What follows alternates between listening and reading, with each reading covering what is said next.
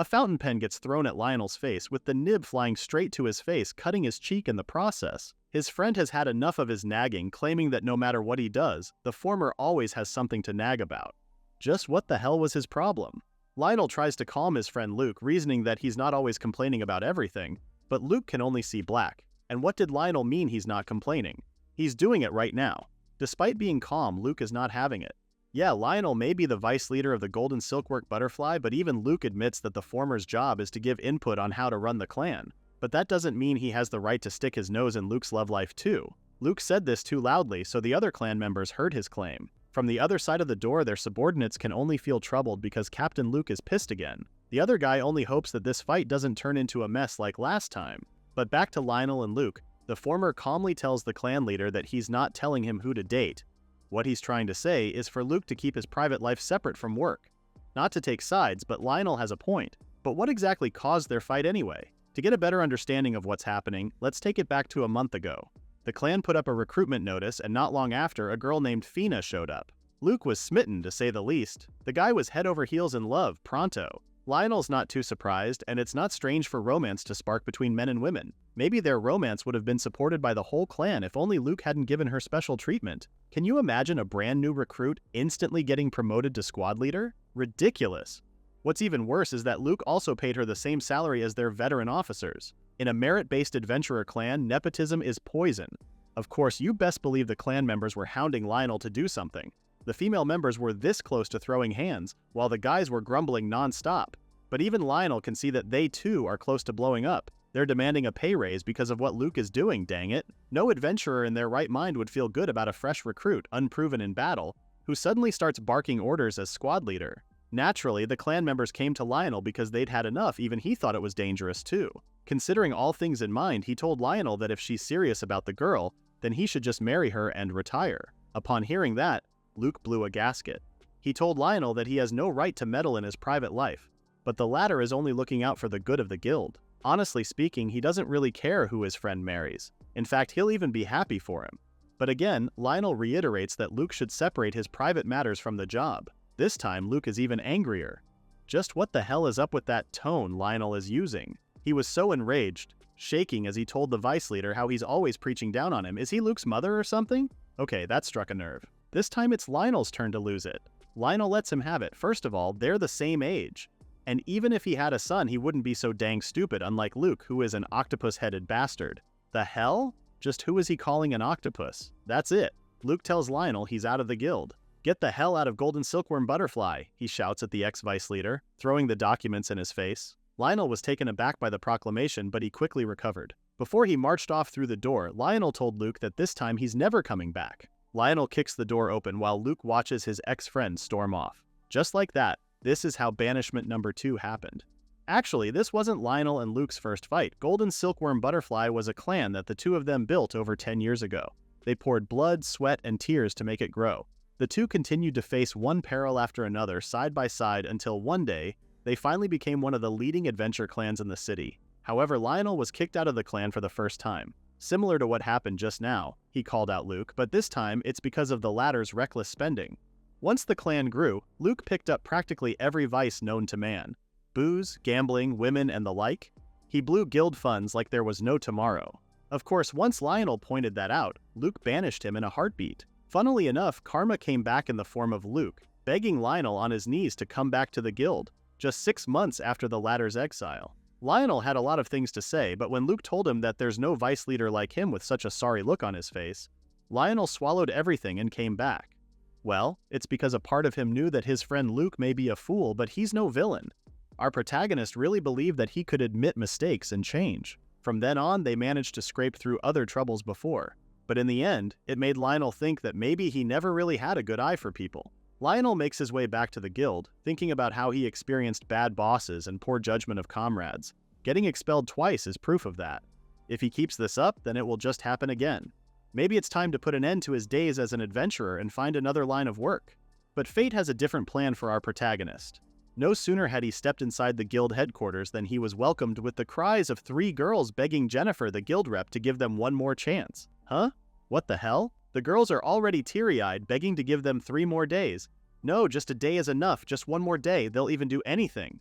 There was an awkward pause until Jennifer turned in Lionel's direction, silently pleading with her eyes to help her out. Oh boy, another trouble is the last thing on Lionel's mind, so with that he turns away. Sorry, Jennifer. Too bad for him. Her glare cut through his soul, so this is how Lionel finds himself walking toward them, asking what the problem was. The three girls turn to him, just as Jennifer fills him in on what's happening. Apparently, these girls are about to be expelled for not paying the guild dues. Did these girls really become adventurers without knowing about guild dues? The Adventurers Guild is a mutual group of adventurers, funded by adventurers themselves, which is the guild dues. Anyone who doesn't pay gets expelled, which means they lose the right to sell monster cores, relic roots, or even worse, they can't take guild quests anymore. For any adventurer, that's practically the end of the line. Lionel grabs the girl, holding on to Jennifer, pulling her away from the guild rep. So they're so broke that they can't even pay dues, huh? Jennifer answers on their behalf, saying that shouldn't be the case since these girls already cleared 2 quests. Oh? Lionel's impressed since 2 quests in a month is pretty decent progress. With that said, he says the rewards should have been more than enough to cover the dues, so why can't they pay? It's the girl in the middle who speaks, saying they split the reward evenly among the 3 of them, and the other girl adds that nothing was left. Lionel pulls a face. Of course, they have no sense of organization. They're the type who freestyle things, splitting everything evenly, that kind of thinking. Suddenly, the first girl grabs Lionel's arm, teary-eyed, as she asks him what they should do. Wait a minute, this girl? Instead of answering, Lionel asks if her gift is a hero. The girl is amazed because wow, how did he know that? Lionel explains that the majority of swordsmen have the gift of hero. If anything, this girl reminds him of Luke. Oh. Since they're at it, the girl introduces the other 2 girls. The blonde girl is Misha. Her gift is Saint, and she's their cleric.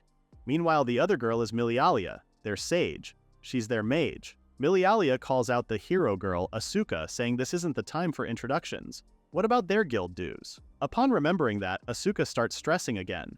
Still, Lionel notes that their trio has a frontline hero backed by a saint and a sage. This is a pretty balanced setup. In their world, talents given by the supreme god are called gifts. Every adventurer receives theirs at the church at the age of 10. Luke and Asuka are both blessed with the hero gift. Lionel, on the other hand, is gifted with tactician. It's a pretty rare one, and individuals blessed with this gift are said to excel at strategy, command, and organizational management. Besides gifts, there are also things called jobs, which are the class you fight with as an adventurer. Lionel, Luke, and Asuka are all swordsmen. In any case, Asuka's party forms the ideal party. There are no gaps between front and back lines. Additionally, there is healing, support, and a comprehensive strategy. The only thing missing from them is a leader who will help put it all together. Looking at her now, Asuka is still busy bawling and begging Jennifer to give them another chance. From his perspective, their worst trait is how cozy they are with each other. Splitting rewards evenly is just one symptom, and without setting aside funds, this was bound to happen. Wait, hold up. What is Lionel even thinking? Isn't he on his way to quitting adventuring? But hey, old habits die hard, huh? Besides, it's not like he owes these kids anything. Too bad for him. When he opened his eyes, what he saw were the 3 of them giving him the most puppy dog eyes ever known to man. Before he knows it, Lionel is asking Jennifer how much their dues are and saying that he will cover them. Eh? No way. Asuka says it's too much and almost slips and calls Lionel an old man. Milialia tried to cover for her friend, saying Asuka just means he's so reliable, but even Lionel could see that the mage was about to say the same as well. With that same blank expression, Lionel turns to Misha, prompting the latter to look away. Don't bother. He knows what she's thinking, causing the cleric to start panicking. But trivial issues aside, the 3 of them cling to Lionel, thankful and desperate, begging him not to throw them away. They'll even do anything. Is this their usual tactic? And by that he means Misha's rack bumping on his arm. Lionel was the better man, flicking them all away. Alright, he got it already, he's not abandoning them. Jennifer had to ask if he was sure about this, but it's fine. He was planning on quitting adventuring today anyway. Just think of it as his last bit of service to newcomers. He places the gold coins on the counter and sees how his funds have significantly decreased. Well, it's not like he'll get his deposit back anyway, so he just chalked it up. Jennifer stares worriedly at him, but Lionel doesn't meet her gaze, thinking about how he needs to hurry and find his next job. Just then, he feels someone poking his back. He turns and sees that it's Asuka. Before she can say anything else, Lionel tells her that since their dues are paid, they should make sure to cover them next time. She thanks him and asks if his gift is tactician. Well, yeah, it is. Why? Asuka heard that Lionel is quitting, but isn't that a waste of such a rare gift? Which is why, if he wants to, would he want to join their clan? After a moment, he asks her why. Asuka says it's because he helped them when they were in trouble, but that's not enough reason for Lionel. To that, Asuka explains that the 3 of them became adventurers to help people in need, which is why they want someone like him to join them. At that moment, Lionel could see it clearly. That's pure hero spirit. Well, it looks like a tactician will always end up tied to heroes somehow. With a sigh, he reminds them that the reason he got kicked out of his clan was because he was too strict. They know that, right? But that's exactly what they need. Even she's aware that between the three of them, no one can push back hard enough. Lionel is still a little hesitant, but if they're set on it, then he guesses there's no harm in joining them, with the girls taking his hand as he says so. With that, Lionel finally became a member of the hero party. He appreciates their warm welcome, but first, he thinks it's important to settle the immediate problem. What immediate problem? He points out that the party is strapped enough that they couldn't pay guild dues. Now that he's with them, he wants to stabilize their funds first as their tactician. Oh ho! Asuka's getting excited because the newbie wants to dive in with their affairs ASAP, but the swipe is wiped off her face when Lionel tells them that he needs to know what their current standing is. With that said, he ordered them to report how much cash each of them had. Asuka has 2 silver coins, Milialia has a gold coin, and Misha has none. What did she spend all her money on? Misha says she spent it on donations to the church and snacking her way around town. He understands, right? When you smell a perfect steak, of course, you'd grab a bite, right? He's almost fuming because everyone gets lured by the smell from time to time, but there's a limit to it. With that said, he asks them what their plans for dinner are. But that was exactly why they were in the guild in the first place. Lionel can't believe it. These girls really came to raise money, blissfully unaware that they were about to be expelled. With a sigh, he turns to Jennifer, asking if they have any extermination jobs on their roster. The latter looks through her file and picks one. Hayden Farm has been getting hit by goblins a lot lately, and judging by the timing, she says it wouldn't be surprising if people are getting hurt too besides the livestock. Okay, they'll take this one. But as he logged in their details, Lionel forgot that he was no longer part of his previous clan and almost wrote Golden Silkworm Butterfly again. He turns to Asuka and asks what their clan is called, and she shamelessly says it's Hope, as in, they're promising enough to put your hopes on. Lionel can't even hide the face he's making right now. What a bold name. Fine, he'll see to it for a month. But if they're still a promising newbie in a few years, then this is all just a big joke. With that, they make their way to Hayden Farm. Asuka is pretty confident about this mission, saying that it would be easy with this many people. Lionel chastised her, saying she shouldn't get cocky. Sure, a person can take one goblin head on and rarely lose, but what's really scary about them is... Speak of the devil, before he can even finish his sentence, Lionel says this is their cue. They could hear the goblins gathering near them before they could even see them. He tells the trio to fight like they usually do while he watches their strengths and calls it. Asuka straight up bolts to the enemy, leaving Lionel speechless. This girl? Doesn't she know that the strength of goblins lies in their swarming in packs? No true veteran charges in alone like an idiot. Lionel is about to draw his sword, worried about Asuka's reckless behavior. Is she stupid? Just what is the point in forming a party then? But before he could even draw his sword, Milialia stopped him. She's not worried. In fact, she's smiling, reminding Lionel that he was going to watch how they fight first. At that, he came back to his senses. Right, he needs to watch their fighting style. A goblin sneaks up on Asuka, but she was just waiting for the moment to strike. She cuts down the enemy, and Lionel, who was watching from afar, notes how she's just winging it and going all out. No strategy, just wild, reckless brawling. Be that as it may, even he could see how she moves pretty sharply. Another goblin comes from the side and nicks her while a small one jumps her from behind. Asuka manages to avoid fatal hits, but she can only go on for so long doing this. Lionel knows this can go south pretty fast. What's more, the burnout is brutal. She may have dodged earlier, but now all her focus is on the front row. While she's busy fighting the front, a goblin attacks her from behind. She couldn't turn fast enough when she heard their warning, and the enemy sent her flying and injured toward them. Just then, Misha steps in and uses long-range heal. So that's the plan. Lionel even thought Asuka was sent too far back for a goblin heal. But the reason for that is so Misha can use her technique on her. Which means during that small window when Asuka is being healed, Milialia lets it rip on the enemies using her mana bolt. After burning some of the goblins, she tells Asuka that the latter has 12 seconds until the volley ends. A newly healed Asuka is up and ready to go. She charges straight to the enemy again while Misha tells Lionel that this is their guaranteed win tactic. Guaranteed? What the hell does she mean by guaranteed? Lionel almost burst Misha's eardrums, scolding her because honestly speaking, they've just been winning on pure luck. Basically, their strategy goes like this. Asuka charges alone, bunching enemies in one spot. Then she pulls back at the right moment. During that gap, Misha heals her and Milialia blows up the clustered enemies. Any stragglers get cut down by a freshly healed Asuka. Rinse and repeat. This is an insane decoy strategy, with Lionel telling them that they'll run out of lives fighting like this.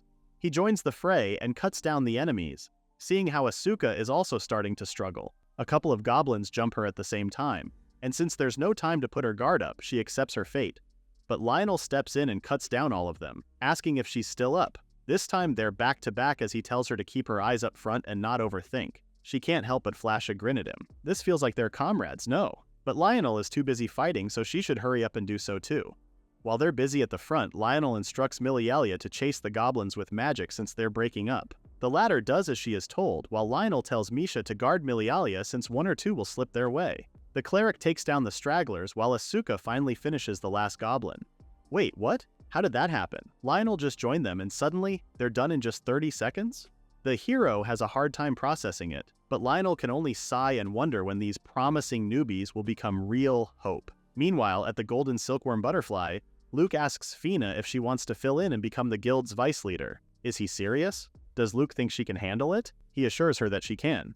Heck, even Lionel managed it. Dog, your bro was a tactician, that's why he could handle it. But yeah, even Fina knows that it was only possible then because Lionel was kind of amazing. Amazing? Luke frowns because suddenly, memories of Lionel nagging him to get receipts, telling him to dress like a leader, and prohibiting him from drinking past midnight flooded his mind. Lionel seems more like a nagging mom to Luke for sure. But back to Fina, he tells her that Lionel wasn't useless, but he is replaceable, Fina isn't. And that's more than enough for Fina. Sure, she'll give it a shot. Luke will help her out, right? The latter says he will and tells her to move her desk to his office. The two guild members from before heard it all. Didn't those two from above know that sound carries all the way to the first floor? The dark-haired guy, whose name is Nicole, says they're doomed. The other guy tells him to knock it off, reminding Nicole that they pulled through 5 years ago, remember? Nicole knows, and it's because Vice Leader Nell came back then. But it wasn't just because the captain reflected then. One varying factor is that the problem back then was just between the two of them. The light-haired dude, Joshua, thought that the clan was really done for that time. Even Nicole says he never saw Luke and Lionel go that far. Back then, all of them believed that the bond between their big bros who'd shared it all wouldn't break so easily. This is why the third wheel this time, Fina, is a problem. Nicole says that this time it could be worse than 5 years ago thanks to their new vice leader.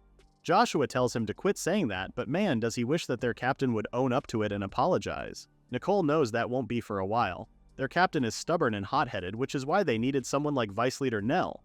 Joshua remains optimistic, saying that's exactly why he wants the captain to apologize as soon as possible. Once Vice Leader Nell is back, then they'll be their usual selves again.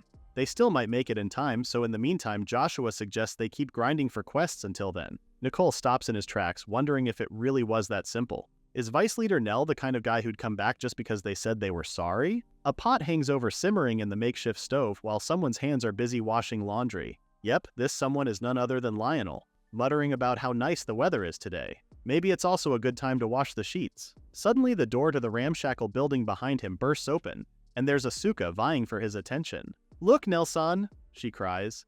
But he's more concerned about the door. It's damaged enough as it is, can't she be gentler? To that, she apologizes to Mama Nell. The heck, who's she calling Mama Nell? But more importantly, look at the logo on her chest. Does it look good on her? Asuka had it embroidered. Nell flatly tells her that it looks good, but Asuka's not too happy with his reaction. He's not even faking his disinterest in it. Nell continues to wring the clothes, asking what Asuka wants from her. She wants him to be loving and manly, that's what. He fires back that it's laundry before love and courage, now hand over the sheets. Asuka does as he says with a pout while he hangs the clothes to dry. So why exactly is Nell doing housework? To have a better understanding of this, it all dates back to a few days ago. After a long day, the Hope Clan finally wraps up their last mission. It took a while, bleeding into the night.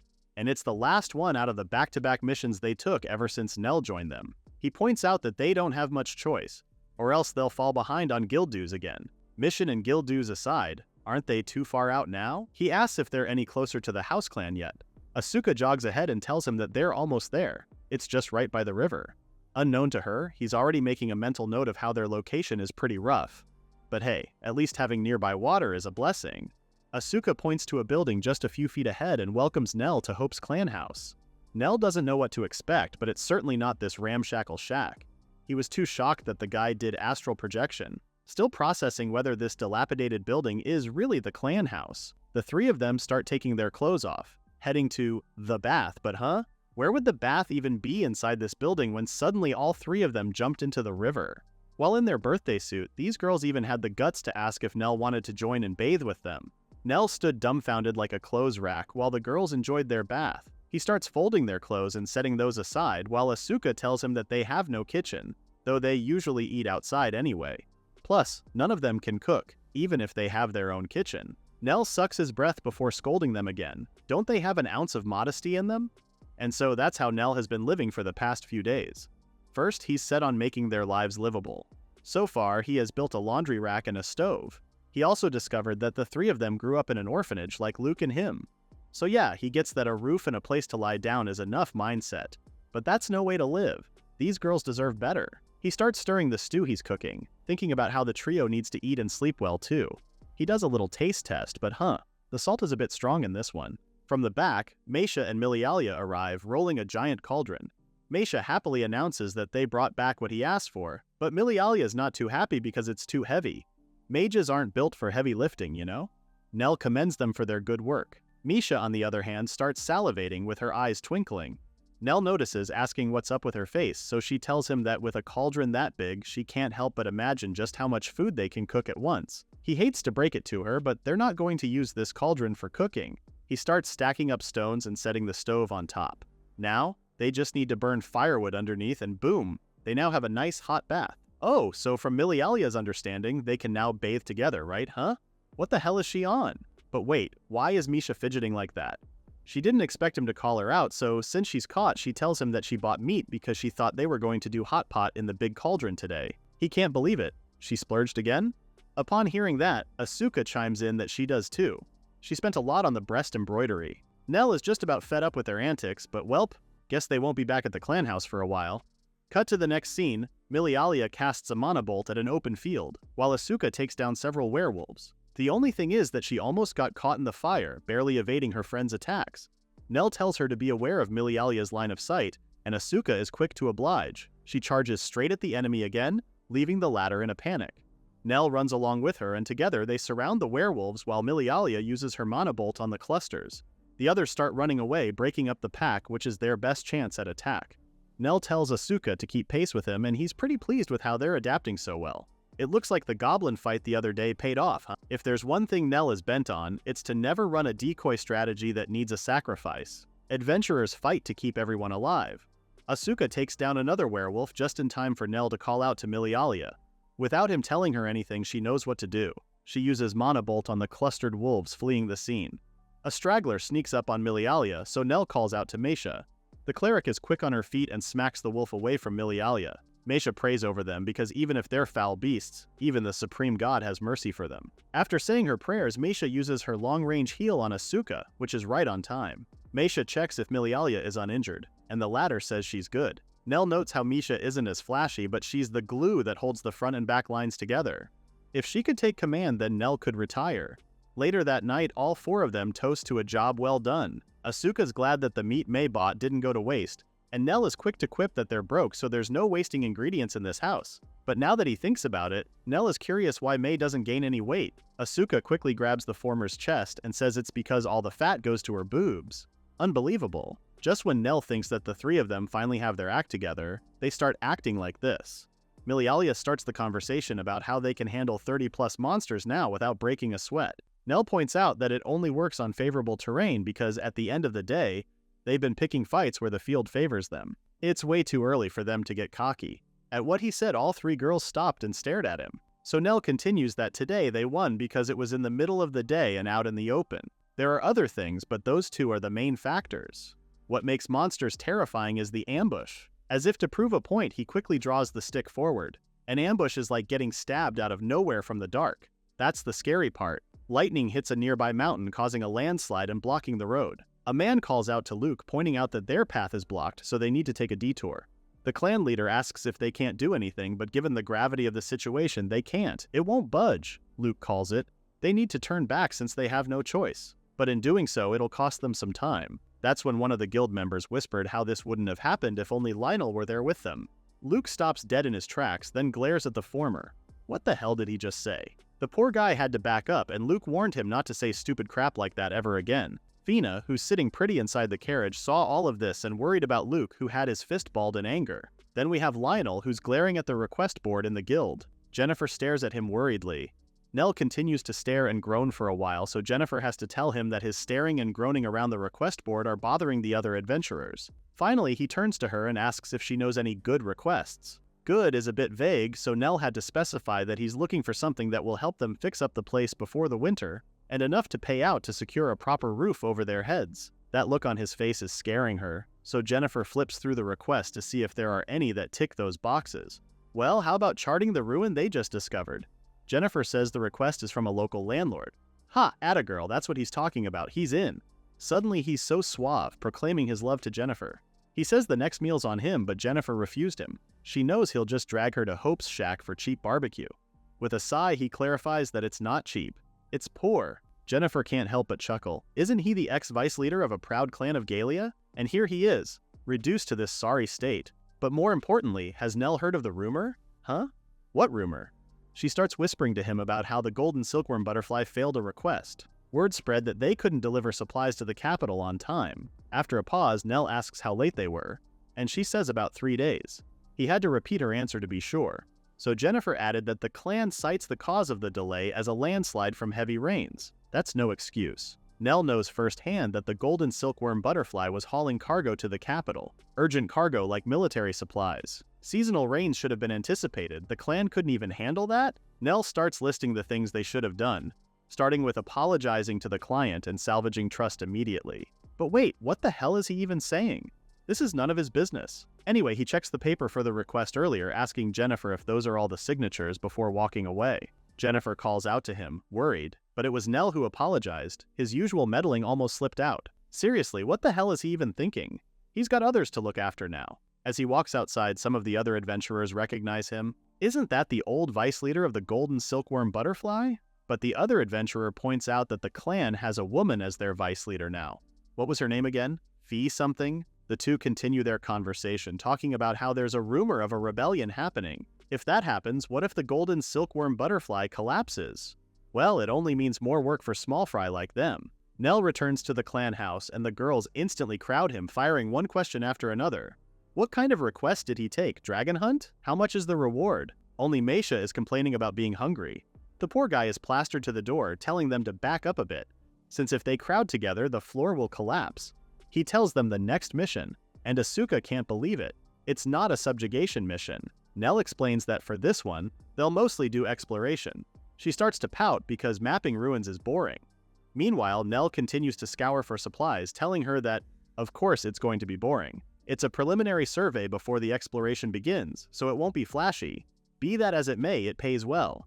Untouched ruins often mean treasure left intact, and at the mention of that, Asuka starts getting fired up too, because does this mean there are monsters left intact too? Unbelievable, this girl is such a battle junkie. Anyway, this is the reason why they need to prepare for the worst, and at the mention of that word, Milialia asks if he's referring to something like a monster ambush. She's obviously worried, and Nell says they have to be ready for that too.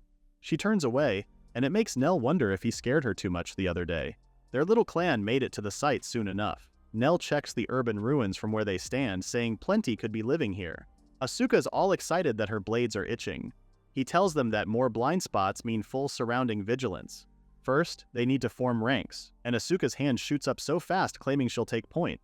Nell tells her no, prompting her to ask why. He explains that this is their first exploration mission. What's Asuka's plan moving forward? Plan?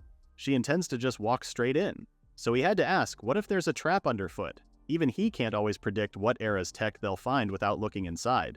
With that said, safety first. Asuka understands what he's saying, but she wants him to trust her. She'll trust him and the others, so he should let her lead from the front. He was taken aback by her sincerity, but crap, he almost stunted their growth. In the end, he caves in and says he'll cover their 6. The foursome made their way inside the ruins, taking ginger steps. After a little while, there are still no monsters. Nell notes how it's too quiet, so if there is a monster, maybe it's an intelligent one. Asuka tells him not to worry because she won't drop her guard, she just did. Anyway, Meisha just laughs along. She'll be counting on their captain. Milialia is unusually quiet, thinking about what Nell said. Those intelligent monsters. She starts worrying, but at the same time reassures herself. It's fine. Asuka is at the front, so she'll cut them down like always, while Milialia will back her friend up with mana bolts. Just then, Asuka spots a hulking figure a few feet from them. She tightens her grip on the sword and charges straight at the mannequin-like monster. She strikes it head-on, but what is it? Nell instructs Asuka to keep her distance, just as the monster attacks the latter. This time, Asuka tells Milialia to stick by Mei, which the latter does. Eyes up front. not knowing a monster is sneaking up behind her. Milialia looks at the last minute, just in time for Asuka to pull her back, just as Asuka leaps high in the air. If she can't cut it, then she'll just smash it. She did hit it with a thunk, but nothing happened. This monster is still intact. How come that didn't work either? Nell finally speaks up and tells her that it's a golem. She'll need way more force to even crack the thing. While the golem is nursing its head, Asuka notes how she needs more force and turns to a frozen Milialia. The latter is close to a crash out because Asuka's attacks aren't landing. And a golem? She has never seen anything like this one. She's so taken by fear that she can't make out what Asuka shouts to her. In her panic, Milialia accidentally casts Mana Bolt, much to Asuka and everybody else's surprise. Asuka gets out of the way just in time. She actually wanted Milialia to cast Mana Enchant, not Mana Bolt. As the flames start to dissipate, the golem remains standing. This just caused Milialia to panic even more. Her Mana Bolt has no effect at all.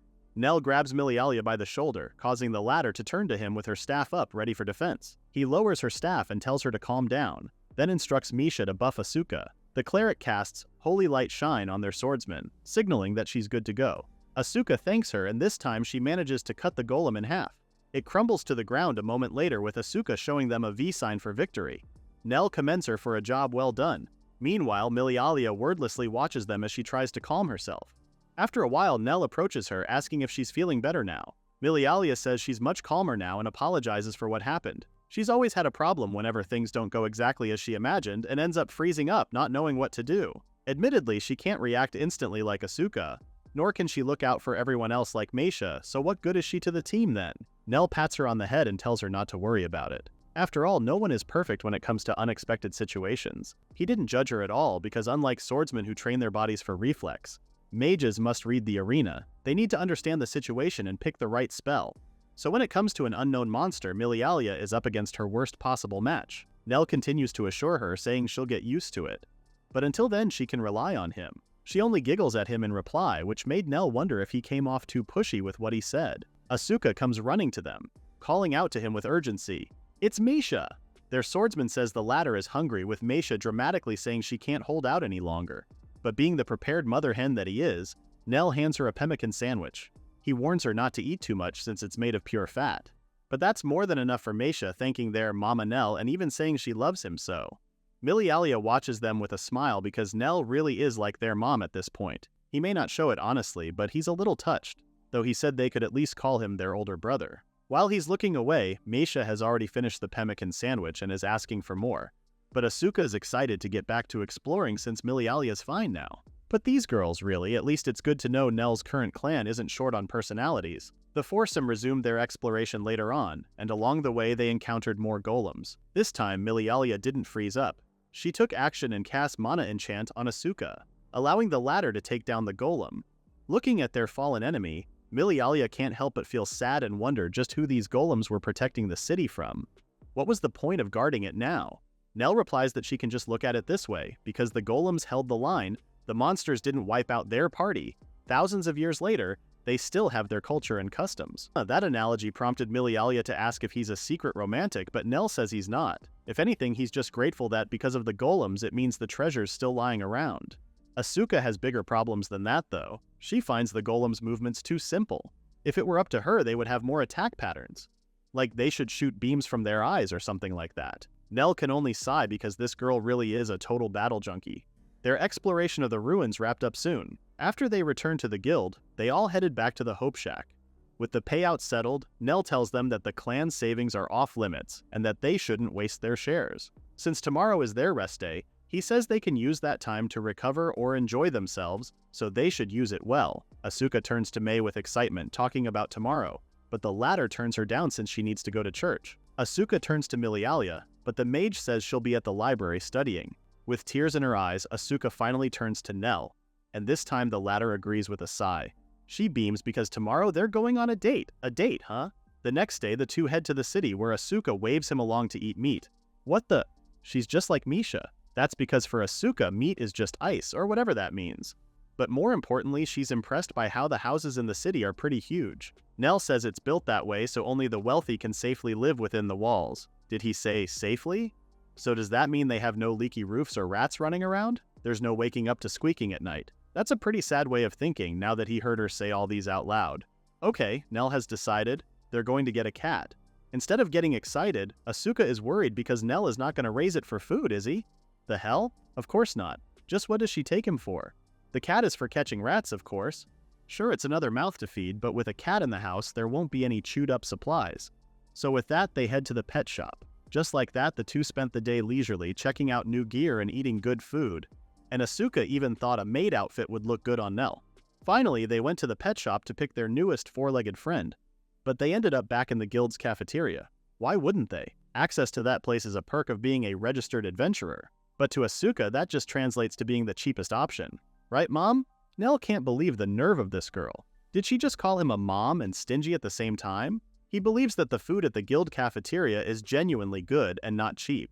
He takes a bite of his dish and notices the kick of spice, making a note to ask about the blend later.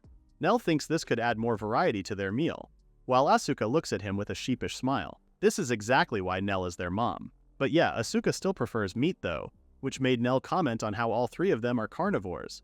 Upon hearing him say that, Asuka raises her hands doing claw-like motions, telling Nell to let her eat him sexually. You can imagine just how fast Nell scolded her and got up from his seat. No vulgar words at the dinner table. Just then, Jennifer spots them and hurries over to their table looking worried. She informs them that an urgent request just came in, asking them to report to the front desk tomorrow. Meanwhile, at the Capitol, Luke is being grilled by their client. The latter tries to reason that the heavy rains forced them to take a detour, but their client refuses to hear his excuses. The older man can't believe how one of Galia's top clans missed a deadline by 3 days. The older man continues that it looks like their clan has forgotten the weight of being royal contractors. Luke starts to become frantic when he hears that. The older man can't be serious, can he?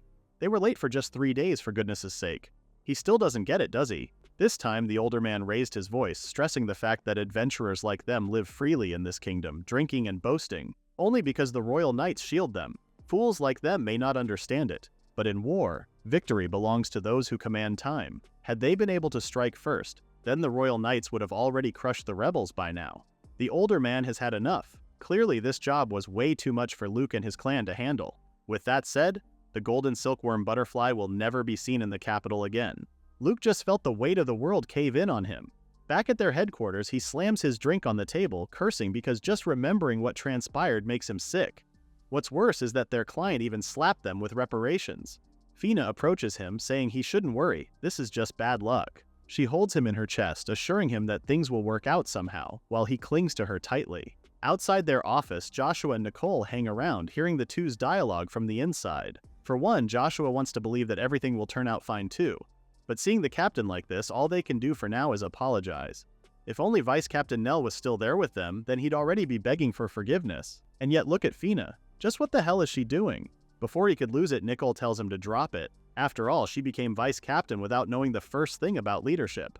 Joshua's surprised that his friend is unusually calm about all this. With a long face, Nicole tells him that he made up his mind. He's quitting the clan. That made Joshua stand from his seat, and Nicole already has a list of pros in quitting. He can fetch a good price from the Undertakers, and urges Joshua to come with him. It didn't really take too much to convince Joshua, since he knows that there's nothing left in the guild. The big bros they once looked up to are already gone. From here on out, Joshua says he'll go with Nicole. The two clasp hands, vowing that they won't end up like them. Several wagons trudge along, with the Hope clan on board one of them. They're seated with the other knights, with Asuka asking if they're really doing the right thing by joining this fight.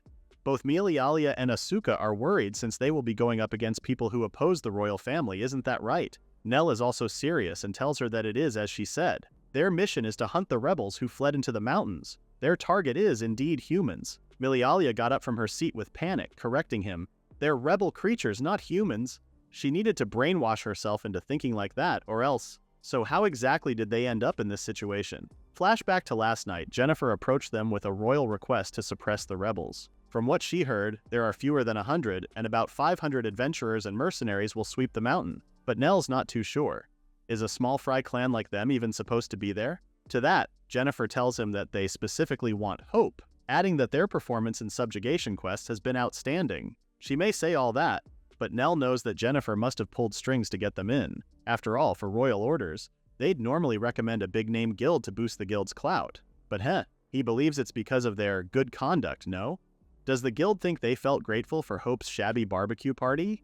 Well, Jennifer could only hope so. So back to their current situation. There are fewer than 100 on the rebels' side versus 500 disciplined royal knights here. Plus, there are also 500 adventurers, including them, the Hope Guild. With those numbers, they can focus on scoring merits. But, then again, gathering adventurers just to act as skirmishers? Nell knows something's off. Anyway, Nell tells the girls not to get too worked up.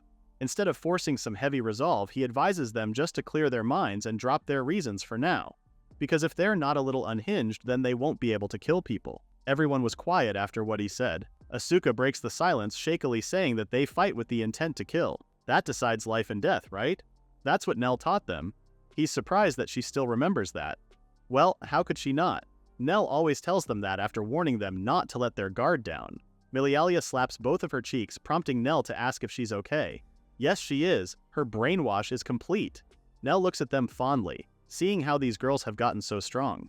But Misha, though, he wonders if she had always been a natural powerhouse from the start, looking at her sleeping face. Before the sun sets, the troops manage to set up camp just in time for Misha to wake up. As she stretched, Nell asked if she was alright with all this. She turns to him in all seriousness, saying that suppressing rebels is pretty much the same as fighting heretics, isn't it? Dang, she really is a powerhouse. Nell had to suppress himself from fanboying, but it also quickly dawned upon him that Misha is still 16, just like Asuka and Milialia. He tells her that if it gets to be too much, she should let him know. Like the others, she calls him Nell Mama and says that he's so kind. She promises that when the time is right, she shall offer him her purity. Does she always have to go there? One of the knights shushes, announcing that General Kitos, who commands the whole force, will address this operation personally. Okay, Captain Shady. The general speaks and tells everyone that they will camp here tonight and sweep the mountain at dawn. He continues that 500 of their royal army are already encamped at the base of the mountain, but Nell's attention is elsewhere. Our guy noticed a lone soldier heading into the woods, while the general ordered them to rest easy and restore their strength. Aha, so that's their play. Nell's big brain already understands what's about to happen, and if anything, that general is a crafty old fox. Nell motions the girl to move closer and tells them they should set up camp right where the hunt starts. Later that night, a soldier reports to the general's tent, informing the older man that deployments are as ordered and that the scouts also report that all is well. The general eyes his sand table, telling the soldier that they'll prepare for a sortie in an hour and a half until dawn.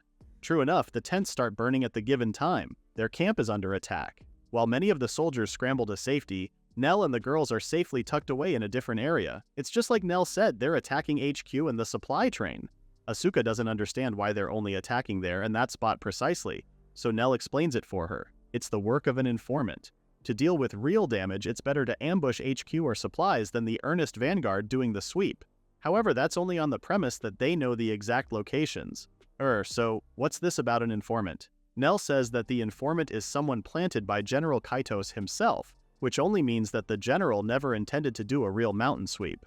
According to the information, the royal army set up camp at the base of the mountain for the sweep, and the rebels are fewer than the publicly announced suppression force. This gives the rebels no choice but to set an ambush.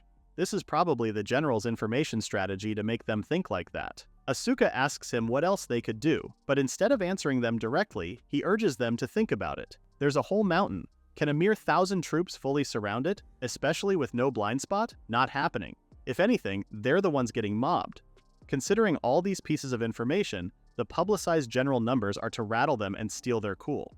For that reason, the Hope Clan and the others were called, not as the real fighting power, but to inflate the headcount.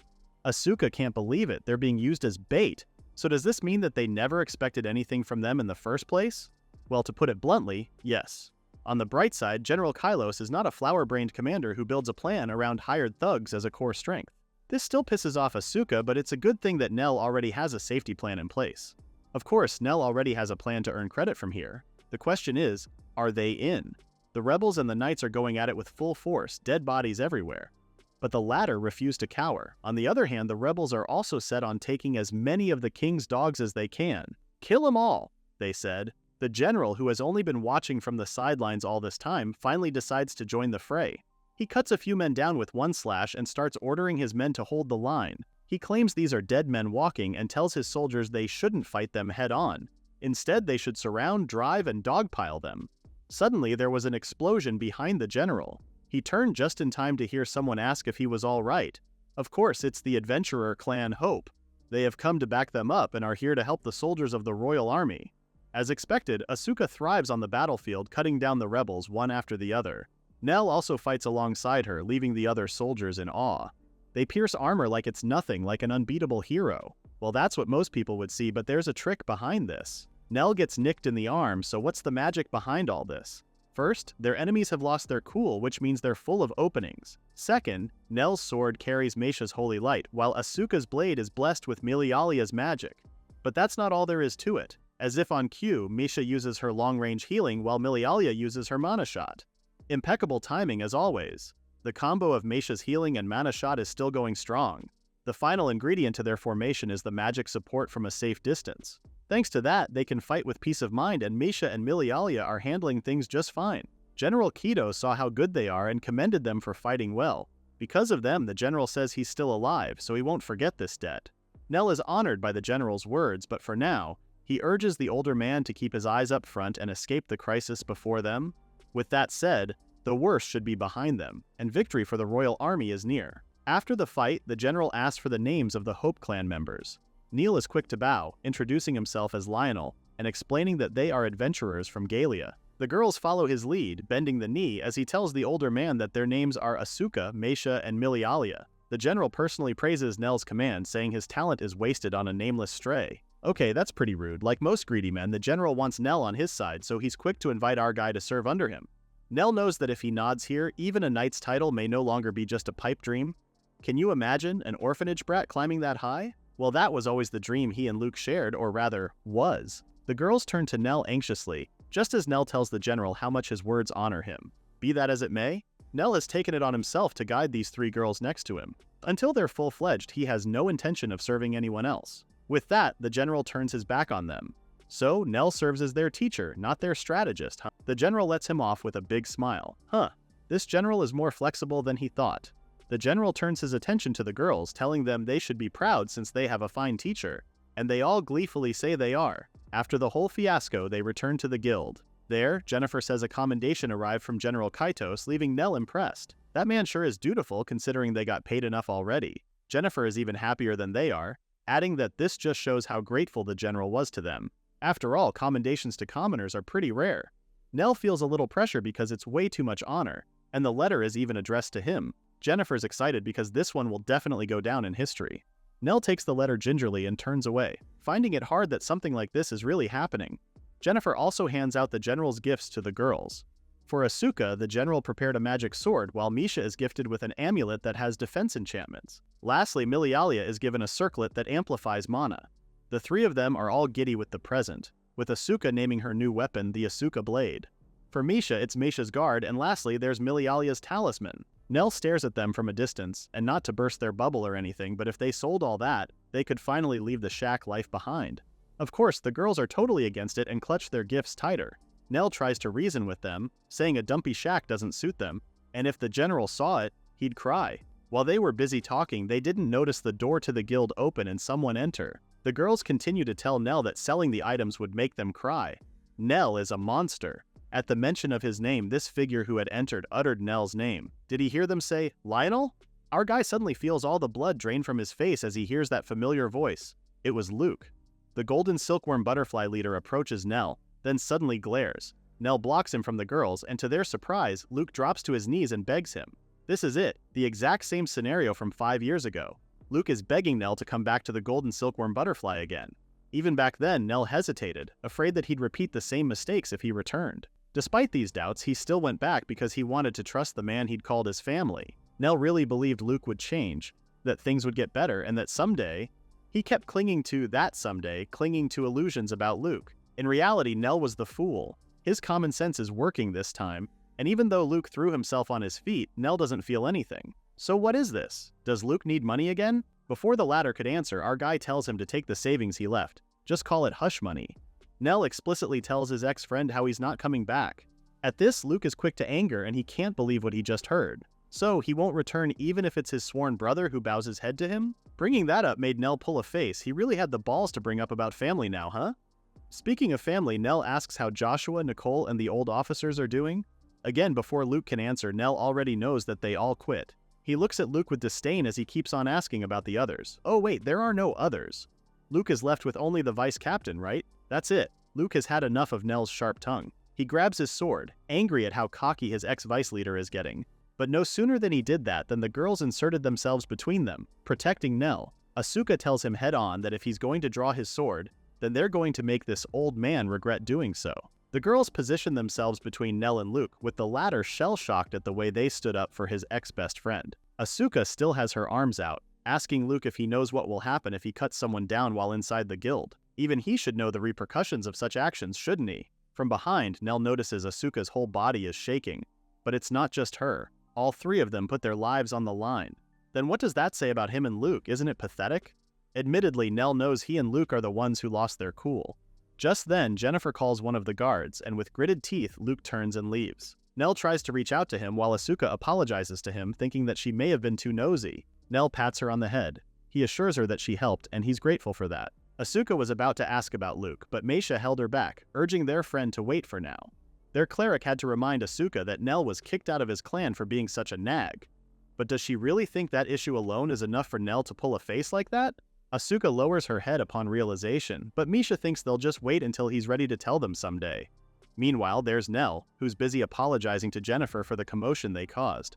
Anyway, Meisha tells Asuka that they should keep Hope as Nell's home. Oh, his home, yeah, that could work. Asuka believes Meisha is right, but hey, no sneaking ahead, okay? Both Meisha and Milialia noticed how their Nell mama is a bit more biased toward Asuka lately.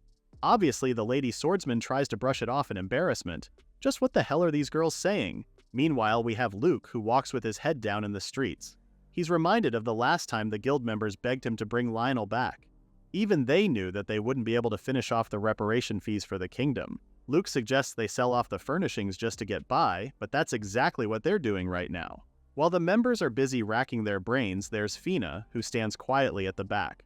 Just then, she has decided. She takes off the butterfly claw clip from her hair, just as Luke tells them that he'll bring Lionel back. Hell, he'll even grovel if he has to. That's when Luke noticed that Fina was no longer there. It's over for him and the guild. Because of the royal damages, their headquarters were seized, and by then, it was still not enough to cover the fees. Luke walks along the city streets with his head down. He's got nothing left. Not fame, not fortune, not comrades, and not even his best friend. Hell, not even a lover. As soon as he thought of that, a familiar hair blew right in front of him, along with a yellow butterfly. Luke looked up to watch the butterfly when he saw it. Before him, Fina was happily smiling, clinging to another man's arms. Next, everything happened like a blur. Fina turns just in time to see Luke draw his sword out of rage and cut off her right arm in one stroke. He would have been ready to do more had the soldiers not stopped him from killing her right then and there. This infamous incident became a ballad sung at a local tavern called The Butterfly at Sunset. With that, the bard wraps up his song. Other adventurers began talking about the downfall of the once great golden silkworm butterfly. They never really thought the clan would end up in a song like this. Still, it wasn't exactly epic enough for verse, and the clan didn't really have any real villains. Be that as it may, it was pretty obvious that they were all fools. Speaking of fools, that one fool got hauled off, right? They wonder if he will be receiving the death sentence, but another claims that the fool is the luckiest bastard alive. So where exactly is Luke being held? The poor man's chained up in the dungeon, which is fairly lucky for him, by the way. Because Fina survived, Luke dodged execution, but there's no denying the fact that the crime he committed is heavy. The folks at the tavern were wondering what kind of penalty awaits him. Could it be hard labor for life? But yeah, just like the ballad's title, this was one hell of a downfall. On a lighter note, let's get back to the Hope Shack. A certain paw playfully pats the flap of a letter when the cat hears its name called. Lion King. Not a moment later, Nell picks up the feline, coddling the kitty and saying he should only punch mice. Milialia looks up at him judgmentally. For some reason, Nell acts like some dad whose family only plays with him on the weekends, so he's stuck in bed. Okay, but did she really have to drag him like that? Rude. It's true, though. Milialia points out how he's stuck here moping at home instead of gambling or hitting the brothel. Why does Milialia have a bad Nell headcanon? But more importantly, Nell scolds her for pushing adults into having bad habits. Relax, she's only messing with Nell. If anything, Nell is in the way of her cleaning, so it would do her good if he just played somewhere else. Nell feels hurt. Why does this girl treat him worse every day? Plus, he's broke, so how exactly can he go out and play around? That's when Milialia noticed the open letter on the floor. She reaches out to pick it up, but Nell puts his hand over it, explaining that it's a letter that would embarrass him if someone else read it. Wait, could it be? Milialia stares at him wide-eyed, asking if the reason he's broke is because Nell is spoiling some girl at the brothel. In her imagination, he's acting cool and all that, and then proceeds to cry on Nell's chest. How could he act like this? After all that time preaching to them about frugality, he's going off to some woman after all this time? Nell didn't even bother correcting her idea of him. So to avoid the ruckus, he decided to leave the Hope Shack and head straight to the guild. There, he takes Jennifer's hand, once again proclaiming his love for her. But actually, he just wants her to treat him to tea. Jennifer pinches his hand away. Didn't he already pull this stunt on her before? But other than that, she's more interested in that new kitty they adopted. Nell is also teary-eyed from how hard she pinched him, but she's firm on not treating him today. He can always go for the water spout at the training yard, right? Aha! Of course, there's the training yard, but wait a minute, Nell feels like everyone's been acting pretty cold around him lately. Jennifer ponders over this. But no, she doesn't think so. She does think that everyone's just trying to grow more without relying on him. Ouch! Now that brought tears to poor Nell's eyes, so is that it? He's not needed anymore? Jennifer couldn't believe this drama queen, so she pushes him off and urges him to get that parched throat hydrated so he can think this over slowly. Nell headed to the water spout at the training yard, and yes, that water did refresh him. Life has been restored at last. That's when he noticed two adventurers sparring just a few feet before him. Oh, that's Asuka! The girl lunges toward her opponent but stops before the latter's blade could reach her. She quickly evaded his enemy's swings, with Nell noting how her movements have become pretty good. Looking at her now, she's like a totally different person from 3 months ago. If it's her, then maybe. Nell continues to observe Asuka's spar from a distance. She finally notices him standing there. Asuka, being Asuka, took her eyes off her opponent and waved to him instead. Of course, that earned her a solid bonk to the head. Anyway, she wrapped up her session soon after, and Nell started nagging her pronto. Resting is part of training too, you know? She can only smile sheepishly and admits that she feels like she'll only get weaker if she stops. Nell sighs. He gets it, okay? But he would appreciate it if she didn't sneak around behind his back to train. If she gets hurt, then it defeats the whole purpose of training. You got it, Nell mama, Asuka cheerfully replies. But Nell still nags her with a threat that naughty kids who worry their moms get punished. But is it really a threat? If anything, Asuka would happily take on his punishment if it meant getting spanked in the bum. Nell tells her outright he's not spanking anybody. Asuka continues to tease him, but Nell's eyes dart toward Jennifer, with the latter waving him to come closer. Jennifer has good news. She has the perfect job for poor old Lionel, which sounds pretty pathetic now that she said that out loud. Anyway, what kind of job does the wicked Miss Jennifer have in store for them? One threatening, huh? From her, and Nell quickly backtracks on what he said. So the job. Jennifer says it's an escort mission to the capital. At the mention of that, Asuka perks up. Are they going to escort an actual princess? Jennifer finds her amusing, but no, it's actually a merchant escort. Asuka's face fell as soon as she heard that. Sure, this could be an opportunity for them if they can actually pick up work from the capital. However, Nell points out that it's a big if. So how exactly does this mission make it perfect for them? Jennifer explains that the client specifically requested a small female-led party. Doesn't that sound just like Hope? Nell could only groan because it reeks of crime if you ask him. A client requesting a small all-female party? That definitely sounds sketchy to him. Oh, but he underestimates Jennifer too much. She did the work and looked into it, telling them that the client herself is actually a woman. Oh, then that explains it. Of course, a female merchant may not feel safe hiring a bunch of guys to escort her. Okay, Nell tells her that they'll take the job and depart in 3 days. 3 days later, Hope meets their client, Anita. The poor girl looks worried, asking our little clan to take her safely to the capital. What Jennifer said was true about the client being a woman, but no one said the rest of them are all men. That crucial piece of information wasn't included in the brief at all. Not to be judgmental, but they all look the lecherous type. Suddenly, Misha's eyes lit up. She tells Mama Nell that she just got a revelation from the Supreme God. Nell can already tell what she's about to say, but yeah, did she sense evil? Misha lowers her head and says that it is so. You see, those with the saint gift sometimes receive revelations from the Supreme God, and one of them is called Sense Evil. It lets the cleric detect beings with wicked hearts. Hell, even without the revelations, it's obvious enough to see a setup this unnatural. Just look at Anita's body language. The poor girl is uncomfortable as heck with that perv's hand on her shoulder. Be that as it may, Nell still wants proof, so right now, this is still just a guess. Meisha understands, so Nell gives her additional instructions to keep feigning ignorance. They should act like they haven't noticed yet and fill this in for Milialia later. Since Asuka can't keep a straight face, Nell says he'll be the one to talk to her once they make a move. Of course, there's also the matter with Anita. They have to save her too. Nell agrees, saving her was part of the plan from the start. Misha smiles because this is exactly what she expected of their Mama Nell. She already knew he'd say that. In his mind, they can definitely use Anita as bait, especially to lure in prey. Meisha went ahead and tapped Milialia to inform them of the plan, leaving Nell wondering how to play this out. From Galia to Galancran, the royal capital, it usually takes about 7 days. but 3 months ago, heavy rains wrecked the highway, and it's still not fully repaired, so they have no choice but to take a detour. The side roads aren't maintained and there are no inns on the way, which means they have no choice but to camp. Nell surveys the map and points at key areas, explaining to everyone that they'll be camping out tomorrow and the day after. He instructs them to keep a fire going at all times and to be ready to respond to anything. One of the older guys tells him that he doesn't have to be so keyed up. He should take it easy. Lionel flashes him his business smile, saying they're just rookie adventurers, so they should be careful. The old man is undeterred and tells him to lighten up. On the upside, it's no wonder those girls trust him, huh? Just when you thought they couldn't get any creepier, these pervs just did and even roped in Anita into their conversation. She starts to fret and stutters but agrees to what they just said. Nell worries over her and can only look at her from a distance.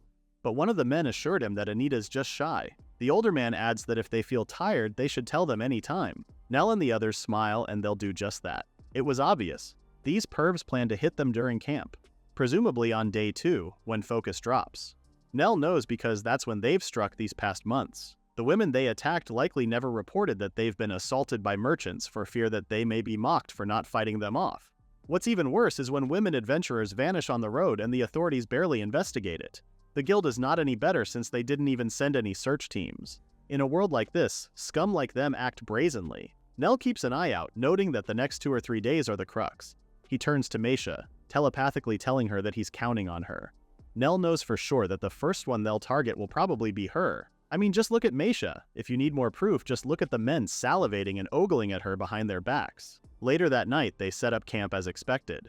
Since the tents are already up, one of the men offers to do dinner prep. Nell refused because they can't possibly impose on them like this. That's when they put the spotlight on Anita. Her cooking is the best. They have to try it.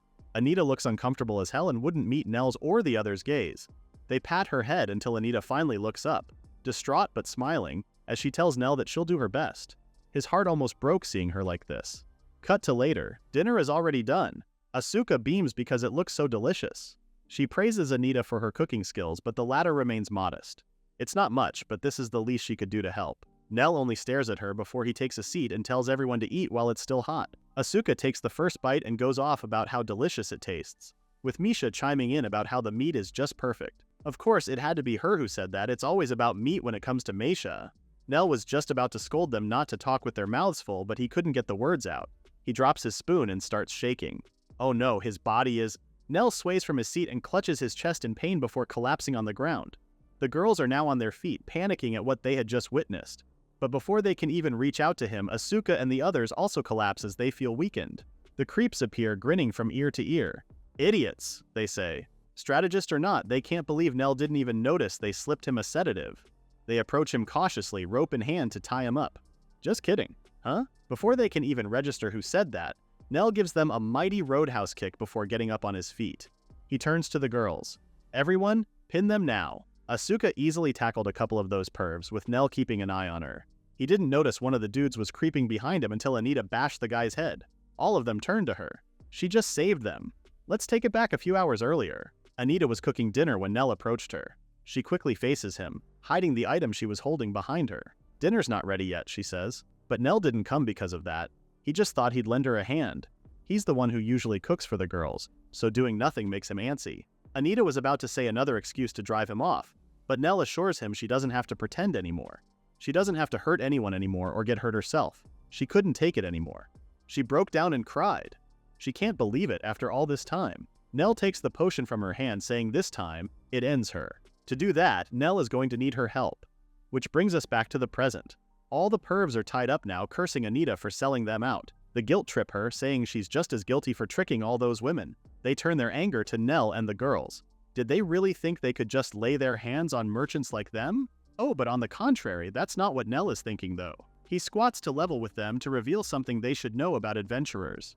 You see, the adventurer lot always takes revenge no matter how many years it takes. If they can't do it, then they make sure their children will carry it on. Simply put, adventurers never forget. So in line with this crucial piece of information, Nell tells them that once the public discovers that they're repeat offenders, all those women who kept quiet all this time will finally make their move. Even the guild. Nell is obviously enjoying threatening these men, and Anita can only stand back as she watches him do the talking. He's definitely a good man, but with a wicked streak. Asuka cuts in and asks Nell what they should do with them. Nell Mama pokes them with his sheathed sword, saying they have two options. drag them back to Gallia, or take them to the capital as planned. Without even looking at them, Nell already knows what the girls' decisions are. They're practically emitting "we want to go sightseeing at the capital" vibes right now. With a sigh, he caves in. Fine, they'll head to Galencran, the royal capital, tomorrow. And everybody cheered. Well, suffice it to say that their excitement was short-lived because the following day, Asuka just about had enough. Are they at the gate yet? Galencran is too big. On the upside, at least she's getting the hang of the wagon now. Nell assures her that they're almost there. Just look. The welcoming guard is there. The latter approaches their wagon, asking if they're the adventurer clan Hope. At the mention of Hope, the townsfolk turn, excited to catch a glimpse of the Hope clan. Lionel talks to the guards and introduces himself as the leader of the clan. He sent an advance notice motioning to the men at the back, saying they brought the rapists into custody. The guard commends Nell and the others for a job well done, relaying to him that the garrison captain has a summons for Nell. The guard instructs Nell to head straight to the 3rd barracks. Nell takes the reins from Asuka, saying he got it from here. She's still reluctant to let go, but Nell says it's fine. The three of them should answer the capital's cheers. The people are yelling their names: Asuka, Milialia, and Misha. They're heroines who punish the enemies of women. Nell couldn't be prouder hearing them being cheered like this. The only downside is that nobody's shouting his name. He's the poor wagon driver, asking everyone to clear the way. A few days later, Nell visits a certain manor and relays this story. The person he's conversing with couldn't believe his ears. Did Nell really stay put and act like the girl's coachman the whole time? Nell can only smile sheepishly, but that's exactly what happened. The person he's talking to is none other than General Kaidos himself. The older man can't believe the leader really acted like a mere coachman. After recovering from his laughing fit, the older man got serious. So, Lionel came all this way to his manor to ask for a favor, right? Is it about that matter? Actually, Nell says it's for another matter. It's about the one who drove the wagon with him to the capital. He hoped General Kaidos had heard about the incident, which the latter says he has. General Kitos did. After all, Nell's recent accomplishment made it to the papers. So yeah, Hope may be celebrated right now, and the three heroines are famous enough to be illustrated in the news. On the other hand, the townsfolk aren't too keen on Anita. Hers is a complicated matter. Although some sympathize with her, the stairs left her with no place in her trading house. What's even worse is that the firm that produced those 7 criminals is under fire and near collapse. The employees keep saying that Anita should have just kept quiet, and they go on blaming her. Wow, victim blaming in 2025. Back to the present. Nell knows he's troubling the general for this even after the recent affair, and the latter knows so. Nell asks General Kaidos to extend his hand to save her. The general burst out laughing again. This is just a small matter, and by doing this, his fame will rise. If anything, he feels good to have Nell owe him. The general is already looking forward to Nell repaying it properly someday. That got Nell sweating. He thanks the older man for his generosity and promises he'll return the favor with a bit of interest if he can. The general brushes it off because he knows Nell will be penniless, interest or not. Oh ho? This just perked up the general, but Nell tries not to dwell on that. Kaidos wouldn't let it go though, because he remembers there's a certain fool who poured his entire fortune into some unimportant scheme. Nell drinks his tea shakily, averting his eyes from the general. Well, they have tea and time, and the general pours him some more. This time, Kaidos says it's about time they talk about that former captain of the golden silkworm butterfly. Given how cold and dark it was in the dungeons, time has no bearing there. Luke has grown shabby and rugged over time. He was sitting in his cell when a soldier approached him. "No, 314, get out, move," the guard told him. To his shock, the guard continues that he was granted amnesty and will meet a dignitary who will lift his sentence. While the guard continues to instruct him to bathe and make himself presentable, Luke can't believe his ears. Wait, he was granted amnesty? Just what the hell is going on? With that, the guard left him by himself, saying he'll come back after a while. Luke's head is spinning because he really was left to his own devices. He did as the guard instructed, cleaning himself up. Hell, they even lent him a razor. As he stared at the blade, he could hear a voice warning him not to do anything stupid. It was Lionel's voice. Of course, he's not really there, but Luke could see his image in the mirror as clear as day. When you don't know how things will play out, don't burden yourself with any disadvantages, this version of Nell tells him. Luke can only curse under his breath as he puts the razor down. He can't believe Nell's words are what he's remembering right now. Before he could ponder over it, the guard returned and told him it's time to go. Luke meets with the person who granted him amnesty, and it's none other than General Kaidos himself.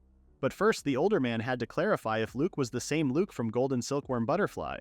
When Luke said he was, the general simply told him that his sentence was lifted. Furthermore, the high-ranking official instructs him to offer thanks for His Majesty, King Morrison's grace. In his mind, Luke wonders if the man before him has the clout to petition the king. As far as he knows, he doesn't know anyone like that. Still, Luke did as the older man instructed. He bowed his head and expressed his deep thanks. "With respect, Your Excellency, may I ask, was this amnesty granted at someone's recommendation?" Luke asks. "Mine, any problem with that?" was General Kaidos's curt reply. Luke didn't push any further because that one line alone tells him that someone asked him to do it. And Luke knows exactly who that someone is. He's fuming, gritting his teeth because he knows exactly who that someone is. He was so mad his fists were shaking, trying to contain the intensity of his rage. General Kaidos notices this and doesn't say anything, but Luke is still pissed as hell. So is he playing hero and pitying me? Then why ignore Golden Silkworm's crisis? And now he shows up to rub it in, Luke thought. "It isn't much, but keep it. You'll need money to get your life back together," the imaginary Lionel tells Luke as he hands a small pouch of gold coins to the latter. The latter can't believe he's receiving another handout for him because there's no way in hell. Just how far will Nell go to make a fool out of him? And yet, all Luke can say is, "My deepest thanks." So back to General Kaidos's summer home. General Kaidos shared that Luke looked at him like a wounded beast. As it turns out, the above is an account of what has passed. Nell looks down and doesn't say much. General Kaidos has something to say, though. "If it were me, I'd kill him now and cut off future trouble. He may come for your life someday," the general tells Nell. To the older man's surprise, Nell stands and says, "When that day comes, I'll cut Luke down when he does. Just call this tying off a loose end," he says. Huh? Even the general was weirded out. What the hell is Nell saying? Anyway, back to the point, the general mentions the girl Anita this time. He wonders why Nell won't just accept her into their clan. With shame in his voice, Nell says it's because they don't have the money to hire her. "A strategist like you, living in poverty? You could take a post anywhere if you wished, you know?" the general points out. Nell has thought about it, but ultimately he can't leave the girls behind, at least not until they're first-rate adventurers. But first-rate, huh? Sounds ambitious now that he remembers how the girls are. They're broke, with one of them always hungry and the other one a scaredy cat. These girls still have a long way to go. Still, Nell decides to stick it out with them. "You don't understand, he's their mom." General Kaidos sees how much poor Nell is suffering. I mean, being a mom is a tough job, so he asks if Nell wants him to post a direct request. Of course, it's a hard yes for our MC. That's what he thought, and yeah, Nell may have easily agreed, but this direct request General Kaidos has for them makes no sense. Their job is to clean a vacation home, but what's even more peculiar is that the general is paying more for that than for goblin hunting. Asuka couldn't care less what the request is because the general helped Anita, gave them a job, and before that, he even gifted her a sword. He's already Asuka's second favorite after Nell. Milialia, on the other hand, is a bit worried, because after everything the general has done for them, this would mean that they need to rush and help the general if something urgent happened to him, right? To that, it's Misha who answers. It's true that Nell and the general are close, but it's not all upside. She explains to the two that if the general falls or gets accused of treason, then they'll get dragged in too. Misha and Milialia exchange a worried look before Asuka comes bursting in, telling them that they're overthinking it. She laughs heartily, telling them that they'll start to get bald if they keep overthinking it. Nell grabs his full head of hair, terrified at the idea of getting bald and hoping that Asuka is also right. Cut to the next panel. Asuka is shouting in frustration. "Stupid General Kaidos, I hate you." Nell reminds her that that's not what she said about the general earlier this morning. But in Asuka's defense, nobody bothered to tell her that they'll be cleaning such a big estate. Unlike her, Milialia and Misha already had an idea that it would be something like this. With a high payout like this, they figured the request wouldn't be so easy. Well, no use moping around. Misha and Milialia both remove their clothes, with the latter volunteering to sweep the second floor. Poor Nell is once again exposed to their unnecessary exhibitionism. The poor guy had to fumble around with his hands over his eyes, asking why they undressed. "Why?" he asks. "It's so they don't dirty their clothes." Sure, they can bathe when they get dirty, but the thing is, they don't have a change of clothes with them. As if that's a good enough reason. He karate chops blindly, only for his hand to wedge in between Misha's melons. Nell pulls his hand away as if he got scalded by hot water, uttering gibberish at that. Anyway, he can't believe they just went here without a change of clothes. Does he really have to inspect their belongings too? Milialia starts picking her clothes from the floor, telling Nell that he's seriously mistaken. It's not that they didn't bring a change of clothes. These are literally the only clothes they have. "You can't wave a sleeve you don't have," she tells him with a smile. Then there's Asuka, who goes full-on birthday suit, revealing how they borrowed money to gear up for the first job they ever got. Nell is in panic mode because why is this girl also taking off her underwear? But wait, huh? Did they just say they're in debt right now? Rather than answer him, the three girls dash straight to the general's summer home, eager to get started on their cleaning tasks. Okay, fine. They should at least get started on cleaning. While the girls were busy making the interior spotless, Nell was outside weeding the grounds. As troublesome as those girls are, you can never say crap about their teamwork. It's top-notch. He only wishes they could keep that bond forever, not realizing his thoughts had wandered over Luke. That topic aside, Nell admits that the yard is pretty huge. Looking at his surroundings, it dawns upon him that he and General Kaidos really live in two separate worlds. I mean, who else owns a villa at the scenic Lake Mikasa? Speaking of the lake, Nell mutters to himself how he wants to swim in that lake. Asuka must have some super hearing skill because the second-floor window bursts open with her yelling, "Let's all go and play, Nell!" By now, he's unfazed by her outbursts and points out that they're still on the job. However, they will be staying in the villa for the next 3 or 4 days, so they need to stock food and supplies. Most importantly, he tells her that they also need work clothes for the 3 of them. But we're fine like this," Asuka replies, then quickly adds, "But swimsuits would be nice." Suddenly, Meisha and Milialia join her at the window with their cleric once again getting excited at the thought of food. "I wonder what the local specialties are," Meisha excitedly says, and it also made Malalia wonder what this region is famous for. The 3 girls were already excited talking about food and things they wanted to buy, but Nell could only mutter to himself that he was not allowing them to splurge. In the end, the 4 of them got ready to head back to town to buy supplies. But just as they were about to leave, they failed to notice the eerie heads bobbing over the lake, watching them intently as they went. "Why? Why did you betray me?" The image of Luke's forlorn face that quickly shifts into fury jolts Fina awake. It was just a bad dream. She sits up on her bed looking out the window as she remembers it's been 3 months since Luke attacked her. It's not really the time to be haunted by nightmares, given how she needs to think about how she's going to survive from now on as a disabled individual. Maybe dying's the only way, she muses to herself ironically, when the very topic of her nightmare appears on the window looking down on her. She smiles bitterly, asking the man she once loved, or did she? If he broke out of prison just to finish her off. He throws the pouch of gold coins on the bed, telling her to use it for living expenses since he can't support her for life. Still, there are at least 200 gold coins in there. But Fina ignores this as she stands and tells him she's disappointed in him. "You hate me, don't you? Then kill me. What are you trying to get forgiven for?" she almost demands from him. Fina knows how to tick him off as she taunts him about everything that has happened to him. "You ditched your best friend, your comrades ditched you, and you'll live as the man who killed his lover from now on, forever. Stop talking, please." In one swift move, Luke stabs her right through the heart, and as much as the move shocked her, all Fina could say before she died was that she'll be waiting in hell for him.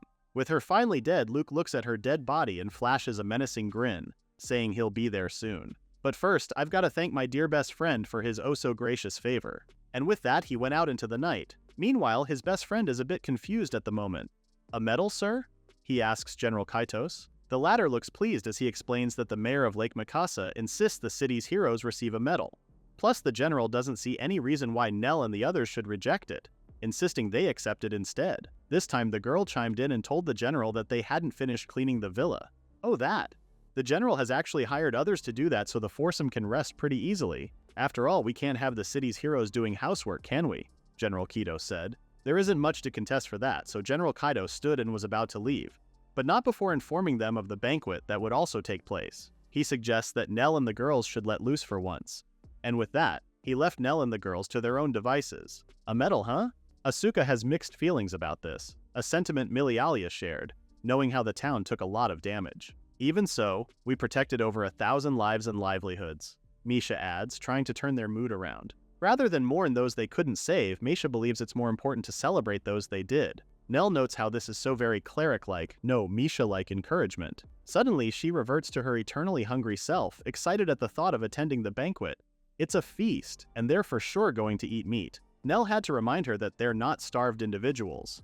Ultimately, they attended the banquet, and for once, Nell looked dashing all suited up with his hair brushed back. He feels a little shy because he never expected the townsfolk would throw such a grand banquet and even lend clothes for them. General Kaitos tells him up front that their usual shabby getup won't do for a ceremony like this. Suddenly, the general is all over him, singing praises at how Nell is exceptional, able to repel the Sawagan with just a few. Even his officers couldn't do that. Nell just kept quiet and took the general's compliments, seeing how the older man must have had a lot to drink.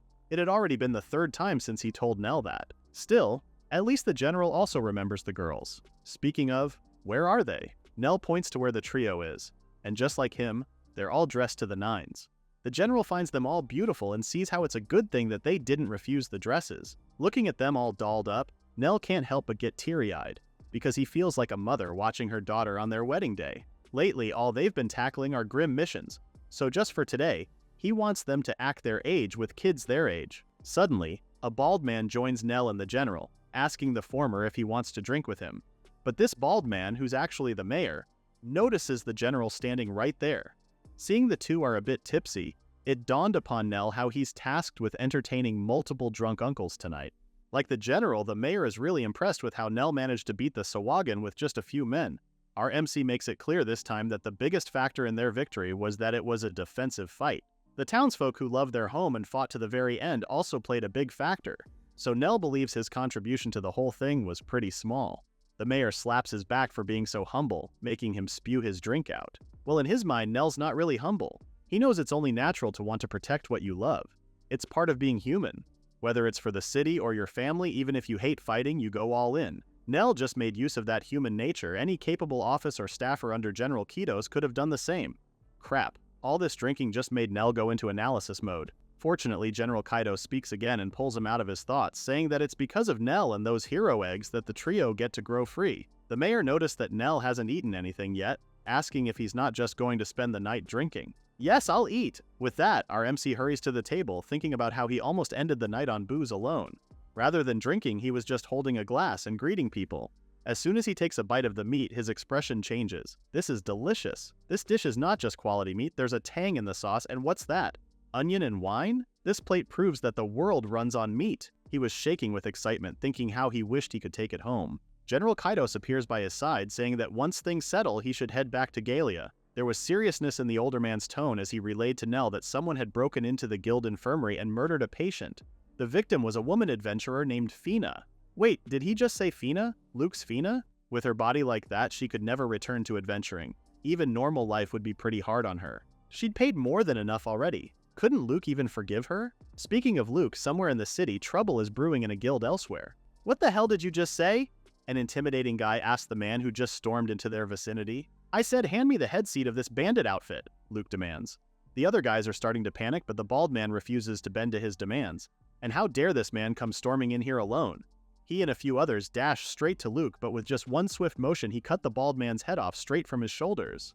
They can't believe Luke just sent one of their men's heads rolling. So this is the level of a bandit chief, Luke says. He steps on the man's dead body, asking if they want to serve under him or die. Nell is back at the guild, and right now Jennifer hands him their rewards. She thanks him for completing the merchant escort, seeing how they never imagined that the merchant group was plotting to attack women adventurers.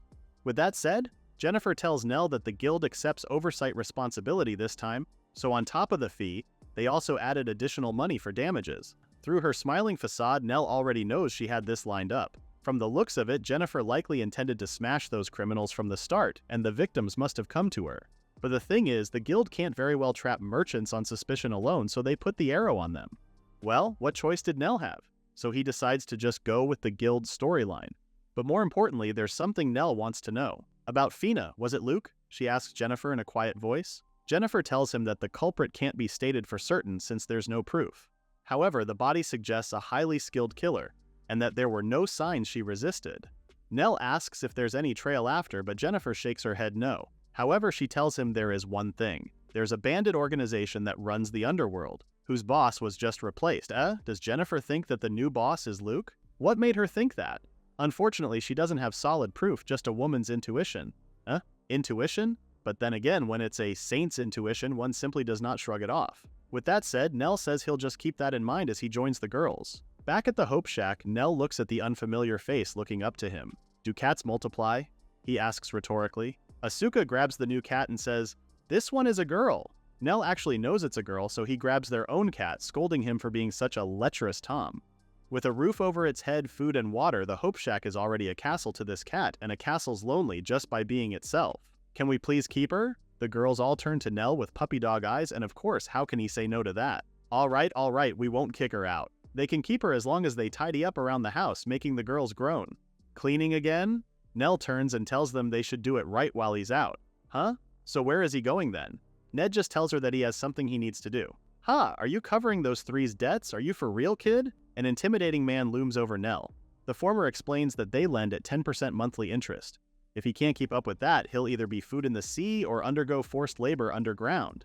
The man then moves to massage his shoulders, telling Nell to cough it up to the last coin. At least that was his imagination of what the girl's creditor looked like. He didn't expect the person to be a nice-looking old lady sitting before him. Nell bows his head and apologizes for introducing himself late, saying he's the one who leads the girl's clan. So you're like their mother. Well, it looks like the Grand Dame is in the loop with what the girls call him, huh? Anyway, she asks what brings him to her home today. Nell begins by saying what he knows. I heard you fronted the cost of their gear. The clan should cover gear, so may the clan repay the loan, he asks her directly. The latter thinks that it's a bit overprotective, and even Nell thinks so too. He tells her that the clan will cover it this one time, since when they went to a resort just recently, it pained him to see that the girls didn't buy clothes for themselves because they still have debt. Besides, without this lady creditor, the girls would still be fighting recklessly, like when they first met. The trio only managed to live through it with proper gear, but without it, Asuka would have been dead long ago, and the backline soon after her. Nell owes this lady that much for preventing the girls' deaths. The lady, Lady Mary, gets up from her seat and tells Nell not to spoil them too much. He looks at her quizzically while she looks for the promissory note. Then, when she finally found it, Lady Mary tore it to pieces. Huh? Nell's eyes widen, and before he can ask, she puts a pouch on the table, saying it's the money the girls have been depositing with her. Wait, what? Does she mean she has been saving their payments all this time? Nell asks, why? And to that she smiles. If I don't force them to save, they'll spend it. Those girls are like that. Heh, even Nell can't deny that they have that habit. Still, what a warm-hearted lady she is, showing such kindness to 3 orphans. Nell bows and takes the pouch, thinking about how he wishes he had a mother like her. He tells her that he'll make sure the money helps the girls. And there's nothing better Lady Mary would want to see, even calling him Mama Lionel as they shook hands. Well, that's that. The errand's finally done. Nell is out in the open again, thinking that he'll just swing by the guild for a job and then head home. Just then, a kid bumps into him, secretly stealing his wallet. The kid apologizes and is about to excuse themselves when Nell locks their elbow, making them cry out in pain. As it turns out, this kid is a girl. What the hell was that for? She asks him, teary-eyed and nursing her elbow. Well, that's Nell's line. Just what the hell was she doing, pickpocketing adventurers' thin pockets? But the girl is too stubborn to admit that she's wrong, saying it's the old man's fault for zoning out. Nell already has his back turned to her, telling her to go. He adds that if anything comes up, she can come find him at the Adventurers Guild, then walks away. Now left to her own devices, the girl lets out a heavy sigh. What a day! But that's when she realizes something. Her wallet is missing. It's gone. Lionel secretly fished it back then. The girl runs straight to the guild, slamming the door open as she demands, Lionel! The latter is happy seeing how the girl discovered the crap he pulled just then.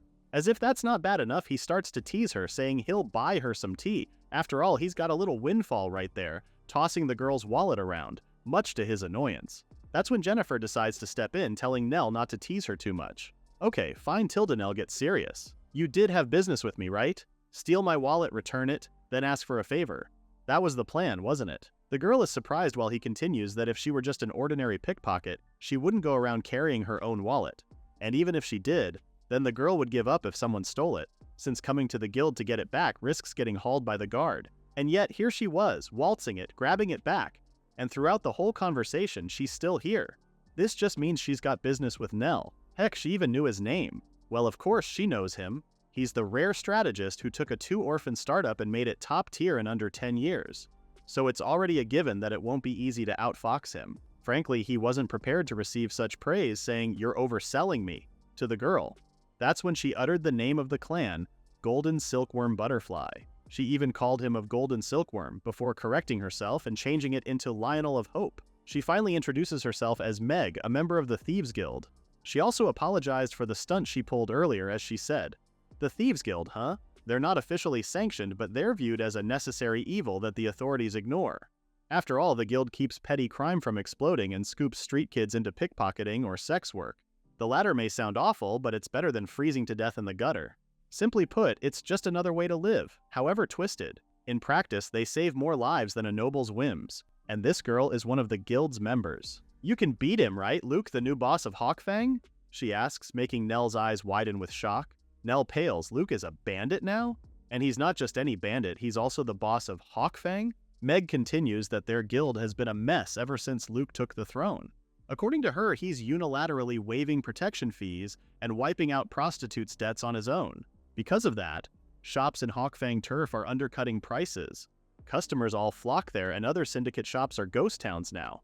If that were the case, Nell asks her why not punish Luke instead. Meg replies that they already tried that, but everyone got taken down. Suddenly, she clings to him, saying, "The only one who can beat him is you, the guy who knows him from the inside out." But Nell is not really thrilled by this idea. Even if she says that the Adventurer Guild sticking its nose in the Thieves Guild's infighting just spells trouble. It's bad enough that Luke seized the throne, but his being the spark of all of this as the former Golden Silkworm leader just makes it worse. He's way too infamous. Nell asks Jennifer for her opinion, and she tells him that she can't decide that by herself. Nell ponders over this predicament for a bit. Unless there's a pact between guilds, the adventurers stepping in so suddenly make it look like a turf invasion no matter how hard he thinks about it. Jennifer speaks again saying, "But tracking the killer of the adventurer Fina is the Adventurers Guild's job." As she said that, she drafted a request showing him the official paperwork for it. "Will you take the request, Lionel?" She hands it to him, saying they were chasing the culprit behind Fina's murder and just happened to stumble into a gang war. There, they also learned that one of the suspects was the ex-Golden Silkworm captain. My, would you look at that? What a coincidence. Everything fell together so nicely. Nell shows the request to Meg, saying how there's a woman from the Thieves Guild who just happened to be there. And so, he would like to buy fresh intel from her, asking Meg if she has any leads. The latter grins and tells them that her information is not cheap, but both she and Nell already know that. Nell walks away, promising to set the guild back to how it was. Those were pretty big words, but later that night, when Nell was by himself, he couldn't help but mull over everything. Looking at the fire he just made, even he admits to himself that the one who wants everything to go back the way it was might be him. If Luke were living happily somewhere far away, he figured that would be fine, and his grudge about being expelled twice would be whatever on his end. With Luke imprisoned, Nell thought the story had ended. That's what he believed. Taking all this into consideration, he thinks that maybe asking General Kaitos for amnesty was a mistake. Luke committed murder and raised a new power in the underworld. If this infighting keeps growing, it won't stay internal, and it might become Luke's faction versus the Adventurer Guild. At worst, the chaos will spiral into Galia, and if it does, the kingdom will send regular troops to suppress and seize Galia under the pretext of maintaining order. Frankly, Nell doesn't really care about noble balances, but civil war is another matter. If that happens, then inevitably more orphans like him and Luke will be born, and that's the one thing he needs to prevent. Looking up at the stars and the night sky, Nell remembers how Luke always said the same thing. Cut to the next panel. A fist lands squarely into a kid's cheek, and yes, that's Fetus Nell. Opposite him, we have Fetus Luke, who is cursing the hell out of him. "Cutting in line again and always doing it when it's my turn. What's your deal?" Luke demands. But Nell remains slumped on the ground, with Luke trying to wring some answers out of him, only for the latter to fall face first in the dirt. His shoelaces are tied together. Nell is already up on his feet, telling him that he was so focused on felling the horse that he didn't even notice his own footing. "Boar brain," Nell teases the other. "And cutting in line? Please." Nell blames it on Luke, seeing how the other is always spaced out, so that's on him. This ticked off Luke pretty badly, because how come Nell's acting like he's above him when he was just picked up a day earlier from him? The hierarchy should be clear, right? Is Nell's only answer. To that, Luke angrily points out that there's no hierarchy in an orphanage. The two square up again as Nell continues to fire back, calling Luke a jungle king who's always playing big boss this time. They were so wrapped up in each other that they didn't notice the older lady approaching them. By the time they did, it was already too late. "If you two fight again, it's no dinner for you both. You understand?" Later that night, Luke lies awake, pissed as hell because he's so hungry he can't sleep. To his surprise, someone put a loaf of bread on his chest. It was Nell. The latter grins, telling Luke to keep his voice down unless he wants them to get caught. Luke sits up, asking what this was, and Nell explains that he got it because he's on good terms with the cafeteria lady. But that wasn't what Luke wanted to know. "Why give it to me? You could eat it yourself." To his shock again, Nell admits that he was also at fault, and if Luke passes out like last time, it would only make Nell feel lousy. "You really pay attention, huh?" the latter asks. But Luke knows Nell doesn't just pay attention to him. He notices how the other is always looking around, saying the right thing and solving the problem. "That's you too," Nell counters. It wasn't lost to him how Luke is always looking after the younger ones and is the first to run over and calm them down when they cry. To that, Luke says it's because he just wants to help people who are in trouble. With a determined look, he tells Nell that he's not just giving up because he's an orphan, vowing that one day he'll be a first-rate adventurer and make the one who looked down upon them eat their words. "I want to help kids in trouble all over the world," Luke proudly proclaims. Back to the present, Nell stares at his own reflection in the dagger. Maybe it's the alcohol, but all he does is keep recalling the past. If he couldn't even foresee this as a sorry excuse for a strategist, then at least he needs to take responsibility for unleashing the beast that Luke had become. He remembers how they always ended their fights in a draw, making him wonder if he can actually win against him. They're both swordsmen, but raw power and speed are Luke's edge. For him, sure, he has foresight and a tactical eye, but this isn't like their usual childhood tussle. Nell mutters to himself about how he needs to bring Luke down, even if it means stabbing each other dead. That's not okay. He hears a voice from the window. He turns to see the girls looking at him with worry etched on their faces. Nell remains calm, saying how he thought they were asleep, but Asuka is already at it. She noticed how he's been acting weird since he got back, so she was worried he was cheating and came to check. Did she really say cheating? To his shock, she jumps off the window and lands straight into his arms while she continues. You're muttering with that serious face. What kind of daughter just sits and watches when her mom says she's risking her life? There's no way we're just watching. Asuka clings to him, telling Nell that he should talk to them. We're your party, remember? Don't decide it all by yourself. She starts getting teary-eyed, hitting his chest as she practically begs him not to treat them like kids and leave them out of this problem. As if Nell could say no to that. Alright, he got it. He apologizes and begins by saying, the truth is, there's something I need to ask you all, since the girls insisted on getting involved. Nell took the liberty of sharing his predicament with them, and they listened with worry and intent. After everything is said, the first words Asuka says are, "It's that important? Why did you keep it to yourself until now?" In his defense, this is personal, and Nell points out that he couldn't drag them into this. To that, Asuka reminds him of what he told them before, that to let them perform, the clan should handle their gear. Following this logic, it's only right that the clan should solve the members' problems together. Additionally, keeping their motivation up is also the clan's responsibility. Huh? Isn't that a bit of a reach? But Asuka and the others are never ones to think in the usual ways. Nell can only sigh because he never expected his own line to be thrown back at his face. On the inside, though, he feels so touched to be blessed by daughters who are far too good for him. Anyway, back to important matters, Asuka asks how they plan to find the bandits' hideout. To that, Nell already has an idea how. Cut to the Thieves Guild, Meg frowns. So, you brought a whole crowd? She asks Nell while looking at the three girls before her.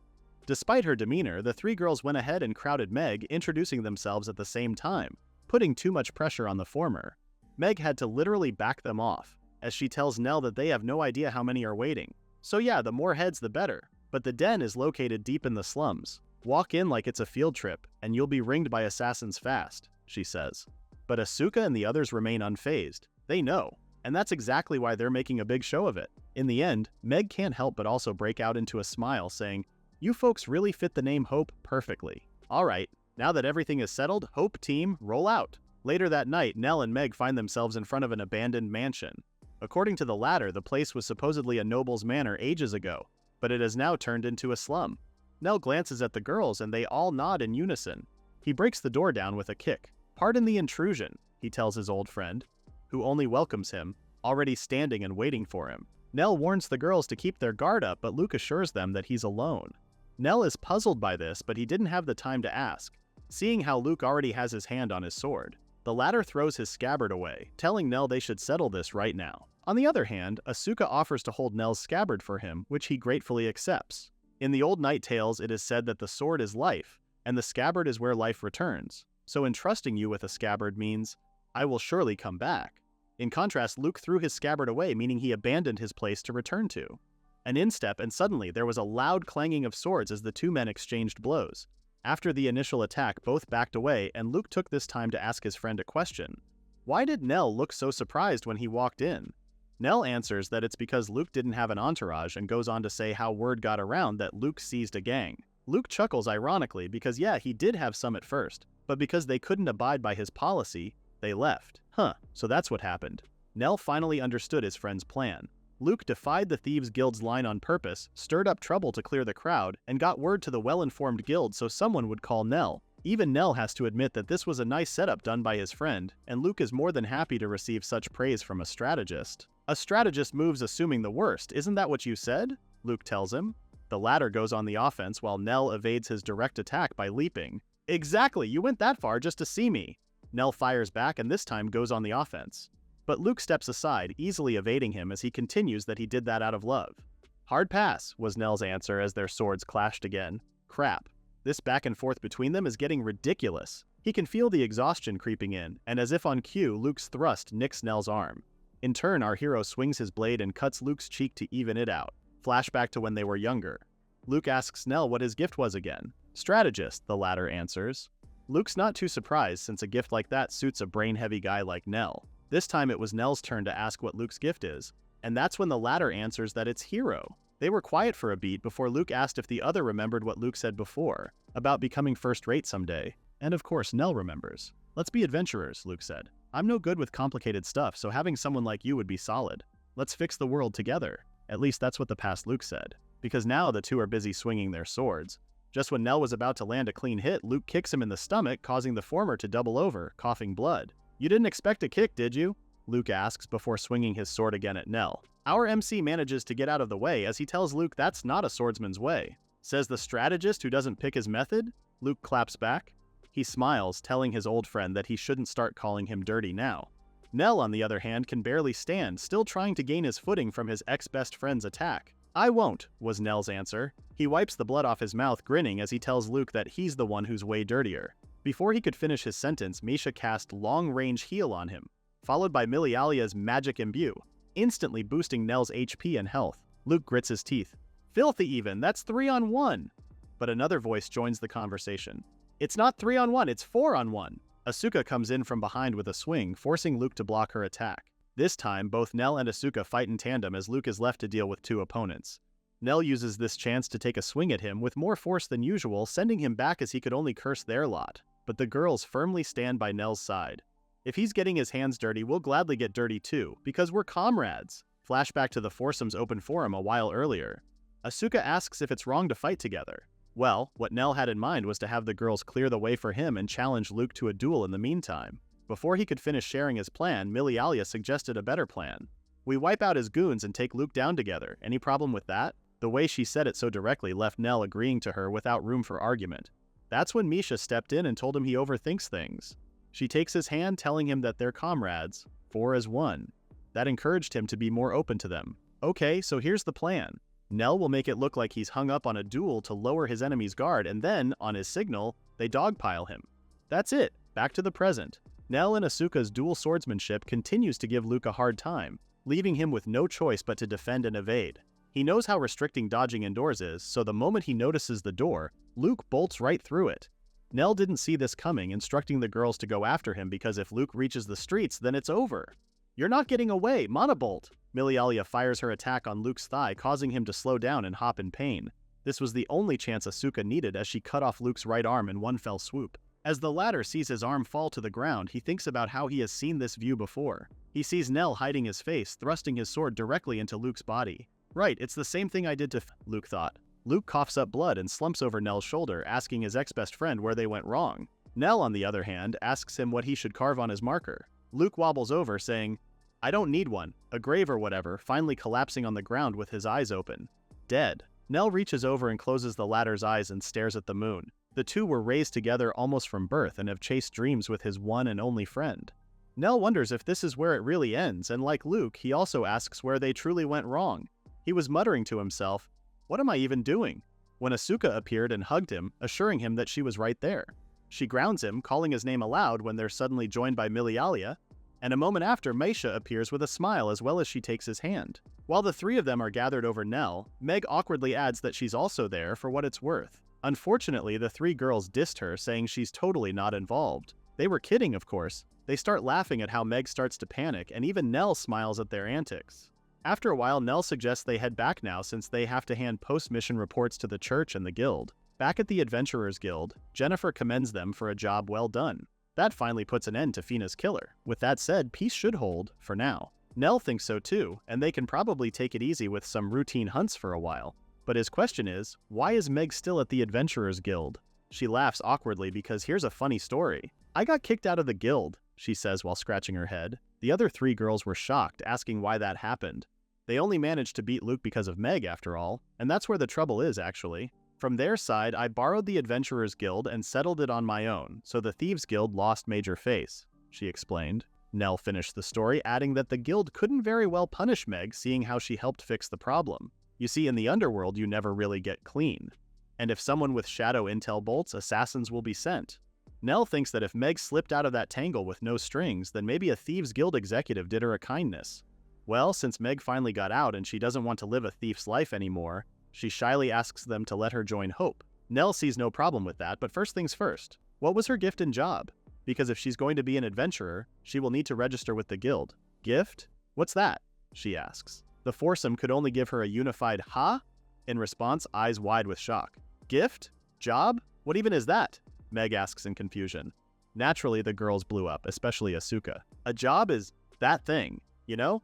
You pick it from your gift and then the gift goes whoosh from the supreme god, as if that kind of explanation helped Meg understand what those are any better. Nell intervenes and grabs Asuka's head. Don't explain with noise and hype, you'll just confuse her more, he says. This time he's the one who explains. Simply put, a gift is the divine revelation individuals get at the age 10 blessing rite. To help her understand it better, he uses himself as an example. Nell shares that his gift is strategist. He continues that from there, one will choose their job, so in Nell's case, since his gift is a strategist, he wants to become an adventurer. So, for a job, he went with a swordsman, that kind of thing. Meg looks down, feeling ashamed because hearing all that just made her realize that she didn't know a thing about normal surface world stuff. This also makes Nell realize how orphans like them get blessed, while the Thieves Guild really treated kids as tools as far as they could. The threesome looks at her with so much pity in their eyes, then proceeds to hug her at the same time. Don't worry, Meg, we'll get your life back. We'll help you. God's grace will pour upon you, they comfort her. So just like that, the 5 of them went straight to church. At least that helped Meg breathe a little because she really thought the girls were about to take her virtue right then and there. Meanwhile, Nell talks to the priest asking if the older man can perform the rite. Thankfully, the priest is willing to do so given how he and Misha donate faithfully to the church. Our MC can only smile because, in all honesty, Misha did more than him, and he has only given a little ever since that day he killed Luke. The priest shares that they also see their fair share of cases like Meg, where the kids grow up without a blessing. With that, he calls upon her to get herself prepared. She starts to panic, blabbering about how she doesn't know the manners or prayers or anything, but the older man assures her that it's fine. Misha steps in and volunteers to teach Meg the prayers. Asuka also assures her that there's no need to be nervous, they're here with her. To help her feel better, she shared how Milialia was so nervous at her ceremony back then that she stepped with her right hand and right foot together. Of course, Milialia tries to save face, asking when that happened, leaving the girls laughing together. Nell looks at them, most especially glad for Meg. Just like what the girls said, they will take her life back step by step. They put a veil over her head while Misha teaches Meg the prayer. From there, the priest motions her to head to the aisle and kneel in front of the altar. The older man starts praying over her while Meg clasps her hands in prayer. And then suddenly, a ray of light shines down upon her. Meg starts crying as she tells them she heard God's voice for the first time. After the ceremony, Asuka asks Meg what her gift was. Something like Switchfoot, maybe? She says. Nell chimes in and tells her that it's a talent specialized for speed. Well, now that makes sense. Meg finally understands why she was better at stealing than kids her age. Next, they head back to the guild to do the necessary paperwork. Jennifer hands her the paper and advises that she list her job as scout since thief or pickpocket sounds bad on paper. After that, she says they should proceed with her adventurer registration by filling out the form in her hand. Ah, right, I can't read or write, Meg admits to them, embarrassed. Nell is quick to jump in and verify the information with her first. He points to the paper as he points out all her information, like her name, age, gift, job, and affiliation. With that, it's done. So I'm part of Hope now, she proclaims. She also apologizes for causing them trouble and even making Nell write for her. In a quiet voice, he assures her that there's nothing for Meg to feel bad about. Our MC has his brows furrowed in anger, saying, whatever their reasons, they feed orphans, so I thought the Thieves Guild folks were a bit more decent. And yet they teach Meg nothing to live in a normal society and make tools perfect for keeping them penned for life. Just thinking about that pisses Nell off, making him glare unintentionally. Milialia had to tell him that he's making a scary face right now. But instead of getting scared, she smiles because she knows this is just one of Nell's many virtues, getting angry for someone else's sake. Nell tries to downplay it, saying, isn't it few, not many? I don't have that many good points. Milialia starts listing down all his good traits. Dependable to a fault, kind, and he never abandons people in trouble. Then she taps Asuka as she also lists more. You're a great cook and a neat freak. The household budget is safe in your hands. Meisha also adds, you treat everyone the same and you finish what you decide to do. Even Jennifer has some good things to say about him, sharing how Nell works fast and precisely. Plus, she also knows he has a sharp mind and he's as strong as an ox. All the girls crowd around him telling Nell that he's a prime catch. Being praised like this is something Nell hasn't experienced before, and like any embarrassed individual, he runs off, not knowing how to take a compliment. He hides in the other room, fanning himself because those girls just keep on piling the embarrassing stuff. From where he's standing, he tells them that tonight will be Meg's welcome party. We'll go buy whatever ingredients we're short on later. Jennifer can't help but laugh because this just shows he really is their mom. Later that night at the Hope Shack, the fivesome gives a cheers to Meg, the newest member of the clan. Nell prepared a feast for tonight, urging Meg to eat a lot. But the girl is a bit too overwhelmed by the quantity of meat at their dinner table. Meat, meat, meat. I kinda want veggies too, she mutters. Nell can only laugh sarcastically. As if we'd have that, it's all meat, bread, and booze. By the way, Neldon, Meg says, "What's a Neldon? Is that a new monster?" he asks in turn, but Meg ignores it and follows up with, "What do I do here?" Nell tells her that her job is scouting. It's mainly to find jobs in town that pay well and raise their reputation. She thinks about it, but he goes ahead and informs her that they'll first practice by gathering intel at the guild together. Once she gets the hang of it, Meg can do it outside the guild too. That alone excites her, promising she'll get them big-time gigs in the future. Speaking of big-time, so is she referring to cracking the massive Lacris labyrinth? She laughs, boasting about how she's quite famous in the Thieves Guild. After all, she knows of the giant dungeon 100 floors underground that the top clans are still exploring. Meanwhile, somewhere in the said dungeon, a chimera suddenly appeared and attacked the adventurers. The others tell the remaining adventurers to fall back, clamoring and in panic because wasn't this supposed to be a simple recon? Contact the guild now, hasn't this gone too far? It's a new day at the guild where Nell and Meg stand at the bulletin board intently, and that's about the only thing they can do. Based on the job requests, or lack thereof, there aren't many jobs available now. Even Meg feels a little disappointed, but hey, it's a first-come, first-served basis out here. And just when she finally got used to things too. But Nell knows that's not the only reason. It must be because of the rumor from half a month ago. "It's not just a rumor," Jennifer corrects him. Meg brightens up when she sees her. On the other hand, Jennifer is also happy to see that she's training her intel gathering skills again today. Such a hard worker, this one.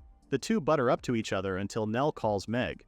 Without any preamble, he tells her that when Jennifer butters up to someone like this, it's usually a prelude to a killer assignment. "Ignore her," while Meg gasps and goes, "So this is the infamous Dark Jennifer." The topic of their conversation had to glare at Nell, demanding to know what kind of info he feeds to Meg. Well, he's not wrong though, as Jennifer admits that Nell is right, so she formally breaks the bad news to them. A chimera is in the Lacris labyrinth. Nell heard that a pretty fearsome monster had settled there, but he didn't expect this monster to be a nasty one. Jennifer adds that that's not the only problem. You see, an elite guild went exploring the levels below where the monster settled. Now their only escape route has been cut off and they can't return to the surface. According to her, 5 top-tier teams moved in to slay the chimera, but every one of them has failed. As a result, all the adventurers who value their own skins are taking the much safer jobs instead of the chimera one. Can't say we blame them. The chimera is said to have a goat's head that fires magic, a lion's head that bites through rock, and a dragon's head that breathes fire. Plus, it also has a snake tail with lethal poison. Anyone who'd want to fight that all in one package of a monster is probably nuts. "Meg," she says aloud.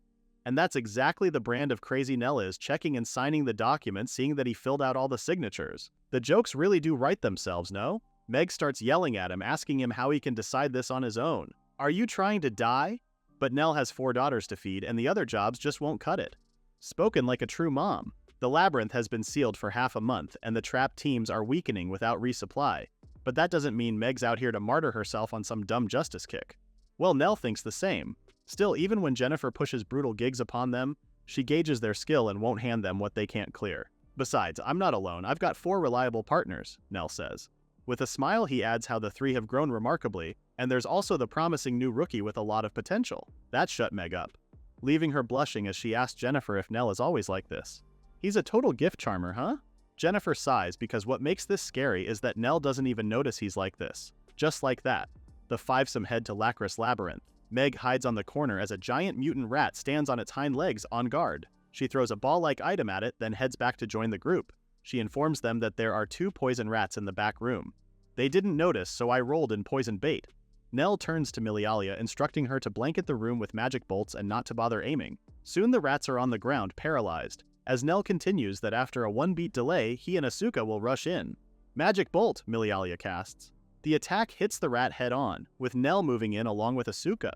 Just like that, they took 2 poison rats down without a hitch. "Phew, that was surprisingly easy," Asuka claims, so Nell had to correct her that they were just finishing them off. Milialia thanks Meg because nobody got hurt, thanks to her scouting. Meisha feels disappointed that she didn't get to do much, but that's also a good thing. Nell, on the other hand, has his eyes forward. Let's keep pushing to the target floor.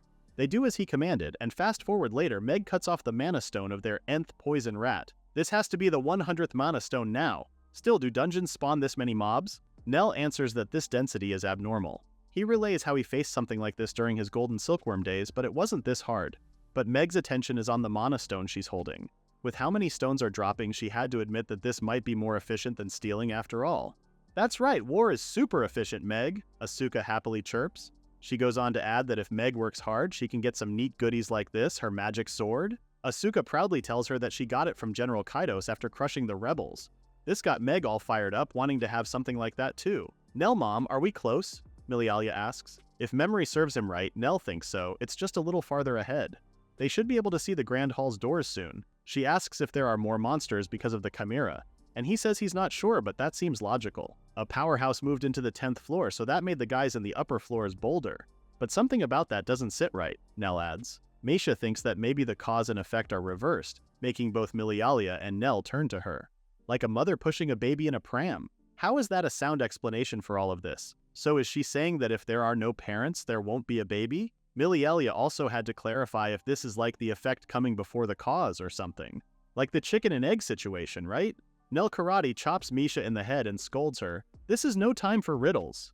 He still ponders about it, saying that it's not a case where the monsters got stronger because the Chimera appeared, but the Chimera just happened to be included among the already amped mobs. If that's the case, then it's a whole load of trouble. A moment later, they came upon a grand double door that made them wonder if this was some kind of omen or something else entirely. Just then, Milialia and Meg feel a heavy presence around them. They know the Chimera is looking at them. They've already been spotted right away. "So it's already in battle stance, huh?" Nell says without any fear. Being the logical one, he points out that as long as they know it's coming, then they've got options. He and Asuka will charge in first to disrupt it. The moment there's an opening, Milialia will take out one of its heads with magic. While recovering, Meg blinds, Meisha binds, and they finish as usual. With that, they open the door to the Grand Hall. "Move out!" The dragon head instantly breathes fire at them, which the two evade. As soon as they got their footing, Nell instructed Asuka to flank right. She did as he commanded while he ran the other way, with each head on the side following them as they ran. "Ice Lance!" Milialia aims her attack at the lion's head, stabbing its head and body, leaving the whole creature howling in pain. Just then, knives came flying and struck both the serpent's and the goat's eyes, this time making both heads screech. Her switchfoot came in handy as she snickers, telling the monster how they got a little scratch on their eye. She high-fives Meisha, who's next in line. Now, the cleric gets ready. "At last, it's my time to shine," says Meisha, conjuring magical chains as she says so. Meisha casts chains of restraint on the Chimera, binding the monster, while Asuka uses this chance to attack its goat head. As soon as she lands, the monster's snake head goes after her from behind, only for Nell to cut its head off in one go. Unfortunately, Meisha's chains start to break as she gives a heads up that they have 3 more seconds before the monster becomes loose. Both Asuka and Nell are busy dealing with the monster's lion paw that keeps trying to stomp them, while Milialia casts Ice Lance to impale the beast. As soon as the ice forms, it breaks and sends debris of ice that hits the monster's head, making it distracted. The dragon head slips, and in a desperate attempt to counter, it is about to unleash its fiery breath. Too bad for the creature. Meg quickly impales its snout to the ground, preventing it from directing its attack at them. She tries to do more damage, but the dragon head has a pretty tough neck. With its snout impaled, the dragon couldn't help but implode the attack within itself, causing a massive explosion. "This is our chance. Press the attack," yells Nell. With the dragon head gone, Nell and Asuka work in tandem to take down the goat head this time. The lion's paw manages to take a swipe at Asuka's thigh, but thanks to Meisha's long-range heal, she recovers quickly. Nell also gets swiped in the stomach, but he grits his teeth and bears it. After all, Meisha can't keep up with healing consecutively. Let's finish this in one go. The 4 of them get in formation, with Milialia casting the first move, Magic Bolt. Meg follows and supports her attack, this time attacking the goat head's nape while Asuka and Nell deliver the finishing blow. With that, the Chimera finally collapses and drops dead to the ground.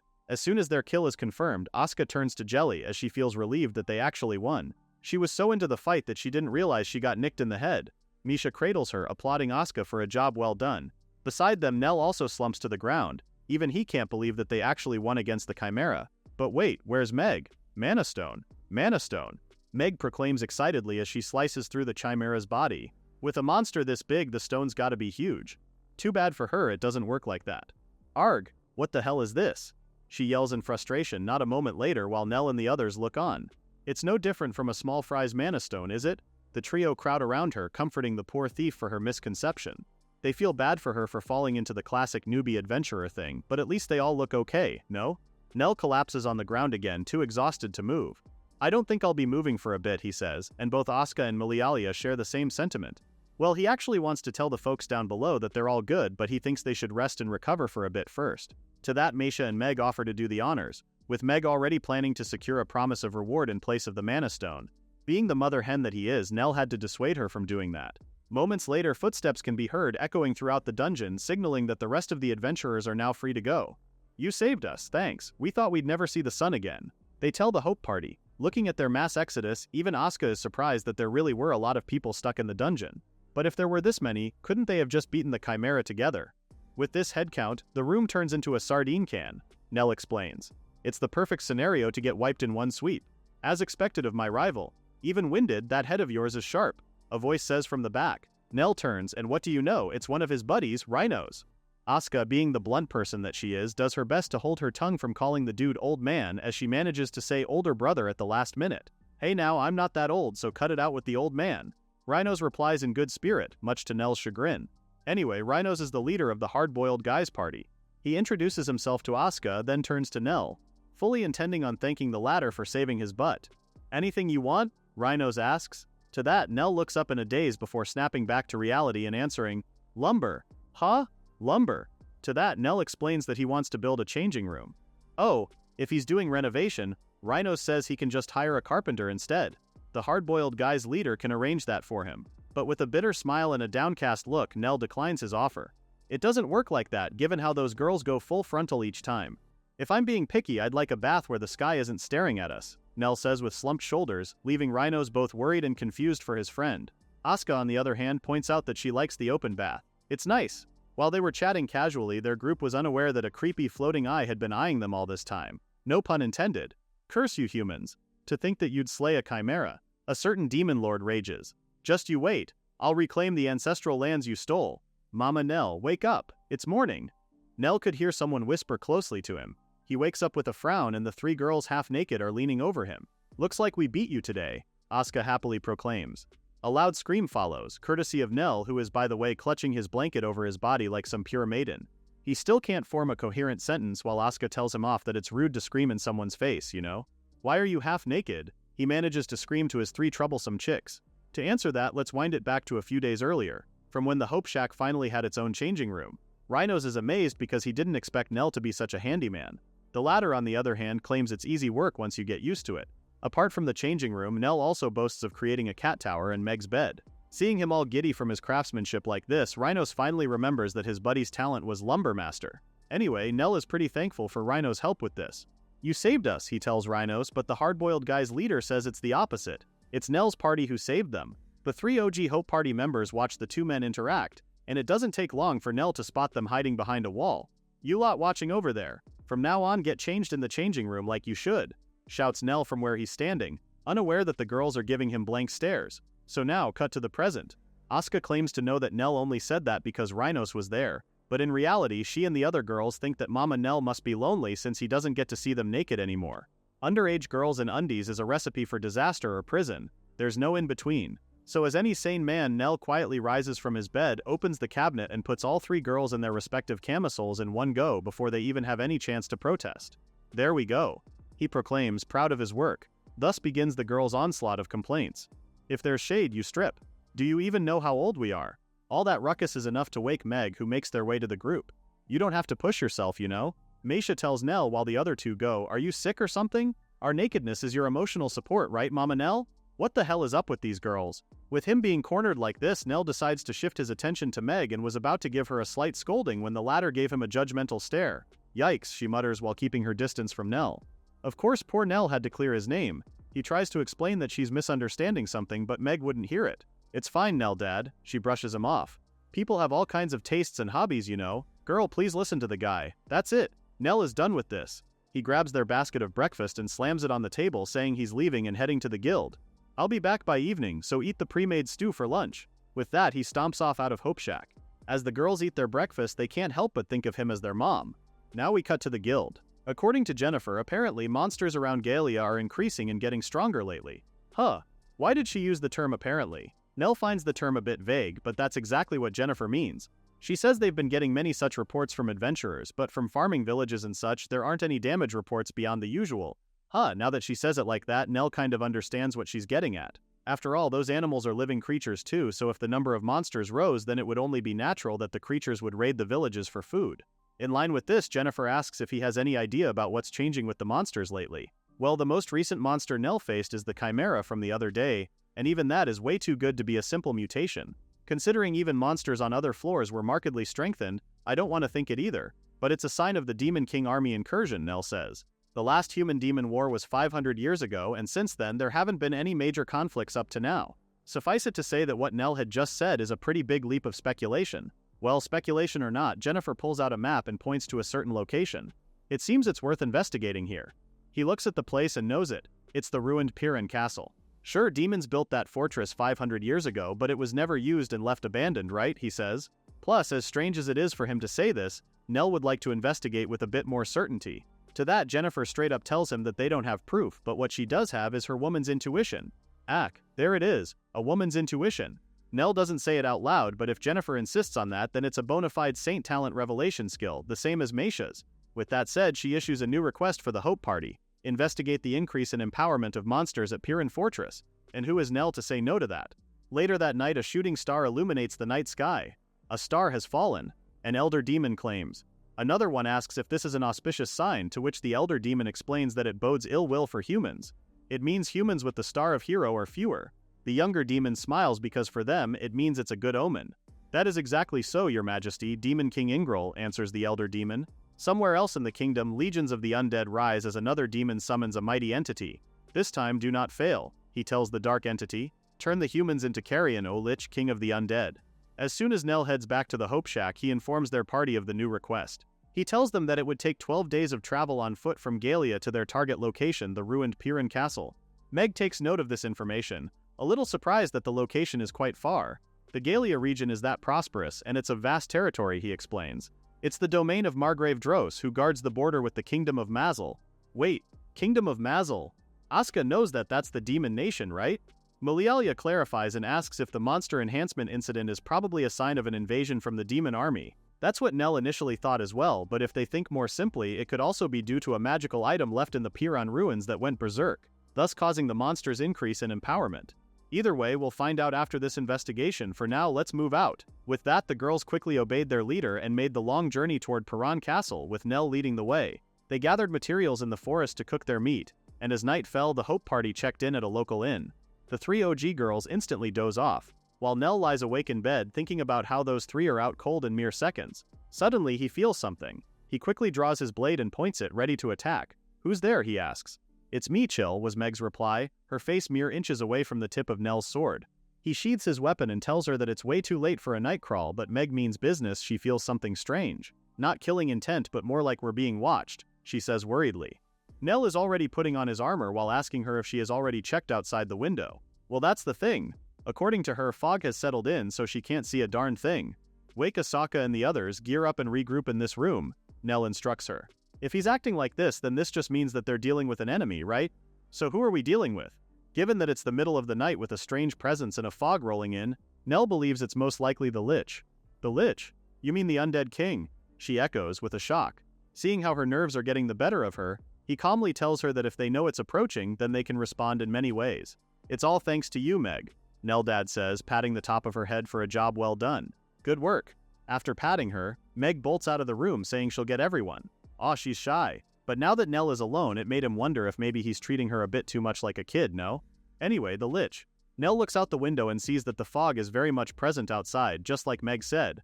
With no visuals, he wonders how this will play out. At least he knows zombie minions aren't smart enough to open doors or break windows, so the other lodgers at the inn should be safe as long as they stay indoors.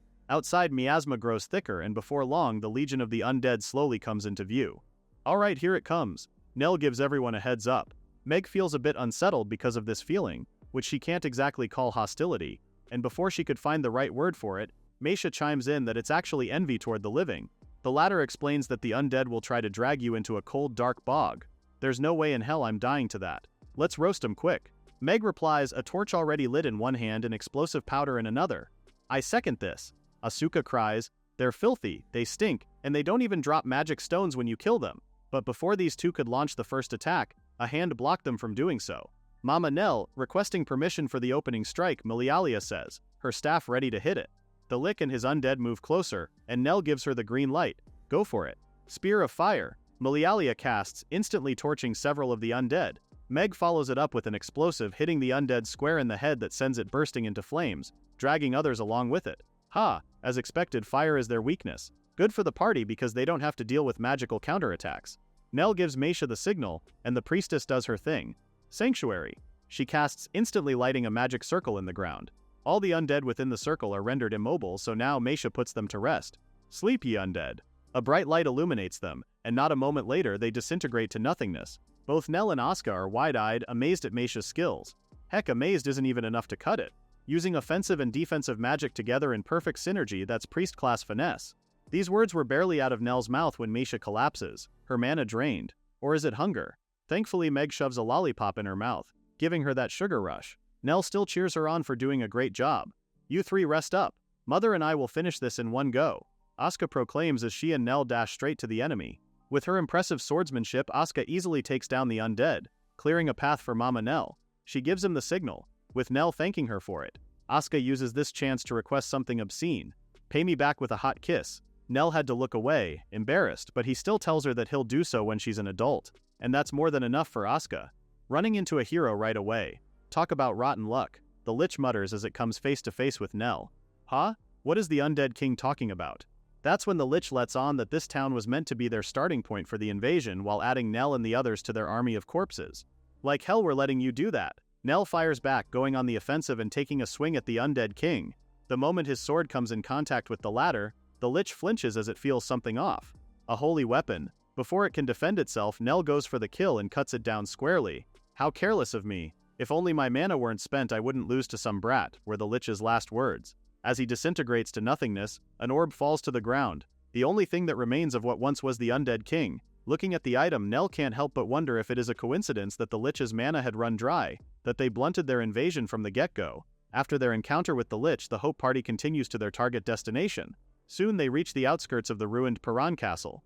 Melialia consults with the map, and it looks like the Lich probably came from the castle, a sentiment Nell shares. There are no settlements between Piran Castle and Milt, which was attacked, which also means there were no humans who turned into zombies. Huh.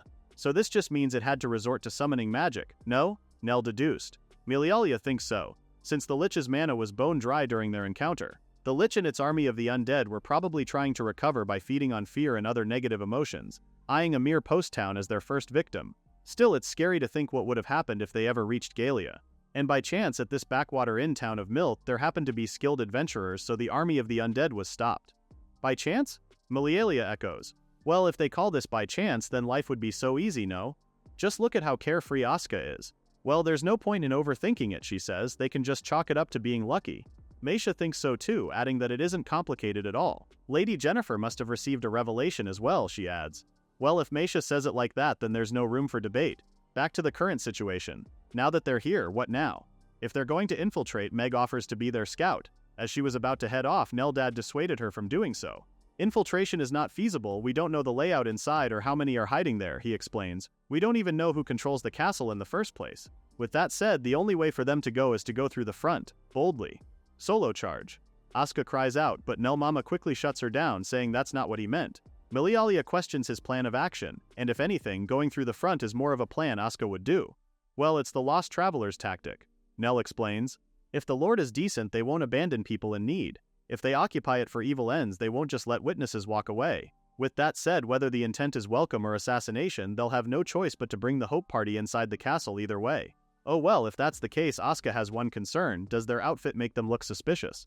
Her sentiment also makes Meisha ponder over it, because anyone could tell at a glance that they're adventurers. At that, Nell tells them that there's no need for disguises, merchants showing up in a place this remote would be unusual too. Mercenaries look too dangerous, and refugees would have a weird gender ratio. So who can be armed out here without raising eyebrows, he asks. The girls answer in unison, adventurers. Meanwhile, on the demon's side, they have pressing matters to attend to. Your Majesty, Mylan, a female demon, calls out to Ingril with urgency. Terrible news. The Orb of Dominion has been stolen from the treasury. This made the Demon King turn to face her, as Mylene continued that the perpetrator had left a note in her room and had taken her own life. But what's even more worrying is that the orb's whereabouts are still unknown.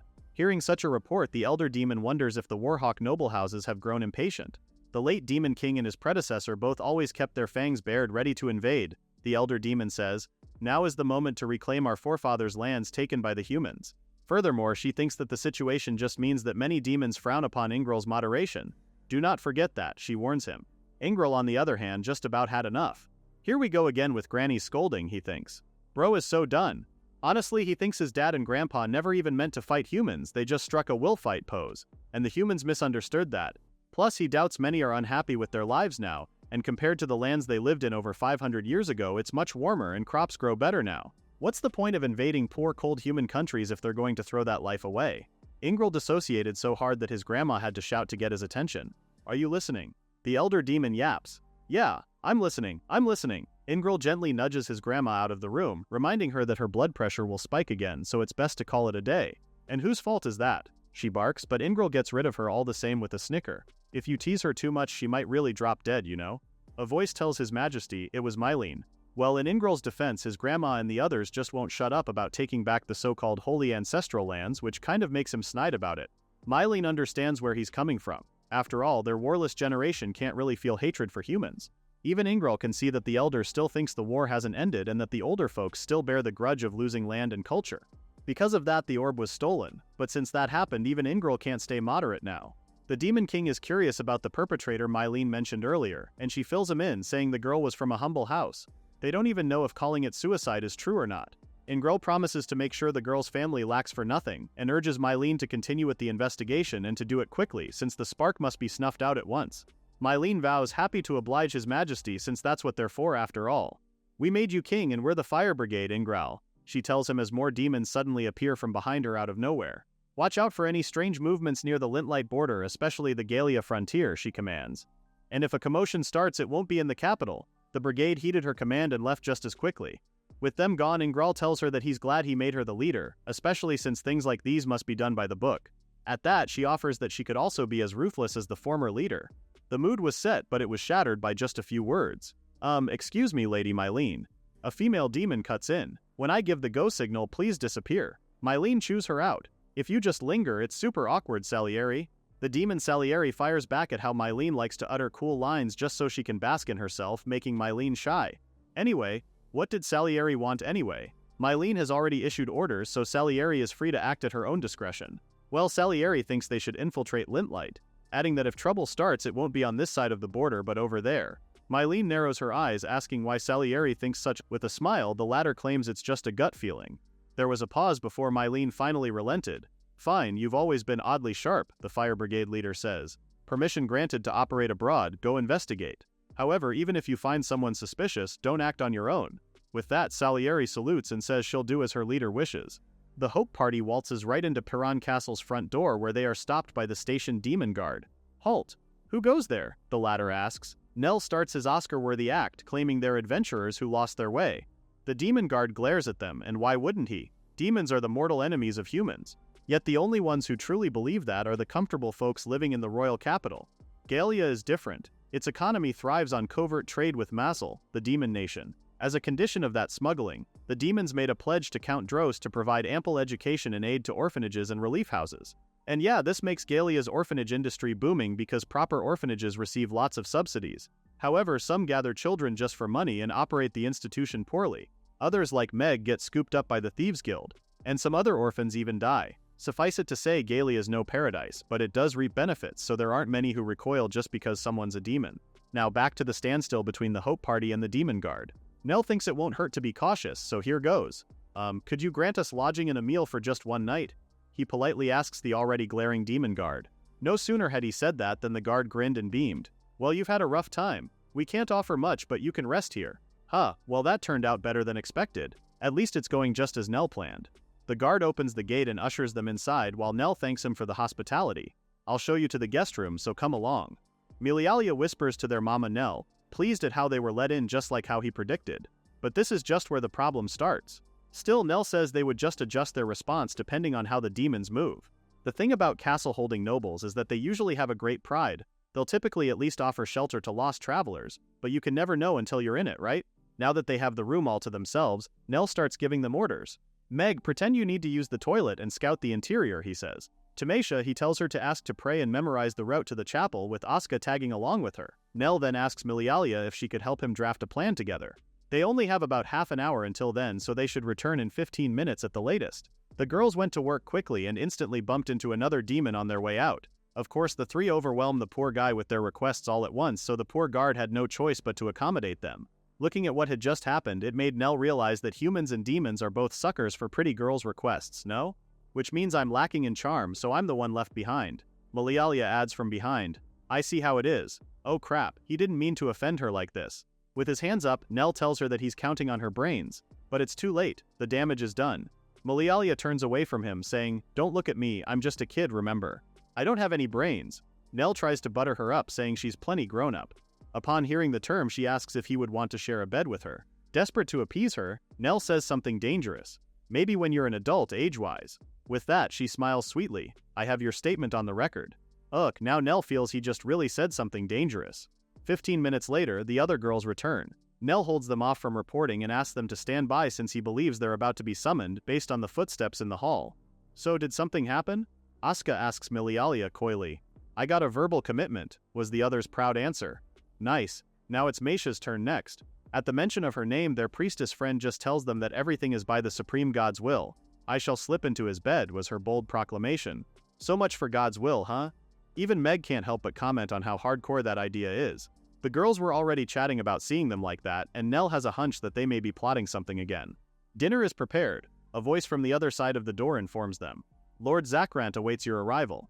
Finally, it's time for them to meet the big boss of the castle. Welcome to my castle, adventurers. An older but gentle-looking demon pleasingly greets them. Nell bows his head, showing gratitude at how the lord of the castle rescued them and even honored them like this. Our hero is simply speechless out of gratitude.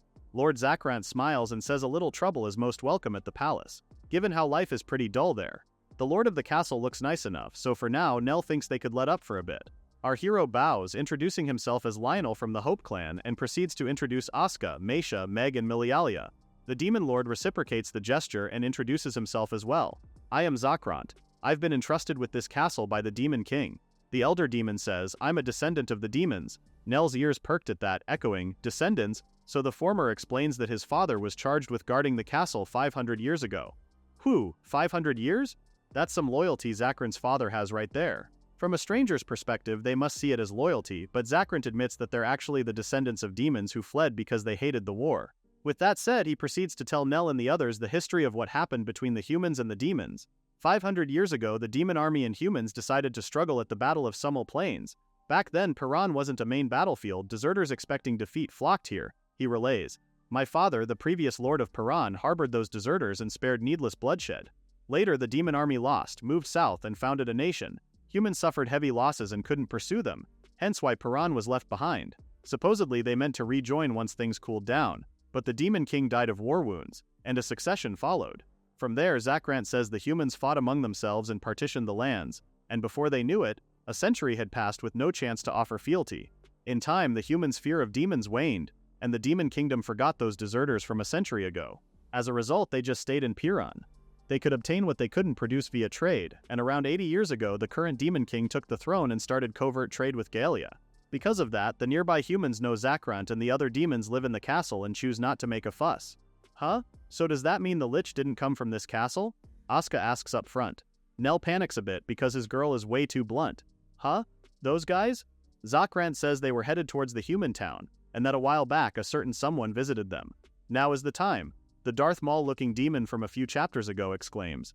To reclaim our forefathers' land stolen by humans. The time of crouching ends. If you're any sort of demon, join me. Zakrant answers him with a flat no. Huh? Have you no pride? The first demon questions. To that, Zakrant replies that they are not submitting to humans.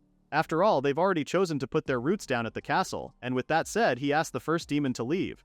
The latter tries to kick up a fuss, but before he could do so, Zakrant threw him out of Paran Castle, literally. When Nell heard the last part, he couldn't help but think how comical that was. Anyway, the demon lord is pleased to know that Nell and the others beat that creep so they can relax now. Well, this is heading in a different direction than Nell expected. So here's what's confirmed. Paran has stood for 5 centuries and been inhabited, and the Lich that attacked the in-town came as far as Paran. Malialia can't help but comment that this comes as a shocker but lays down all the facts first to keep it simple. Paran Castle and its residents are unrelated to the monster's changes. However, their commission did tell them to head to Paran Castle. Malialia doubts that encountering a Lich on the way was factored in, so at least that one was incidental. Nell says they could just treat their encounter with the Lich as a fluke, but if anything, there's one more thing that bothers him. Why did the one who approached Zakrant and then controlled a Lich to attack Piran but got repelled choose a Lich? After all, the undead king is clever and hard to control. If he were going for a siege using Cyclops who are known for their brute force, or even wyverns striking from above would be a better fit. Miliala has a hunch that it might be an experiment. An experiment? They're testing progressively stronger monsters to see how much control they have, like the Chimera in the Lackless Labyrinth. It could have been used as part of that experiment, right? Well, if it's like that, before Nell could even reply, the castle starts to shake. Speak of the devil, and it shows up, he mutters, already aware that a group of ogres is attacking Piran Castle. Enemy attack. The watch from the tower rings the bell as he sees the ogres approaching from the forest. Zakrant and Nell also head outside to confirm it with their own eyes. From the looks of it, their opponent seems to have a very high learning ability. One of the Cyclops picks up a boulder and hurls it at the castle wall. Nell checks the damage, saying it's only a matter of time before the walls are breached. Zakrant, on the other hand, feels apologetic for dragging Nell into their problem, apologizing as he says so. Since an invasion has been hinted at, humans can't claim to be uninvolved, was Nell's reply. We'll join the fight. The Demon Lord appreciates the offer, but seeing who their enemy is, there's little they can do against that lot. Being the strategist that he is, Nell doesn't share the sentiment. If anything, he believes the Cyclops' objective is to seize Piran Castle. He can tell based on the Cyclops' method of attack. They're targeting the walls and gate with stone throwing only, he explains to the curious Zakrant. If they didn't mind destroying things, then they'd lob shots in a higher arc to hit the interior. The reason they don't do that is that they want this castle as their base to invade the kingdom of Lintlight. Basically, the enemy is just using the Cyclops as giant siege engines, and Nell already knows a simple counter to that. He moves closer to Zakrant and whispers that he has a plan. After a while, the Demon Lord slowly smiles and then proceeds to give orders to the castle guards. Everyone, head to the armory at once and deploy the heavy ballistae. The guards quickly did as he commanded, and as soon as the weapon was set up, they fired the giant spears, instantly killing the Cyclops by the dozen. Zakrant orders them to continue firing, and before long, each Cyclops is riddled with holes.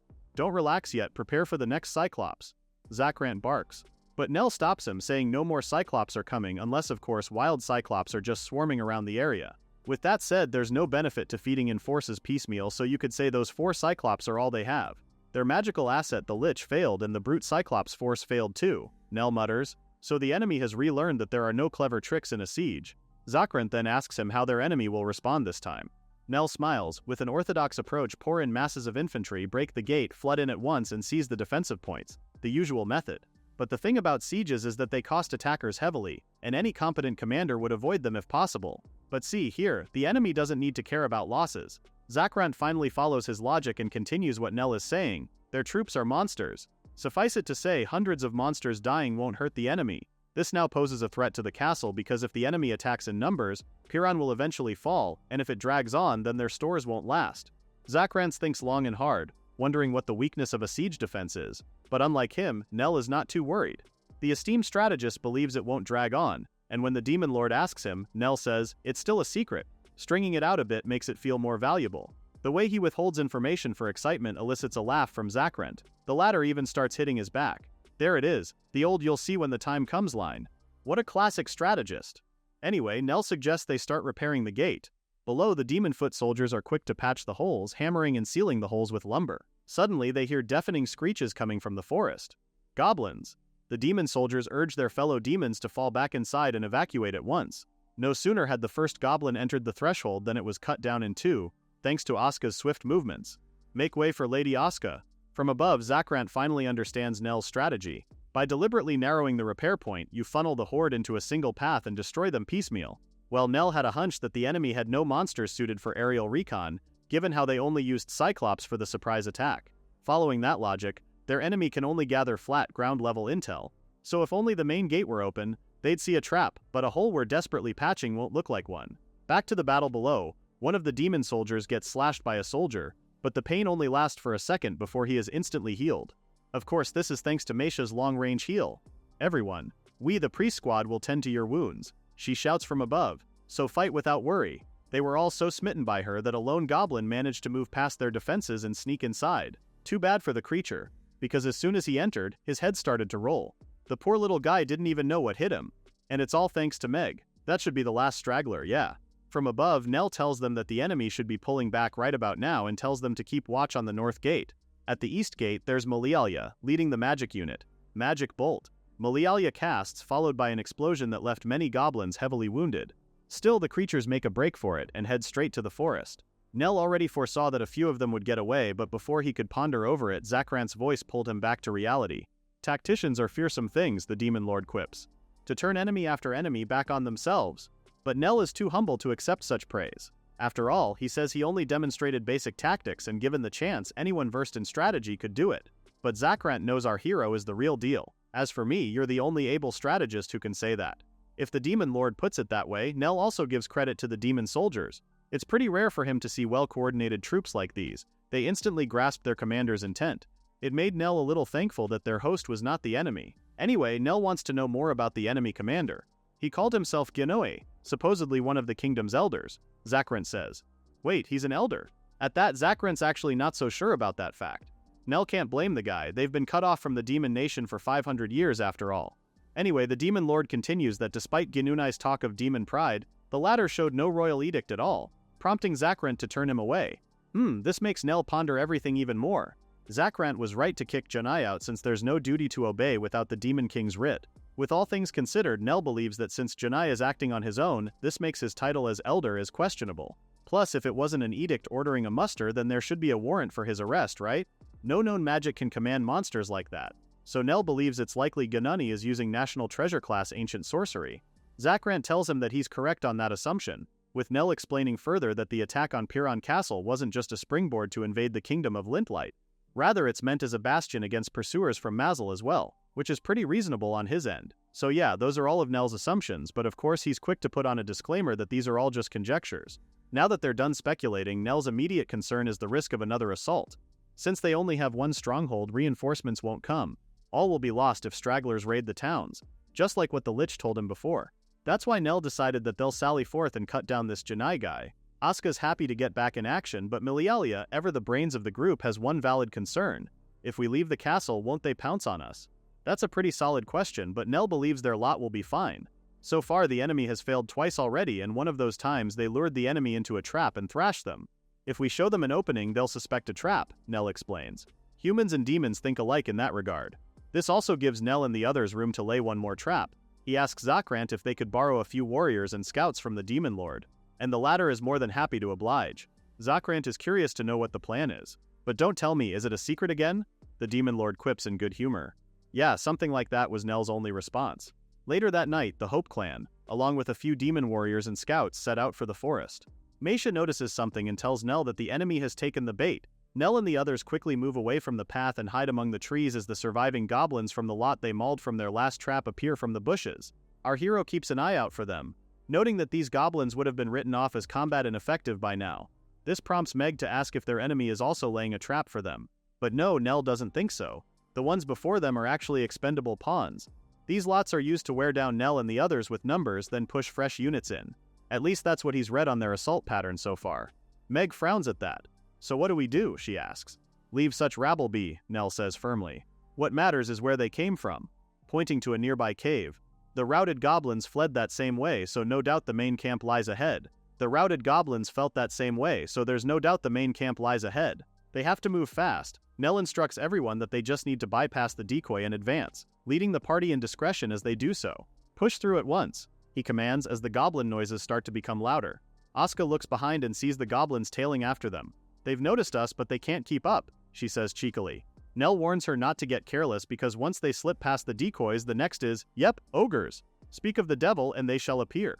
Well, it looks like these are Gainai's prized guards. If he had this strength, he should have used it in the charge, Nell mutters as he draws his sword. What a waste. He gives the signal, and a moment later, Asuka and the other demon warriors let it rip. The ogre lets out a mighty roar before it starts chasing after Asuka. Milialia can't believe it. Are these big dumb oafs really that stupid? Ogres are dumb by default, Nell clarifies. Failing to handle them makes this Gainai even dumber. Well, if that's the case for these big dummies, Milialia lets them have it and conjures her ice spikes, impaling the monsters. Asuka comes in right then and delivers the finishing blow, instantly decapitating their lot. On the demon warriors' end, they're almost done with their ogre takedown too.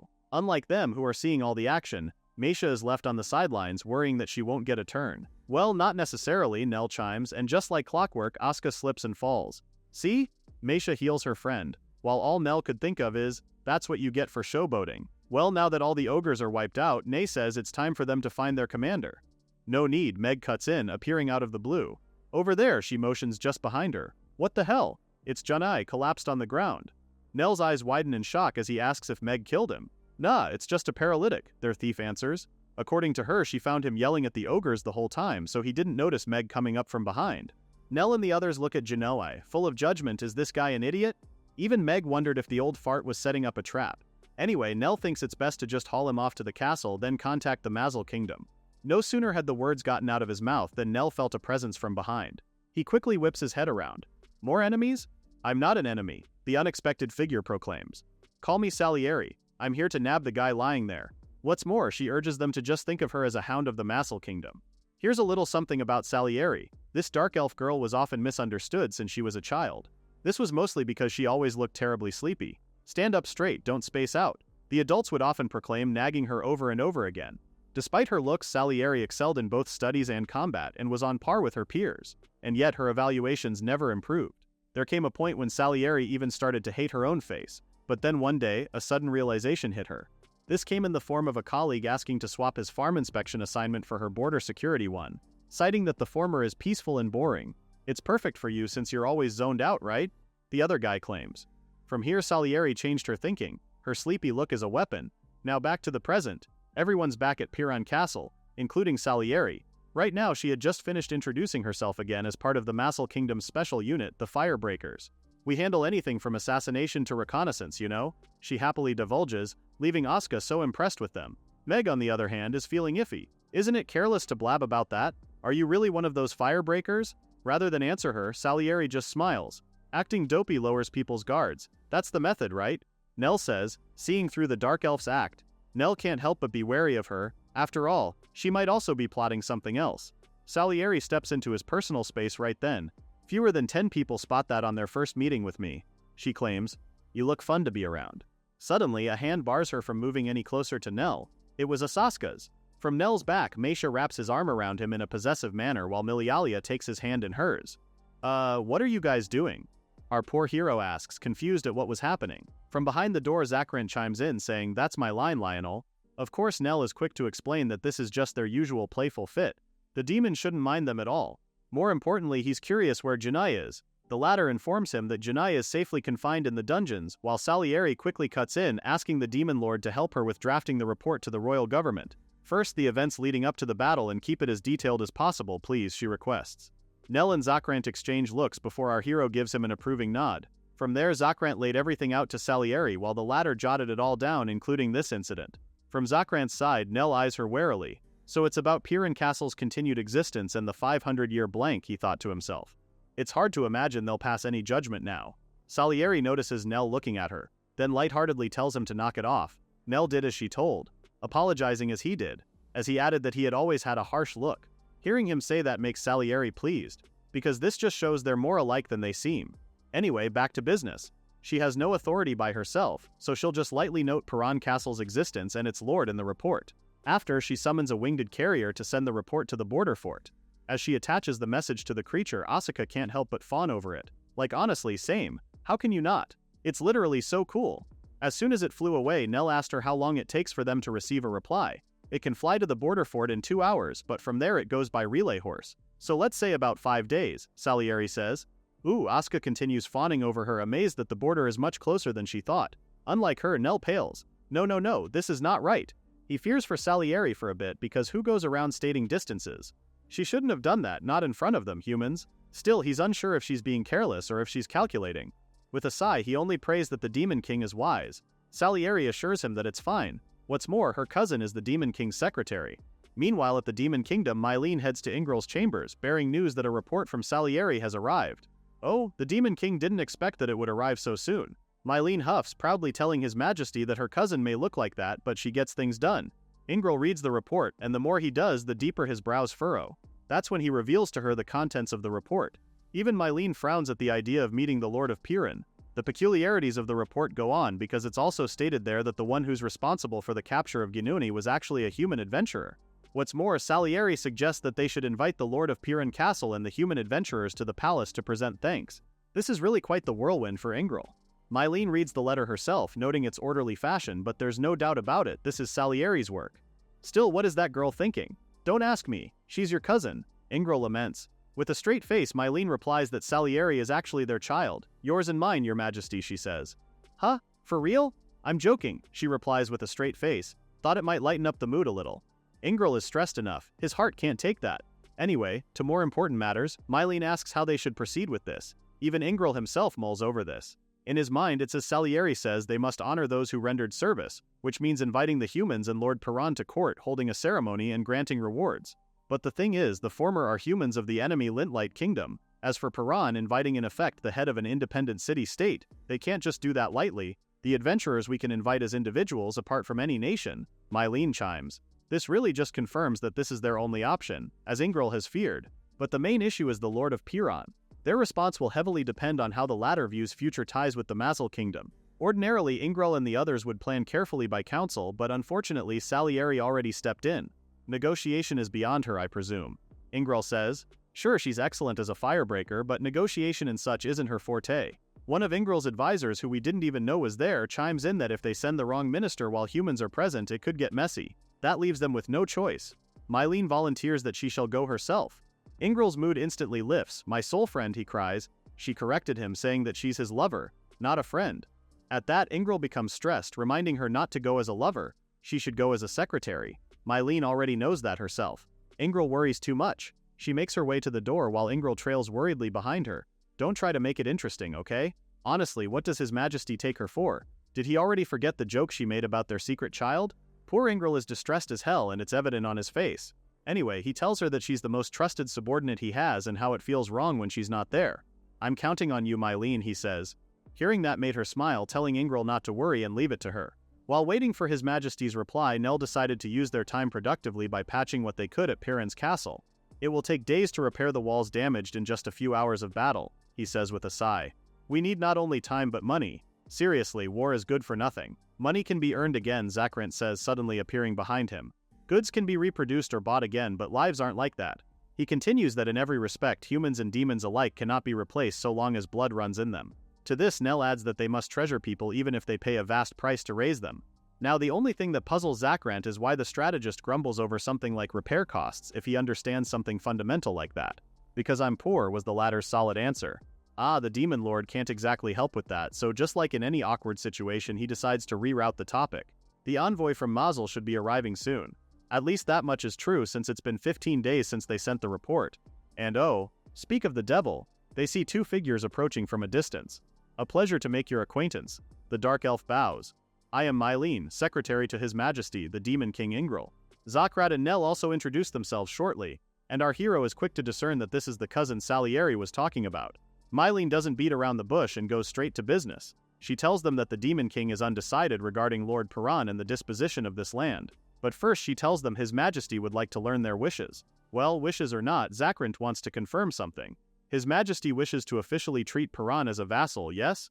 He states that they can't very well become a full part of Mazal now. Mylene tells him that it is the case. From the side, Nell thinks about how it would cause friction even within Mazal. Unilaterally attaching another nation's territory is the kind of thing that sparks war. Fine by me, was Zakrant's quick reply. We'll become a vassal.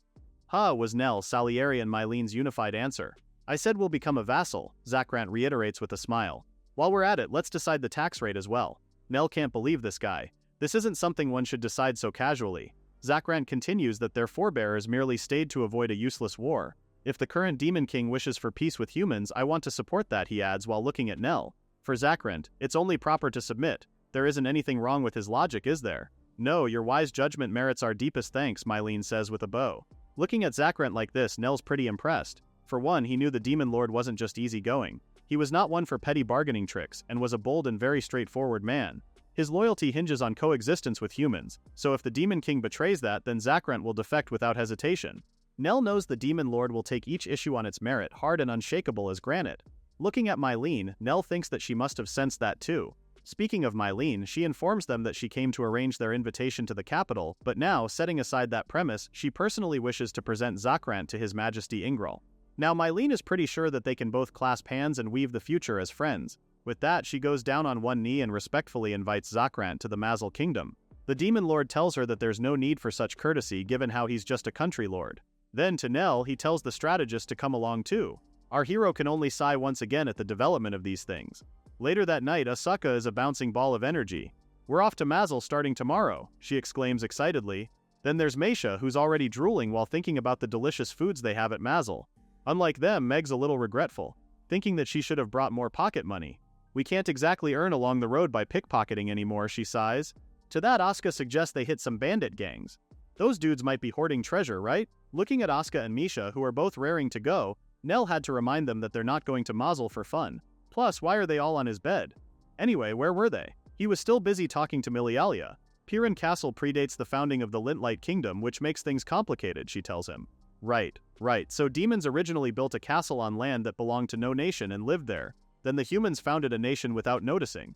Nell and Milialia's worry is that if Mazel makes Piran its vassal and it becomes public, conflict is inevitable. It's like their territory was shaved off unilaterally. But the major difference now is that the Mazel Kingdom backs Piran Castle. Milialia asks if this means Piran's safety is guaranteed, but Nell says it is if the upper ranks of Lintlight have any sense. Do they have sense? Our country, I mean, she asks, unsure. To that, Nell also answers her, unsure. I hope so.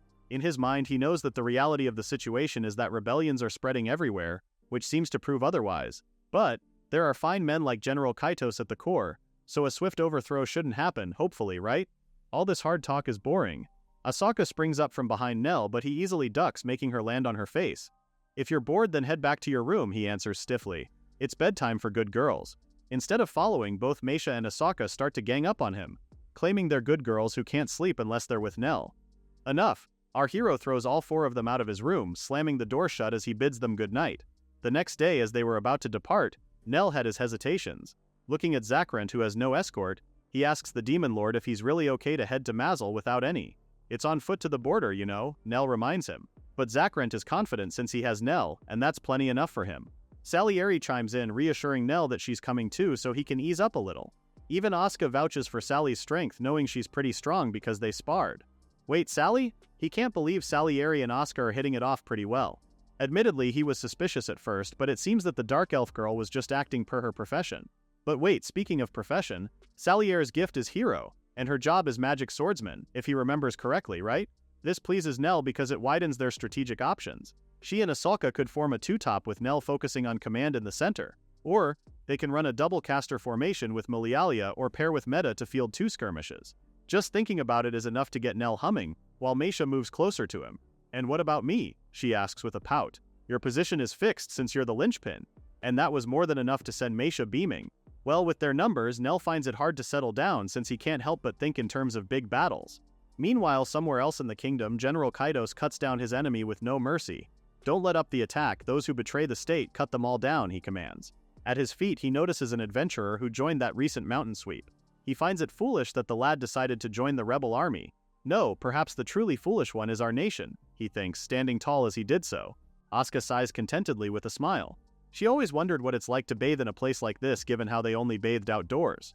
Like her, the rest of the foursome relishes the relaxing bath, with Malalia saying this is the best. Misha, on the other hand, can't help but wish that Nell had joined them too. Such a shame. Speaking of Nell, he shouts from the other side of the fence, also enjoying a hot bath on his own. He could hear the girls, you know? Honestly, these girls. In case you're wondering how they ended up here, the Hope clan actually booked an inn in a hot spring town called Apple Rival, which is located right before Masel's capital, Lisansen. Apparently this check-in is part of Masel's kingdom's welcome to them. From the other side, Nell could hear another person join the rest of the Jopi clan at the bath. It's Salieri. She asks why Nell is alone, a little disappointed because they had a special treat prepared for him. She even tells him how Lord Zakrant himself is enjoying his own special treat. Asuka jumps upon hearing that because what do you mean Lord Zakrant has his own special treat? They may be young, but these girls have an idea what this special treat is, and they angrily call out to Nell. What's the meaning of this? That's so gross. Of course, Nell had to clear himself. This is just a misunderstanding. With that said, he exits the bath, a little embarrassed and overheated. At least he managed to clear his name somehow. Even this brief moment of alone time is cut short again with Asuka bashing her head against Nell. Mind you, this is how she expresses her excitement, violently. But Nell is more annoyed that she's not wearing her chestband properly. This is just her special service for Mom who held back. But nope, Nell noped out of there. Nah, he's good. As usual, the girls used his room as their lounging area after their bath, rolling around in their yukatas. Even Salieri is there. Looking at Nell, who's sighing in exasperation, Salieri can't help but say something. Is he impotent or something? Because why the hell is he reacting like that when he's got all these beauties around him? What even? In Nell's defense, it's because he's not a creep who lays his hands on kids. At that, Salieri smirks and reminds him that she's an adult, as if her fully developed chest were not proof enough. But instead of feeling tempted, Nell just rides along with what she has to say with disinterest. Anyway, tomorrow they arrive at the capital. They'll meet the Demon King, so he reminds the girls to mind their manners. Malalia asks if they just need to kneel behind him like they did when they met General Kaidos. For what it's worth, Malalia doesn't think they could be rude even if they wanted to. Nell continues that this time, the Demon King Ingril wants to commend their personal deeds as individuals. So to speak, the formal ceremony is only for Zakrant. And they, the Hope clan, will just chat a bit in the reception room. Upon hearing that, Meisha starts to feel nervous. What if she faints? Meg tells her that she'll bring lots of candies just in case. Can't have Meisha drop her sugar now, can we? Nell says he'll handle most of the talking as usual, but he figures the girls may get questioned too, so he asks them to try not to say anything impolite. The next day they arrived at the castle as scheduled. Nell and Malalia look up at the towering structure in awe. Nell asks what she thinks of it, and the latter says it's a pretty amazing castle. Other than that, she thinks that Masal's national power tops Rintlight's in both tech and military. He tells her that she's correct. A grand castle like this proves that they have technique, capital, and the leisure to flaunt it across the nation. Nell is proud because she's learning to read more now. She tells him that's to be expected if she's with Nell. If that's the case, if ever he's gone, then Malalia will take command from there. Upon hearing that, she snaps, asking why he would say something like that. Nell calmly explains that he's just citing an example, given how unforeseen things can happen. Malalia can't help but feel emotional. She doesn't like that kind of talk at all. Nell freezes. Oh no, what has he done? It doesn't help that Salieri adds more fuel to the fire, saying he's a tactless strategist who can't read a girl's feelings. Some shabby strategist he is, huh? Ugh, Nell can't even refute that. While the party is making last-minute discussions outside, the Demon King Ingril has actually been watching them from inside the castle for some time now. Finally, the Hope clan enters the castle, where they are led to a majestic conference room. Asuka is already reeling with how elegant the room is. It's truly fit for a king. As usual, Nell had to chastise her. Unlike Asuka, Malalia is busy chanting don't be rude to herself like a mantra, and Nell had to tell her to relax a little. Then he turns to Meisha and urges her to eat some sweets while she can. But as it turns out, there's no need for him to say so. Meisha is already gobbling the sweets as they speak. Of course he can't leave out Meg, telling her off for scoping the furnishings. Dang. Nell really knows them down to the bones, huh? Little did they know Ingril had been spying on them from the crack in the door. So far he deems Nell capable, but the Demon King is worried about what to do since he heard Nell was a pretty boy leading 4 young girls. Mylene says aloud what Ingril had been thinking. Nell acts more like a mother to the girls. It kind of irks the Demon King to a certain degree, prompting him to ask if all human adventurers are like him. That's a no. Nell just happens to be the odd one out. More importantly, she advises the Demon King to stop dallying and just grant them his audience. Yes, she's right, of course. Ingril clears his throat before opening the door and greeting the Hope clan. He introduces himself and tells them to be at ease. Each member of the clan settles on their seat except for Nell. The latter remains standing as he extends the same formal greeting to the Demon King, introducing himself as the leader of Hope. Oh? From Nell's speech alone, Ingril is impressed at how Nell was able to grasp the Demon King's intent from his tone alone. Ingril only had Mylene give this party the gist, and yet Nell shows respect not to we, the king, but to Ingril, the man. The Demon King thinks that someone who can keep such a strategist close is quite fortunate indeed. Say one thing and he'll grasp 10, then return it with a plan boosted to 15. Anyway, back to the topic at hand, the Demon King expresses his gratitude to the Hope clan and apologizes for offering monetary rewards to them, since he finds it a bit disrespectful. To this, Nell replies with a popular adage, "Justice varies by person, but money's value is the same for all." With that said, he doesn't really mind the monetary rewards. Making Ingril grin, this just makes him want Nell on his side even more. The Demon King finds the latter's situational judgment precise. What's more, Nell commands a few soldiers to rout monsters led by Ginoi. Ingril can't help but think how Nell is way too valuable to leave in the wild. But he reels himself in after all. He may have gained a stout ally in Zakrant, and getting Nell to join his side may be a bit too greedy. Ingril gets up from his seat thinking about how he could invite Nell endlessly if this were a royal audience, but too bad it's not. Anyway, he tells Nell and the rest of the Hope clan that they should take their time and enjoy sightseeing in the capital since they've come all this way to the Mazel Kingdom. Nell is more than happy to do so, especially since they had a glimpse of the hustle and bustle of the crowd from the carriage alone. Ingril turns to Salieri, saying she'll be the one to guide them around since she also seems to have taken a liking to the Hope clan. Speaking of Salieri, the Demon King thought that if Salieri could entice Nell, then he'd become one of Mazel's people. But that's just wishful thinking, seeing how enticing Nell may be. A too high ambition for the likes of Salieri. Just look at her. She's even more excited to go sightseeing than they are. Since their audience with the Demon King is finally over, Asuka is quick to call their mom and hurry it up. You best believe Nell snaps at her when she calls him that. After their brief meeting, Ingril is back at his chambers, smiling to himself. It was not lost on Mylene how His Highness is in a good mood, which he confirms. How could he not? Today he has gained many friends. For one, there's Bankrupt. He abhors war, loves his people, and most importantly, he understands the value of life. The bond with their audience with the Lord of Piran Castle is truly a good fortune for them. Of course he can't forget about Lionel the strategist as well. Heck, Ingrel almost went as far as to say that he'd praise Gyunai for introducing those two alone to him. Mylene had to clear her throat as if to remind him of what Gyunai had done. Yeah, of course, Ingrel's just joking. Gyunai has to settle his accounts properly after all. They can't let the death of the maid who used to steal the orb from the treasure vault be in vain. Mylene is almost ready to praise him, but man, Ingrel's head is still on Nell. Man, he really wanted to secure a strategist on his side. Mylene asks how long he will mull over that since they already have another problem on the horizon. Ingrel knows it's the war with Rintlight, right? Speaking of Rintlight, the kind have just finished their convention and made a proclamation. The Rintlight Kingdom declares an invasion of the Mazel Kingdom ruled by the Demon King. Nell stares wide-eyed at the bag they had just secured. With the reward money alone from the Mazel Kingdom, they could easily live for a year. Asuka asks if he plans on saving it again, and of course he does. It's for their future after all. The girl's shoulders drop upon hearing that. Well, at least that's what Nell wanted to say, but since they've come all the way to Mazel, he thinks a little splurging should be allowed. Asuka instantly beams, along with the rest of the girls. Yay, let's get to spending. Nell turns to Salieri and asks if she's got any good places to recommend, and the latter is more than happy to do so. For starters, she leads them to a magic shop, saying it's a must-visit here in Mazel. Nell's not too surprised with that given how the country's tech can produce such incredible ancient magic results. For sure the shop must be selling amazing items. No sooner had he said that than he spotted one of those amazing items. An amazing staff, and the price is quite amazing too. Oh-ho, even Salieri didn't know about this. She hasn't been here for a while, so she's surprised that the shop also carries stuff like this now, and then turns to Malalia. The staff is called Waterwolf Fenrir, explaining to the latter that it boosts ice magic. If Malalia wields it, then she might be able to solo a chimera, no? Nell already had that idea in his head. Asuka quickly says they'll buy it. Nell explains that if they do buy the staff, then it would wipe out 70% of the reward money. It's not wasteful, but he can't exactly blow it all on one item. At that, Meisha's puzzled because why not? It's a rare find. Meg is on board with this too. Plus, they probably won't get another chance to shop with this much money. Well, that's true. Plus, they might never be able to visit the Mazel Kingdom again. Alright, it's decided they'll buy it as clan equipment. As for the leftover money, they'll split it among everyone and call it a day. He turns and asks everyone if they're good with that, and the girls are more than happy to do so. After buying the staff, they continue walking through the city square. Looking around, you can feel the Demon King's policy of mingling with everyone, walking the streets without barriers. Salieri asks if Nell discussed this with His Majesty, and he tells her that he didn't. He actually just read it, and so did Ingrel in his own way. In his mind, he felt the Demon King was eloquent and not one to be carelessly handled.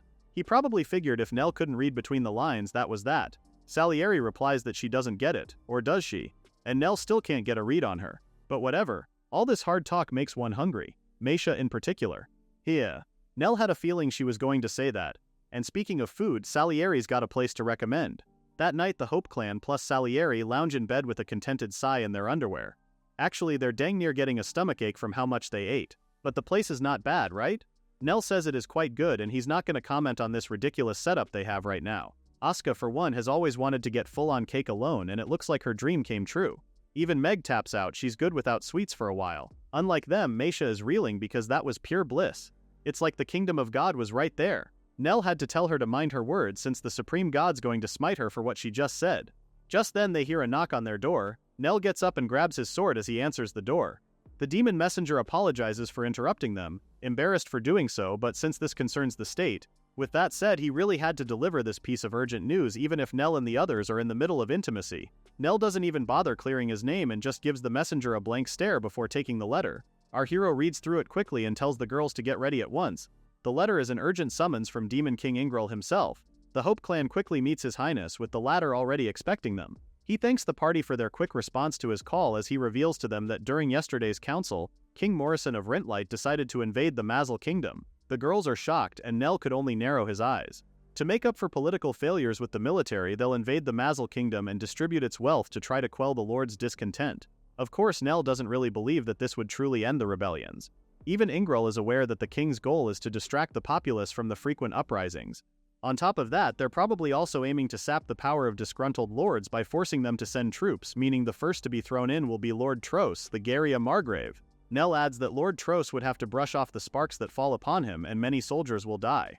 What's worse is that a lot of civilians will get caught in the war and end up dead. The Demon King explicitly tells Nell that this is not what he wants. With that, he hands the Hope Clan leader a letter of state to deliver to General Kaitos in Written Light's capital.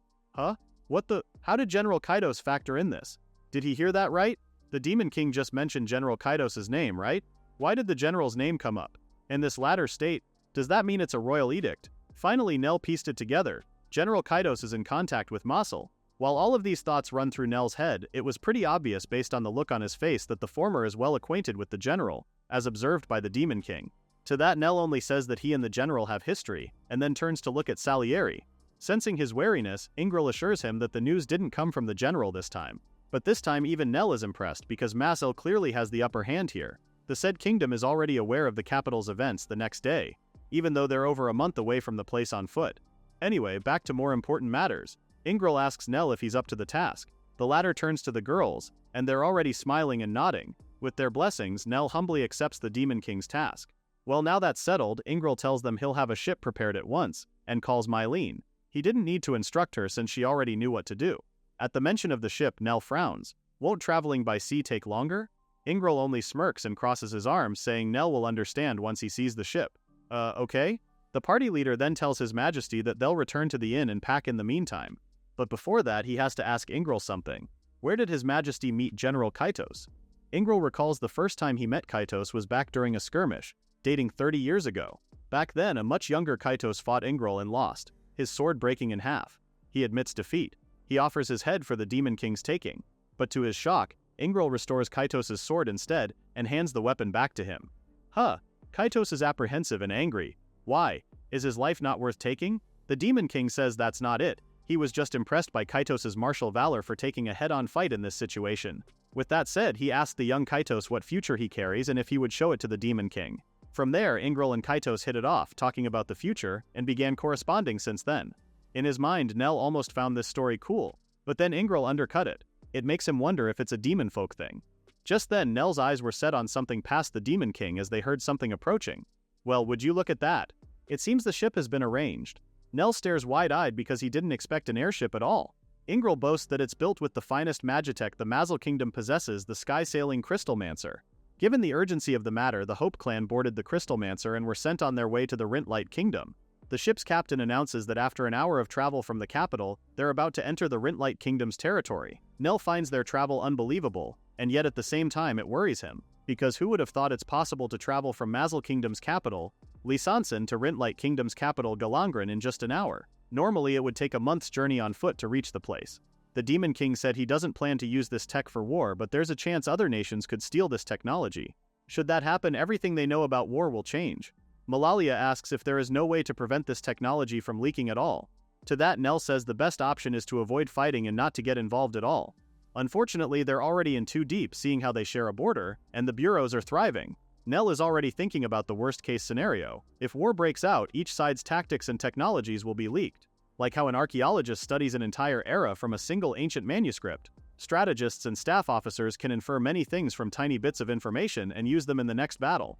Well, they're already flying to stop the war, right? But Malalia doesn't exactly understand how delivering a letter of state to General Kaitos could stop a war from breaking out. Nell says it's because the general is someone who can speak directly to the king. If from the general's mouth it's told to the king that the Demon King wishes peace with Rintlight, then the former just can't ignore it. Malalia then asks if things would really go that smoothly, and Nell only hopes that they do. As things stand, the war against the Mazel Kingdom has been drawn out, so if peace is achieved, the current King Morrison's prestige will rise. Rather than waging a war where victory is uncertain, stacking up achievements of peace would likely silence the discontented nobles. If King Morrison understands that, then avoiding war should be attainable. Grave matter aside, this just also made Nell realize how he keeps getting tied to people with the hero talent, no? There's the Demon King Ingril and General Kaitos, who both fulfilled great deeds in line with their talents. There's also Luke, the one who got warped along the way. And of course there's Asuka, who is still developing. It makes Nell wonder what kind of hero she will grow into. Whatever that might be, he could only hope that she would become a hero loved by everyone. Thinking about all of that got Nell crying quietly because he's worried.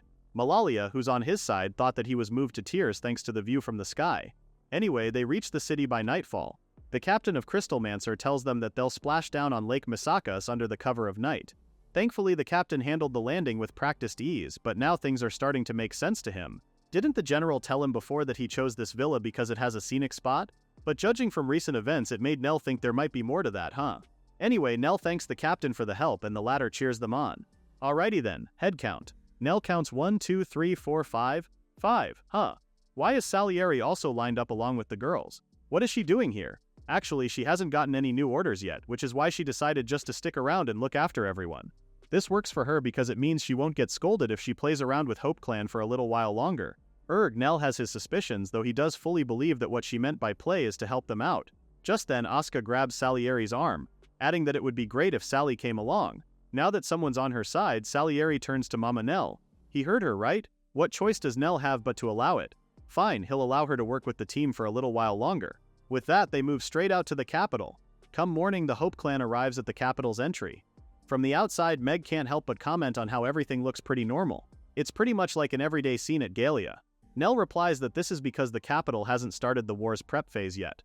The earliest they could actually invade is 6 months from now. Malalia turns to him, confirming if this is the best chance to call it off. Well, as far as Nell knows, the capital only decided to invade, so it won't be easy to stop. However, it's far easier than stopping it once the plan is in motion. If they act now, no one will have to suffer a loss. Nell is well aware that this is exactly why the Demon King rushed it and even went as far as allowing them to use his latest craft.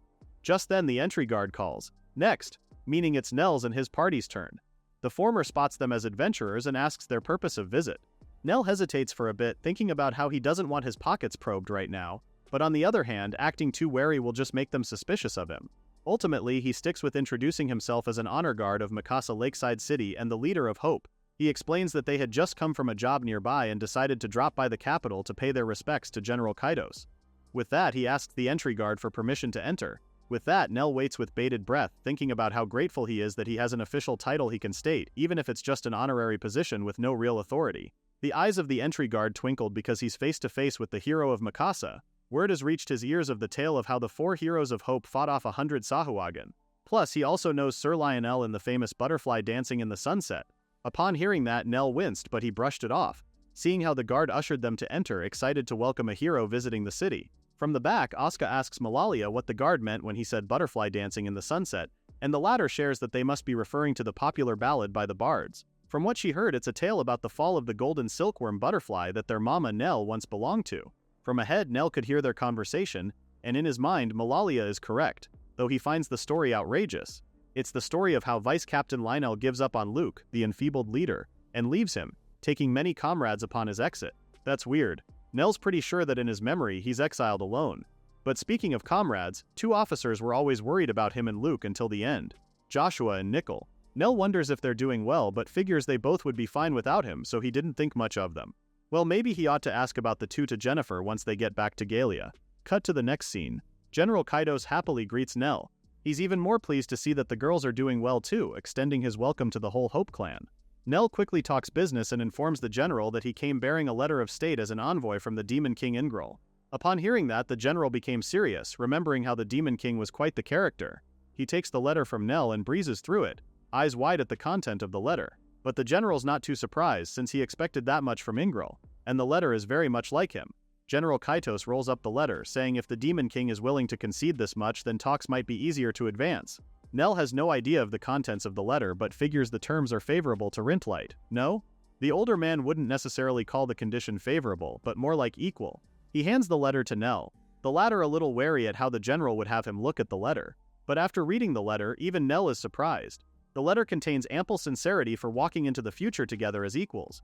There's not even a demand for territory or levies, showcasing that what Ingril wants is for them to stand together as true equals. Nell hands the letter back to the general, saying that with this, they have no reason to foolishly launch the first attack. The general moves quickly, suggesting they meet His Majesty, King Morrison, right now. It's a great opportunity, so Nell should come along as well. Nell pulls a face, and it's evident he doesn't want to come, saying he doesn't particularly want the king to remember his face or anything. The general scolds him for being so unenthusiastic. In Nell's mind, he's not even someone who should be granted an audience with the king. Heck, at best, he's just an honor guard. But the general won't take no for an answer. Nell is coming with him, whether the Hope leader wants to or not. Plus, General Kaitos also wants to introduce the younger man as his protege. With no choice in the matter, Nell approaches Malalia, explaining that the girls need to stay since not all of them can go.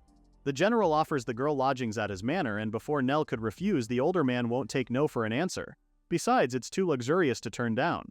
Ugh, fine, Nell concedes. He glances at the girls for one last time, saying he's counting on them.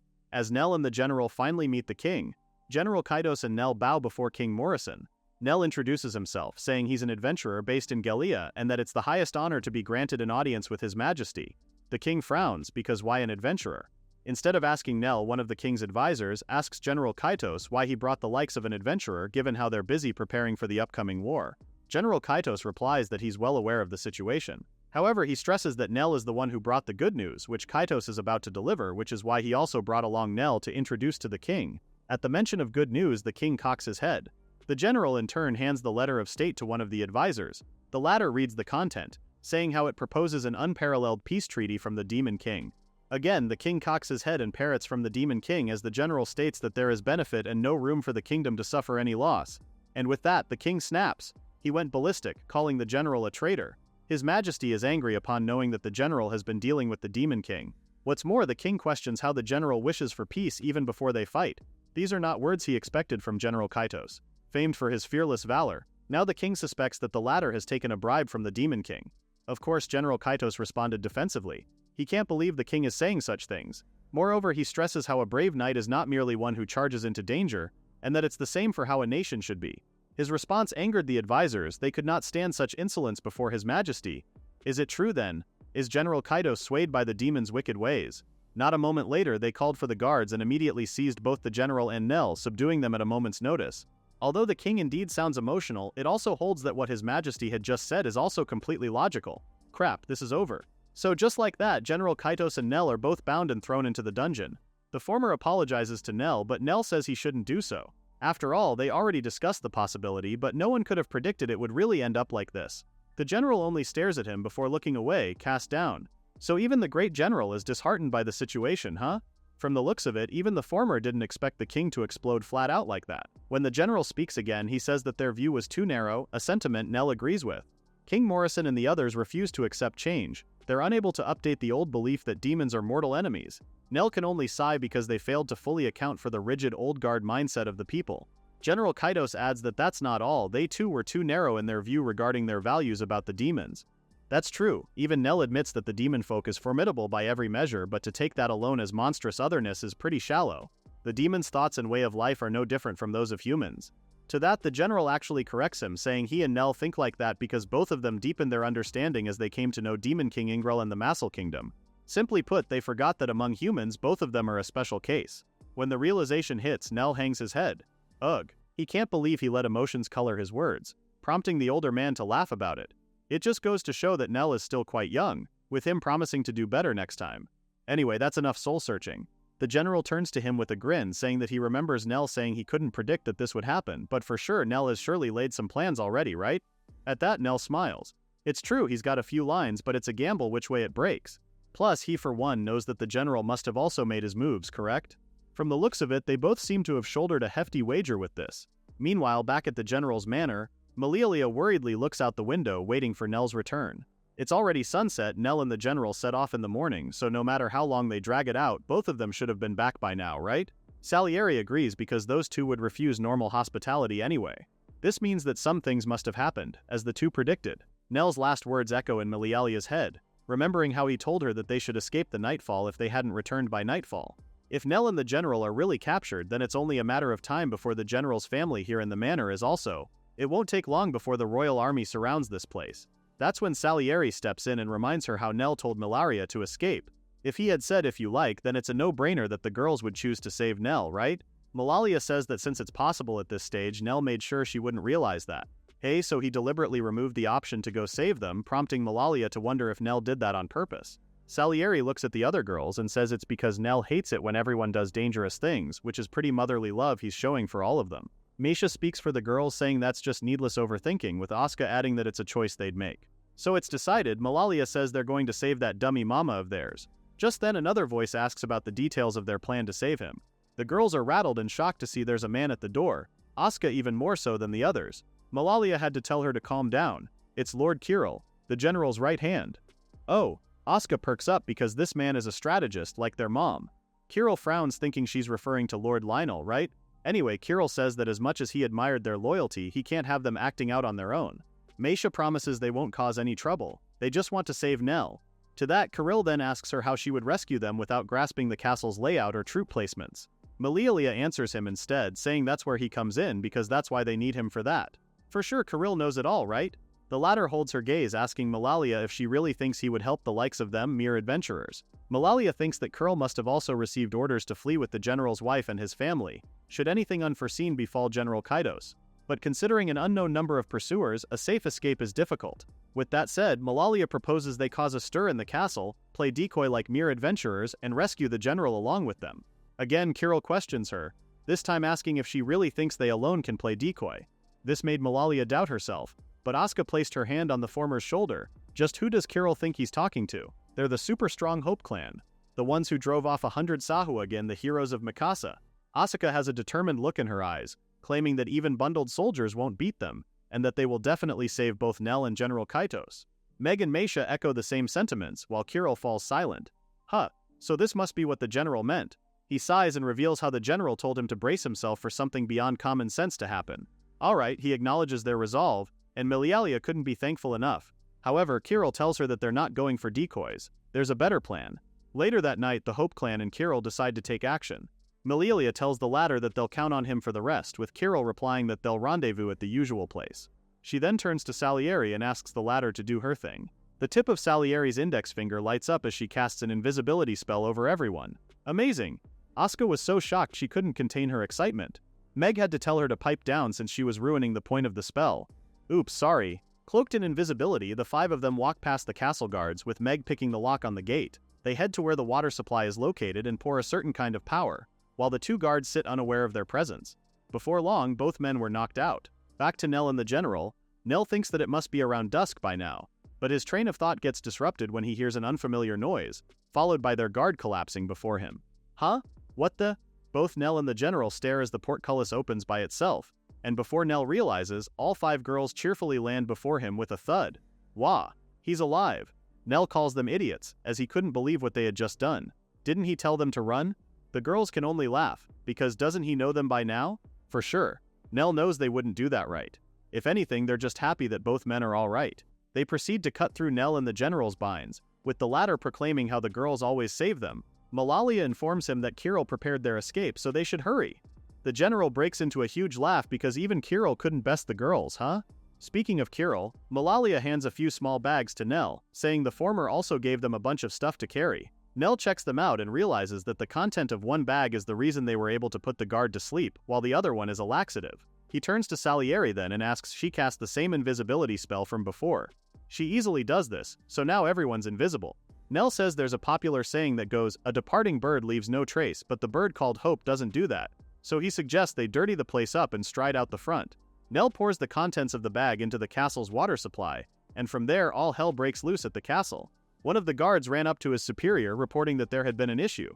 They have confirmed the jailbreak of the traitors Kaidos and Lionel. However, he doesn't get to finish his sentence, prompting his superior officer to ask, just what the hell is he doing? The young man has a strained look on his face, almost doubling over as he clutches his stomach. Finally, he manages to finish his report, saying that some sort of mysterious stomach pains and vomiting struck everyone. Huh? Just what the hell is happening? Is there no one left who can still move within the castle? Nell, the general, and the Hope clan managed to escape from the castle without a hitch. Right now, they're still on the run, on board one of the wagons. It's been 7 days since their breakout, still no contact with the pursuers.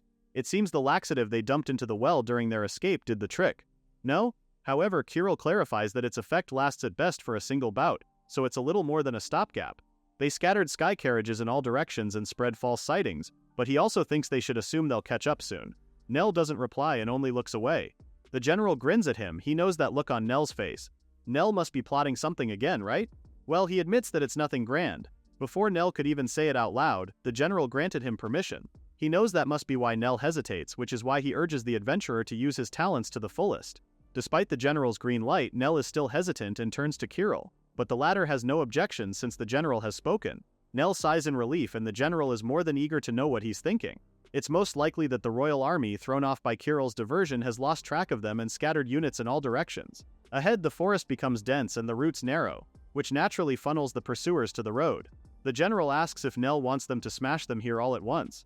He thinks it's impossible given that their numbers are unknown and that the terrain is not in their favor. However, you could also say the same for them. The Royal Arms will be wary of how the general's 120 troops might strike. So, to seize the initiative in that game of probing, he thinks Hope should stage an ambush. If one wants to win without intel, no good plan can bear fruit. The general breaks out laughing once he hears what Nell has to say.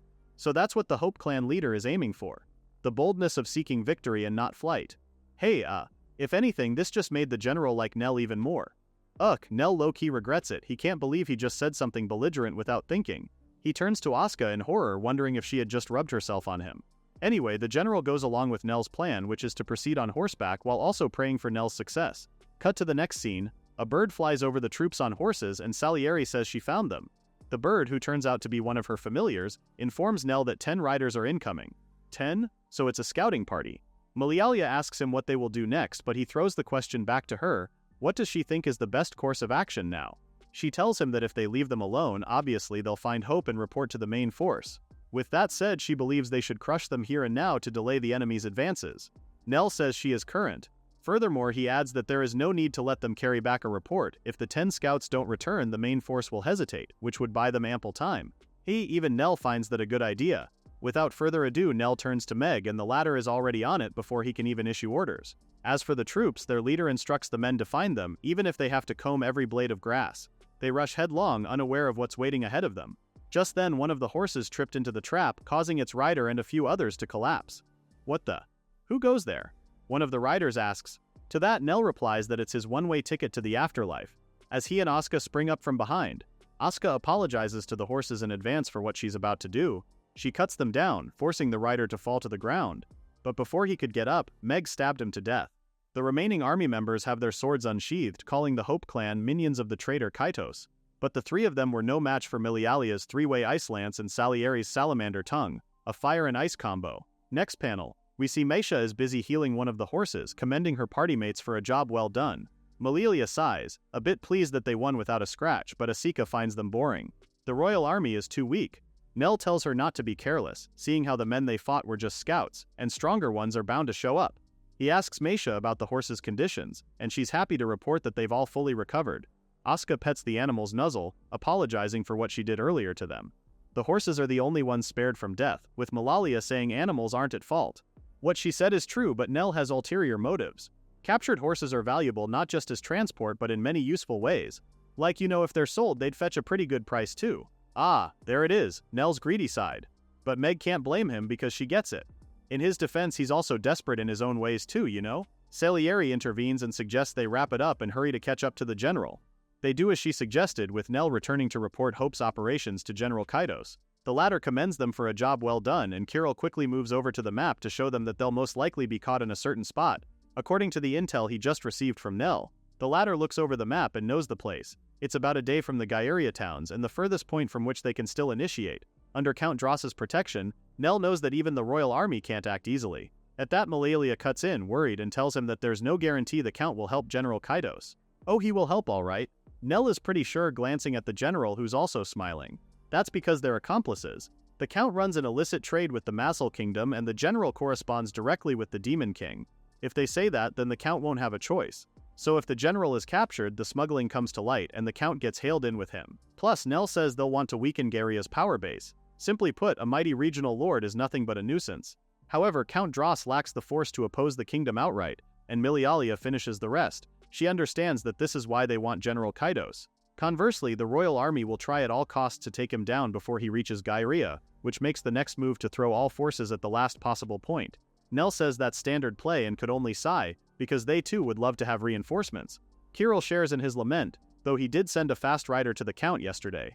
Unfortunately, they might not make it in time, so Nell's small group would have to make do with what they have. As Kirill predicted, the royal army came to them charging with a whole battalion. From what they're seeing, Salieri deduces that they must have scraped together patrols and way station guards to make up the battalion. In short, these men are real brainiacs.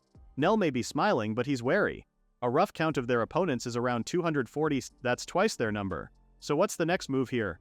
Looking at their enemies rushing before them, it's pretty obvious that Nell's side is overwhelmingly at a disadvantage. But since the enemy chose quantity over quality, he saw that the troops' coordination seemed poor. He turns to General Kaitos and asks if the latter would approve of his move to scatter the enemy. The general grins, entrusting all operational moves to Nell since he already sent Kirill to guide the non-combatants. He gives Nell full permission to showcase the plan he seems to favor best. With the general's permission, Nell turns to Milialia, asking her to give him one big shot. Hey, she's more than happy to give him more than one. She points her staff to the sky and casts a three-way ice lance. But that's not all, she doubles it. Nell is pretty amazed at the move she just pulled, but Milialia is not done yet. From the sky she casts Shatter and sends shards of ice debris into the enemy troops. Ha! That move just disrupted their coordination, so Nell quickly calls in the cavalry to move. Led by General Kaitos, he already knew Nell's instructions before the younger could even give them, ordering his men to keep pressing. Nell orders the infantry to move forward as well.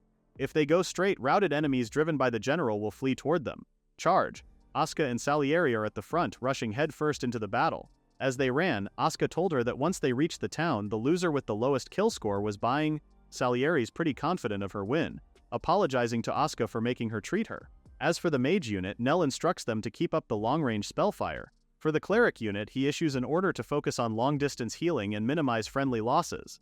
Meg goes ahead and tells Nell that they'll stay here to guard the rear echelon. Thanks to Malalia's magic, she's pretty confident that this battle will be easy peasy. So far the enemy has lost over 10% of their strength in the opening hit. Even if they slip past the cavalry's charge, they'll get hit by the infantry's assault. Wait a minute, Nell just realized something. After taking this much damage, any commander worth their salt would issue further orders to regroup and prevent more losses, wouldn't they? Crap, this is bad. He starts muttering under his breath and Malalia notices this, asking what's the matter. To that, Nell points out how their enemies aren't running away, so what does she think? Now that he mentioned it, even Malalia finds that strange. Are they stalling for reinforcements? Nell points out that if they face their attacks in different waves, they'll slowly be wiped out one by one. In that case, massing from the start would wipe them out more easily. To him it looks like they're aiming for mutual destruction, like wraiths trying to drag them down to hell. Malalia pales as she finally realizes what's happening. It's a war of attrition. Quickly she tells Nell that they need to do something. At this rate, the general and Asaka's group will be in trouble. Unfortunately, Nell tells her that there are no moves left to play. He could only look down because what exactly could they do? All their forces are engaged and they don't have anything as fancy as a reserve. Right here they only have 13 mages and clerics.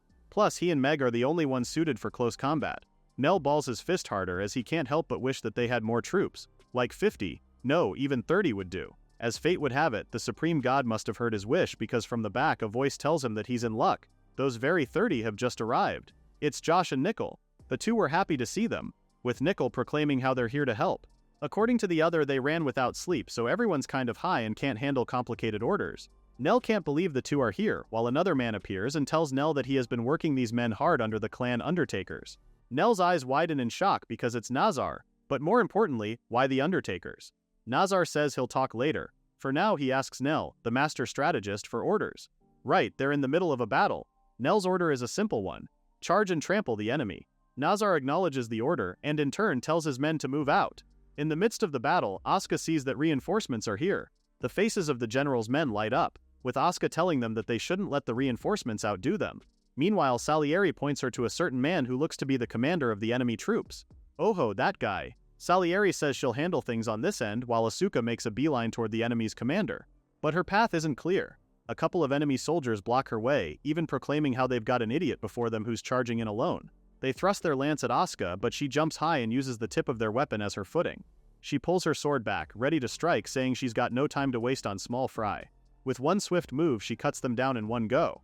Asuka rushes straight to the man who looks like the captain and strikes first, eager to take his head. The captain blocks her attack, angry that an insolent brat would dare take him on like this. Ha! He'll cut her down and aim for Asuka's head.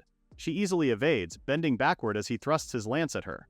While still leaning backward, Asuka easily cuts his weapon in half, much to the older man's shock. Asuka grins and tells him he's pretty careless for taking his eyes off his enemy, as she did what she promised and took his head. Heh, it's her win. Success, Asuka has taken out the captain-looking one, raising his decapitated head as she said so. As for the other soldiers, they've started to retreat. Milialia turns to Nell, asking if this means they've won the fight. Her mama Nell confirms it. This is their victory, at least for now. General Kaitos issues an order to gather the wounded and hurry back to Gaelia. Nell makes a tally of the casualties, 8 dead and 14 seriously injured. Meisha volunteers to accompany the carriage carrying the wounded, focusing on healing them, and Nell gives her the go-ahead. Looking at it now, their casualties are heavy, but by estimate it's about 120 of the royal troops are dead. Milia finishes what Nell is about to say. Even with that exchange rate, if they'd kept fighting they'd most probably have lost. After all, numbers win in the end. It's how attrition works, which is why Nell says the Undertaker's help was worth its weight in gold. Speaking of, Joshua and Nickel are beaming to hear that. Joshua is beaming at the way their ex-vice captain Nell praised them. Now that the battle is over, Milialia has time to take a good look at them. Who are these folks anyway? Nell tells her that the two are veterans from the former golden silkworm butterfly. The light-haired young man, Joshua, is bold and devoted. Contrary to him, Nickel prefers flexible and tactical battles. The two are complete opposites but make a great team. Nell commends Joshua for his perfect timing because the former really saved their necks out there. Joshua relays how some emissary of the general burst into the guild yesterday yelling about an emergency contract. Nickel continues how, at first the guild refused it, but once they heard Hope was involved, Jennifer took action. At the mention of it, Joshua is reminded of how cool she was back then. He recalls how she yelled, "Let's rip out that insolent Royal Amy's tongue." As grateful as Nell was to their clutch appearance, he finds it hard to believe that Nazar agreed to take on the mission. And that's when Joshua revealed that Nazar is actually a big fan of Nell. A fan? Nazar joins their conversation and confirms it's true. When he first heard about Nell's expulsion from the Golden Silkworm, Nazar wanted to personally recruit him on the spot. But what he didn't expect was that someone else, aka Azusa and company, would recruit him on that same day. Meisha and Azusa caught Nazar's eyes as he said that, and they beamed, saying foresight at the same time. Anyway, Nazar adds that since Nell left and his previous guild fell apart, the former made it a point to yank Joshua, Nickel, and about 10 more into his guild. Joshua didn't know that. So all this time Nazar poached because he had to? Anyway, Nell thanks Nazar for pulling through for him. But yeah, no biggie for the latter. Alright, now that they've paid back Hope and General Kaidos, they should head back to Galia. His men cheered while Nell turned to Hope, suggesting they head back and prepare for the next battle too. Back at Galia, specifically at Count Dross's manor, General Kaidos, along with Nell, reports everything that happened to the noblemen, explaining how they ended up at the Count's manor. Count Dross sighs. He always knew the capital's lot were fools, but he didn't expect they were this foolish. Maybe the folks from the capital can't grasp the gains from covert trade, but they should at least consider the power gap. If Mazel slapped sanctions on them, they'd probably be bankrupt within 3 years. Count Dross continues that they were only able to avoid that because the Demon King Ingrale, the benevolent ruler of Mazel, respects them. Tick, why can't the capital understand that?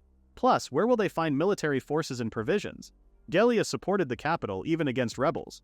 At that, Nell raised his hands and asked permission to say something. The nobleman gives him the go-ahead, with Nell proclaiming that Rintlight's real target is probably Galia, not the Mazel Kingdom.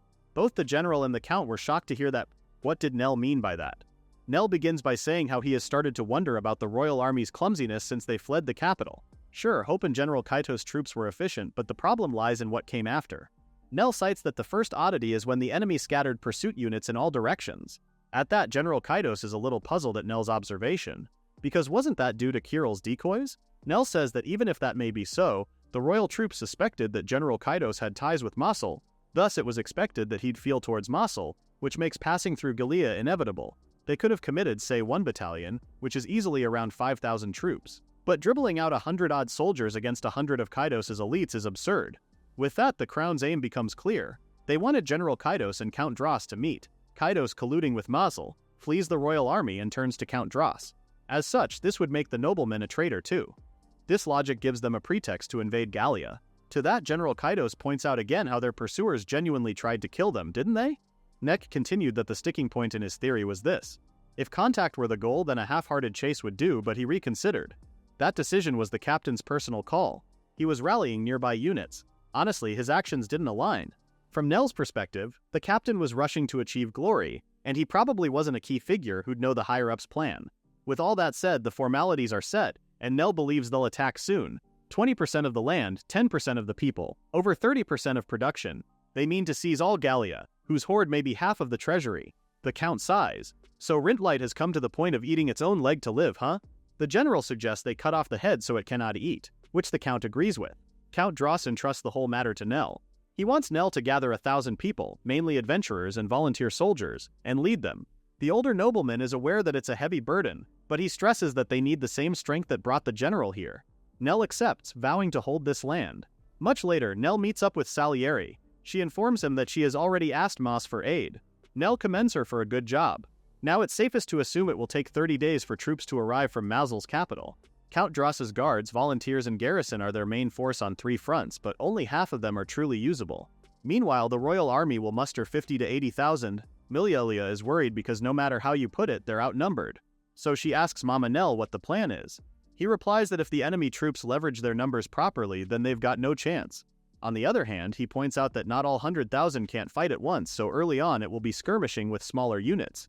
Asuka chimes in then. "Units like ours," she says. "This means it all depends on how he moves the thousands he's given." This time, it's Meg who appears, reporting that they've spotted the Royal Vanguard. There are about 3,000 soldiers, something Nell already expected. He also thinks their commander uses orthodox, steady methods.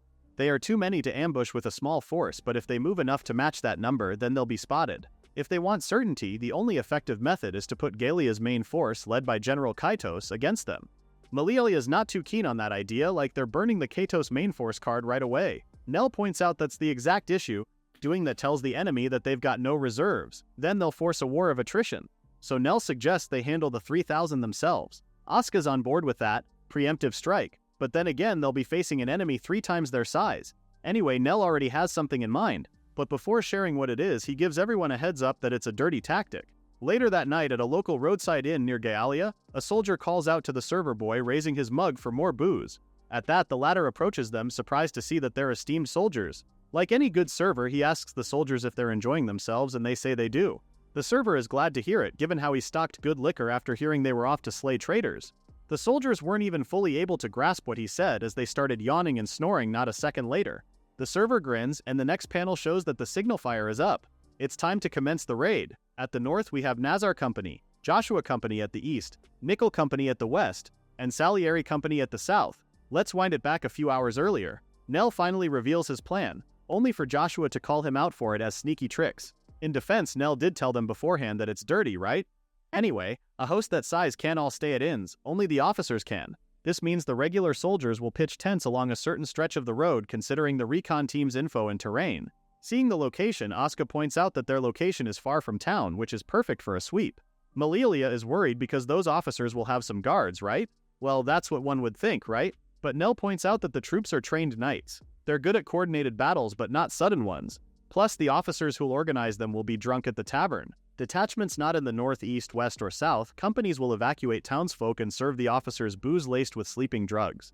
Asuka continues from there, saying they'll surround all sides and strike at once. Nell tells her no, well, at least not at once. Back to the present, Joshua and Nickel do their part, attacking the enemies, with the soldiers already asking that a messenger be sent to town. As soon as Joshua and Nickel had done their parts, they issued the order to fall back.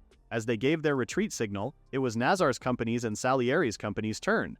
Salieri and Nazar wreaked havoc in the north and south, with Nazar and Salieri switching soon after. The soldiers didn't expect another unit to attack them. Weren't they supposed to be just a few? Again, we have to thank Nell's brilliant mind for this. You see, they use the dark to shuttle 2 teams alternately, making it seem like a huge army is attacking. With so much distraction going on, the padding tactic's a success. A messenger came to inform the officers at the tavern, but by the time they reached camp it was mostly in flames. As the sun rose that day, Nell's company reconvened. He commended Joshua for a job well done because they even looked more confused than ever. The latter points out that their ex-vice captain taught them to smash enemy supplies on sight after all. Maisha reports that the enemy lost 30% of their forces while they've got 12 wounded and none dead. Malilia points out the obvious. The enemy still has around 2,000 soldiers left, which is twice their number. Nell thinks it's best to strike before last night's momentum fades. This time he gives the order, Lionel unit, all troops move out.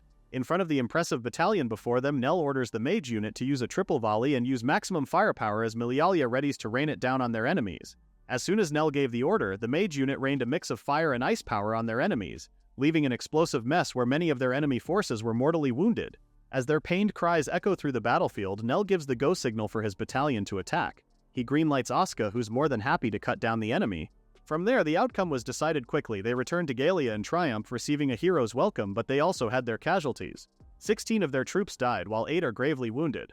Suffice it to say that victory still cut them up. As Nell and his crew waltzed into the city square to receive their hero's welcome, the strategist still carried a pain from the battle. He knows full well that it's impossible to face war without any casualties. Still, it's a heavy weight to carry all the same. Back at Count Dross's manor, both the nobleman and the general commend Nell for a job well done. If anything, what he did exceeded the Count's expectations, prompting Count Dross to ask why Nell is still a free agent.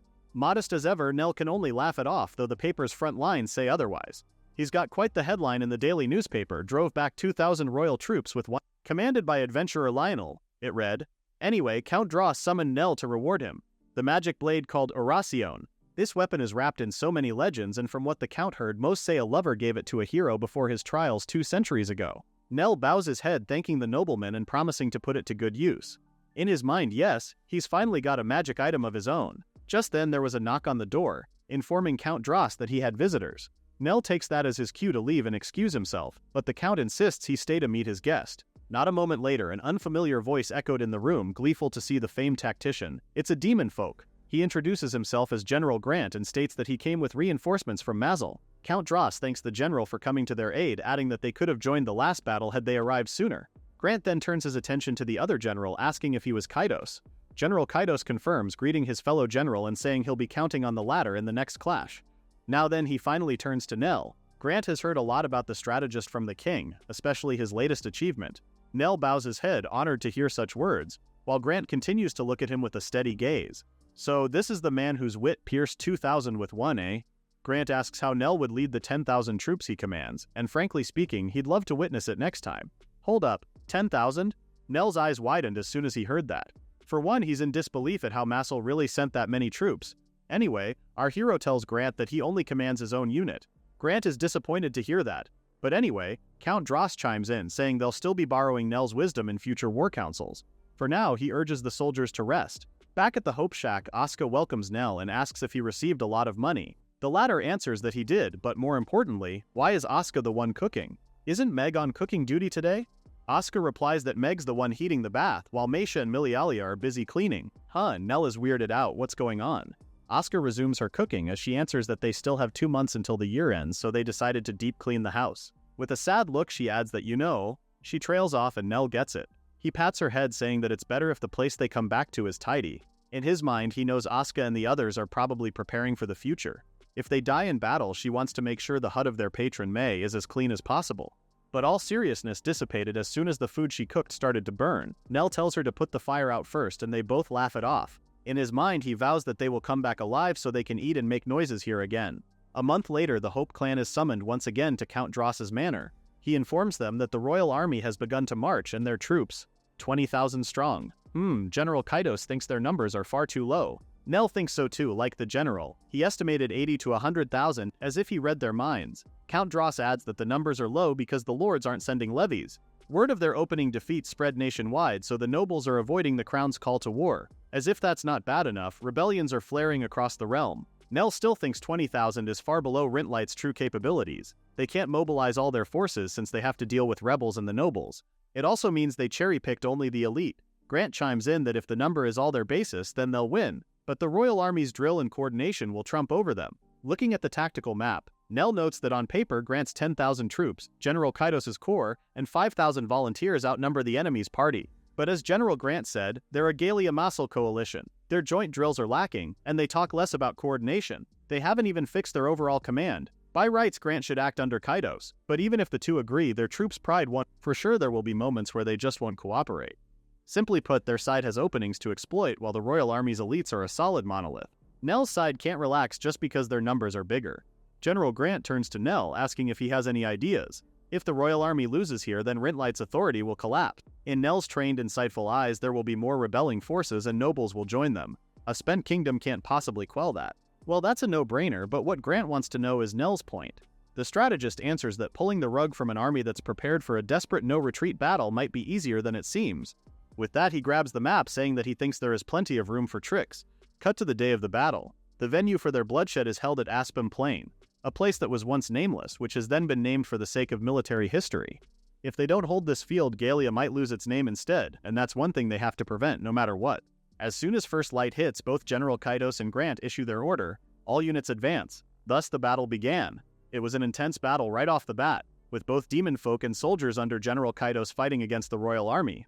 Despite their joined forces, the demon folk still struggled to push back. It was evident that they lacked coordination, with General Kaidos's men telling the demon folk to hold the line and push back.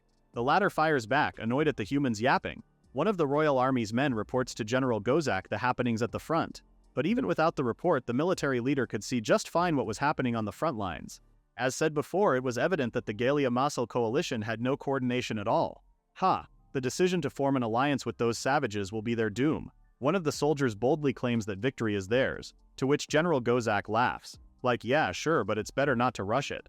On the flip side, it looks like he won't need to step into the battlefield after all. But wait, something's off. The military leader could feel it. Even if their enemy's coordination is poor, would an army that's escaped so many pinches suddenly form such a sloppy line? With his furrowed eyebrows, the soldier can't help but ask what the matter is. The general still has his eyebrows furrowed, saying how he feels something is wrong. He looks at their men's position and finally notices that the Royal Army line is broken, with the Mazal and Gallia armies on their sides. At that, he immediately ordered his men to reform the line at once. His soldier is confused because what does he mean by reform the line? They're holding the line, going on both the defensive and offensive at the same time. The general chastised the soldier because how could he miss that, motioning at the stretched line. They've been lured out. At this rate, they'll be in trouble. No sooner had he said that than General Kaitos gave the order for all units to charge. Punch a hole right through the Royal Army's guts, he shouts. This time, his men go on the offense, efficiently killing their enemies. General Grant does the same, ordering his men to charge now that the Gallia army has opened a path. General Gozak tries to hold the line, commanding his men to rebuild the vanguard. Bad move. The Gallia army actually anticipated that they were going to do that. General Kaitos grins, and this time he ordered his men to drive into the enemy troops' main body. Heck, they might as well thank Masel while they're at it. From Nell's vantage point, it's obvious that the tables have flipped. You see, before the battle, Nell and both generals were summoned to Count Dross's manor, right? There, he suggests that their tactic at the battlefield is to not coordinate the two armies. Both generals frowned at what they heard, with General Kaitos even asking if he had heard that right. General Grant, on the other hand, shook his head in disappointment. It was the Count who told both men to give Nell a chance to explain, given how it's too early for them to be disappointed. Nell is thankful for the general, giving him grace for what he said. As he thanked the nobleman, Nell went into full detail. Ultimately, they pivot to an oblique order and set a diagonal line, striking the enemy's flank. General Grant questions why they have to start that way. Even if the enemy catches on, their number can still force an advantage. Nell tells him that it lowers their odds. Since the enemy has counters ready, they should erase even slivers of risk. Alright then, General Grant will trust Nell's will to guarantee victory. Nell continues explaining the plan. Upon contact, Mazel will feign weakness and fall back, guiding a natural Gallia advance into the oblique. As reinforcements, they'll assume Mazel's morale is lower and can't fight on this turf more convincingly than by making Gallia look weak. To deepen complacency, he urges both the Mazel and Gallia armies to deepen complacency, wherein they visibly fail to coordinate. General Kaitos asks what happens next, then and Nell says that's up to the generals from there. Finally, it seemed like a bulb lit up above both generals' faces as they now understood what Nell meant when he said don't coordinate. Back to the battlefield, of course. Nell's side wins. Well, not fully, but they're almost there. Milialia is amazed at her mama Nell's strategic capabilities. The strategist, on the other hand, commends the veteran commander's execution of his plan. As expected, they both excel at optimization. Still, Nell had to say that the Royal Army is pretty tenacious, huh? Salieri chimes in, saying that it's because the Royal Army has nowhere to fall back. So they're unfortunate to have the capable yet foolish commander leading them, eh?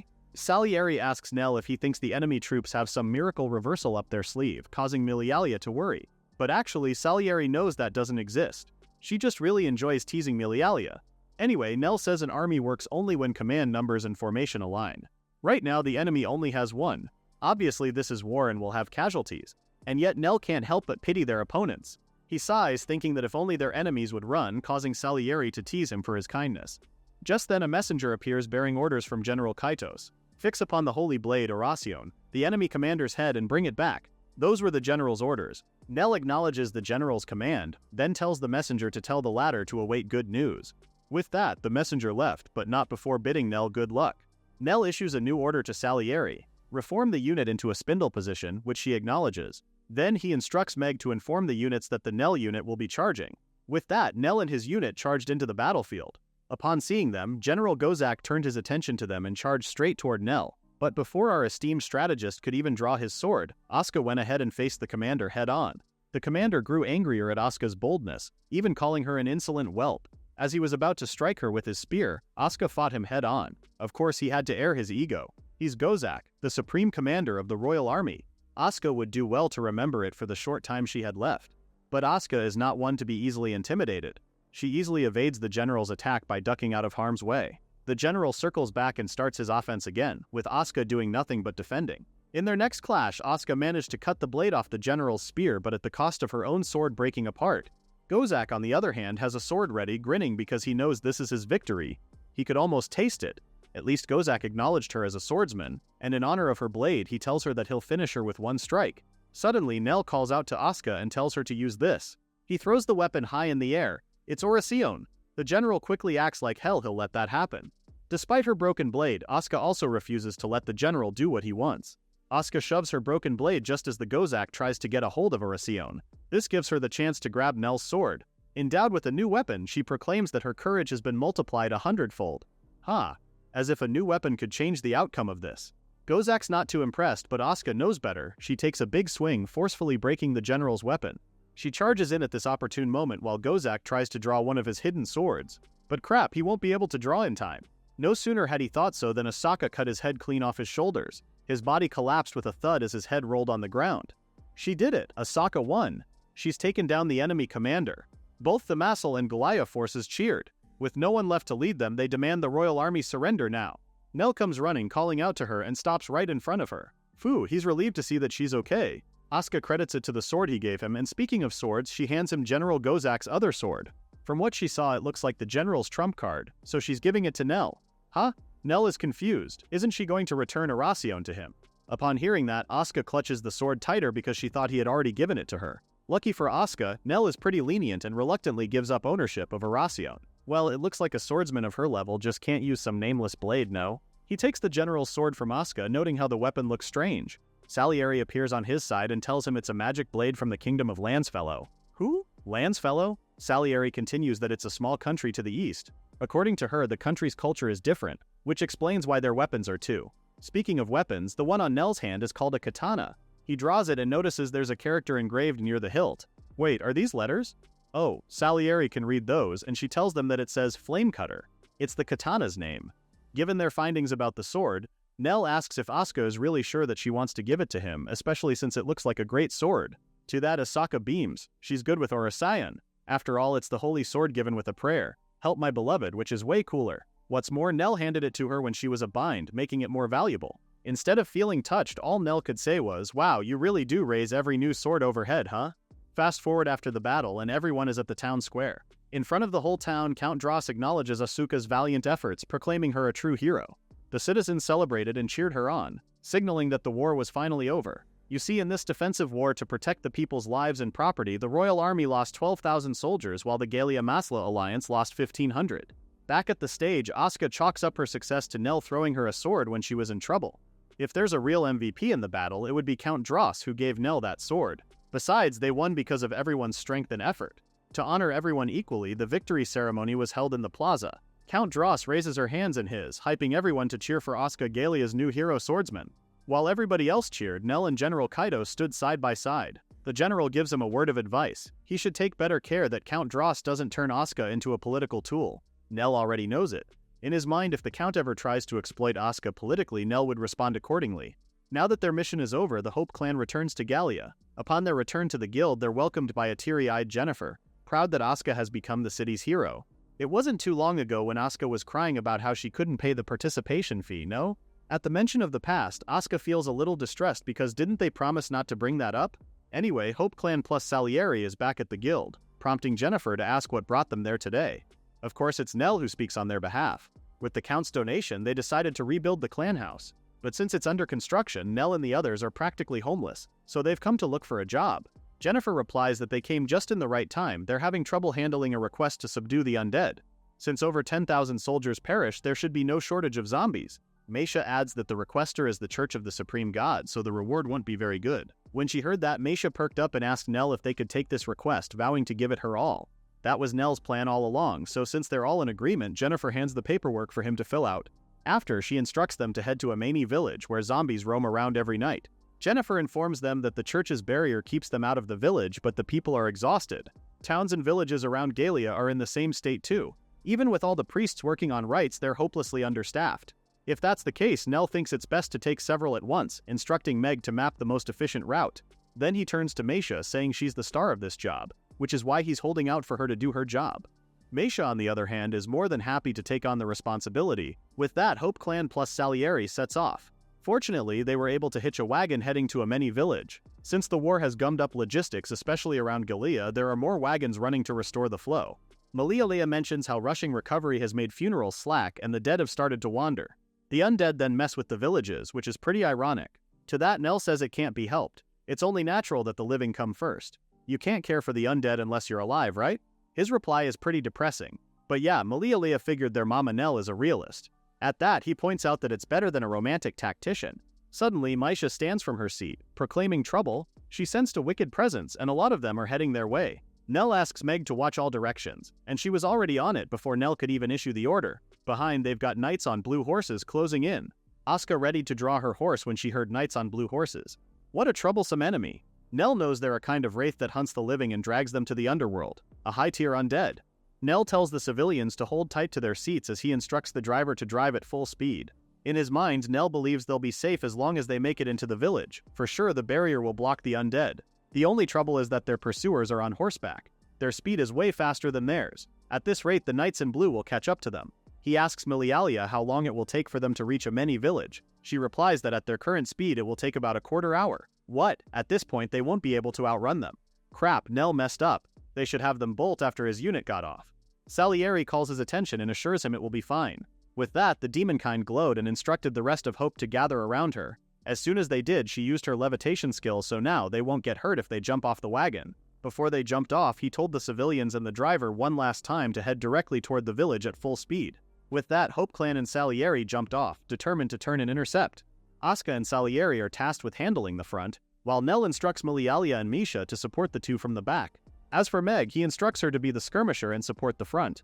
Meg runs up to the front and throws a couple of caltrops a few feet ahead. As soon as one of the undead's horse hooves touched it, the ghastly animal went down with a shriek. Nice. As expected of Misha's holy blessings, it can even overpower high-ranking undead. Even Asuka is amazed as she cuts down the other enemy. Salieri was also busy fighting her own when a straggler managed to move past her. She gives Nell a heads up, which the latter in turn calls on Milialia for. The mage unleashes her flame spear, instantly setting the enemy into flames. With that, Nell gives Misha the go signal to purify them. Misha uses her sacred sanctuary and starts chanting the purification process, blessing the undead and sending them to the Netherrealm.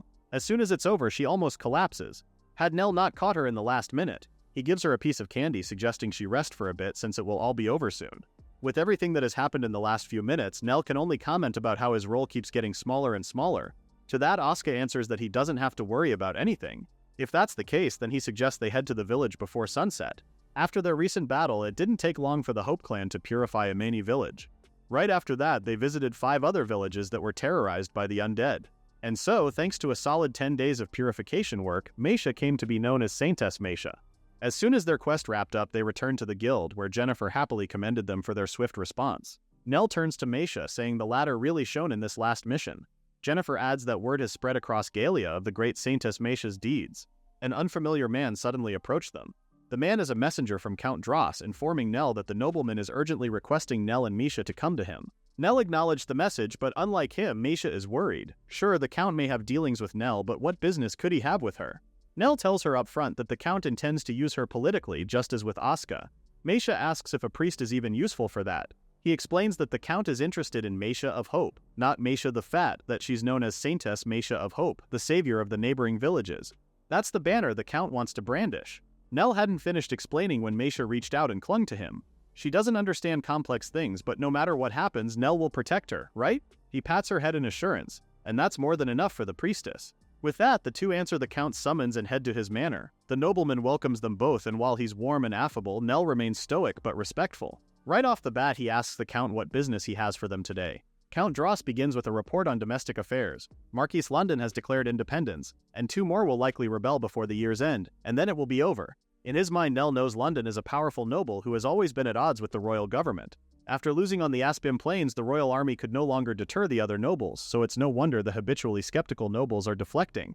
Back to the conversation. Nell asks what Galia will do. Count Dross says they'll declare independence right after the new year, and style themselves the Kingdom of Galia, and this is where the nobleman has a favor to ask of our esteemed strategist.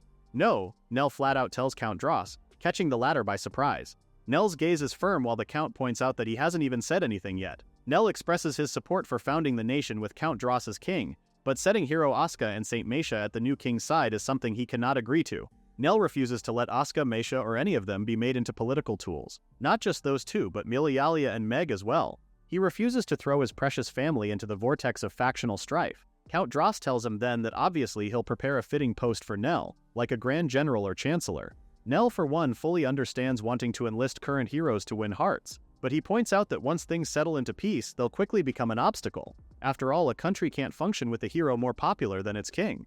The Count paused for a moment to think. Nell knows the nobleman is perceptive, so this should be enough for him to see it.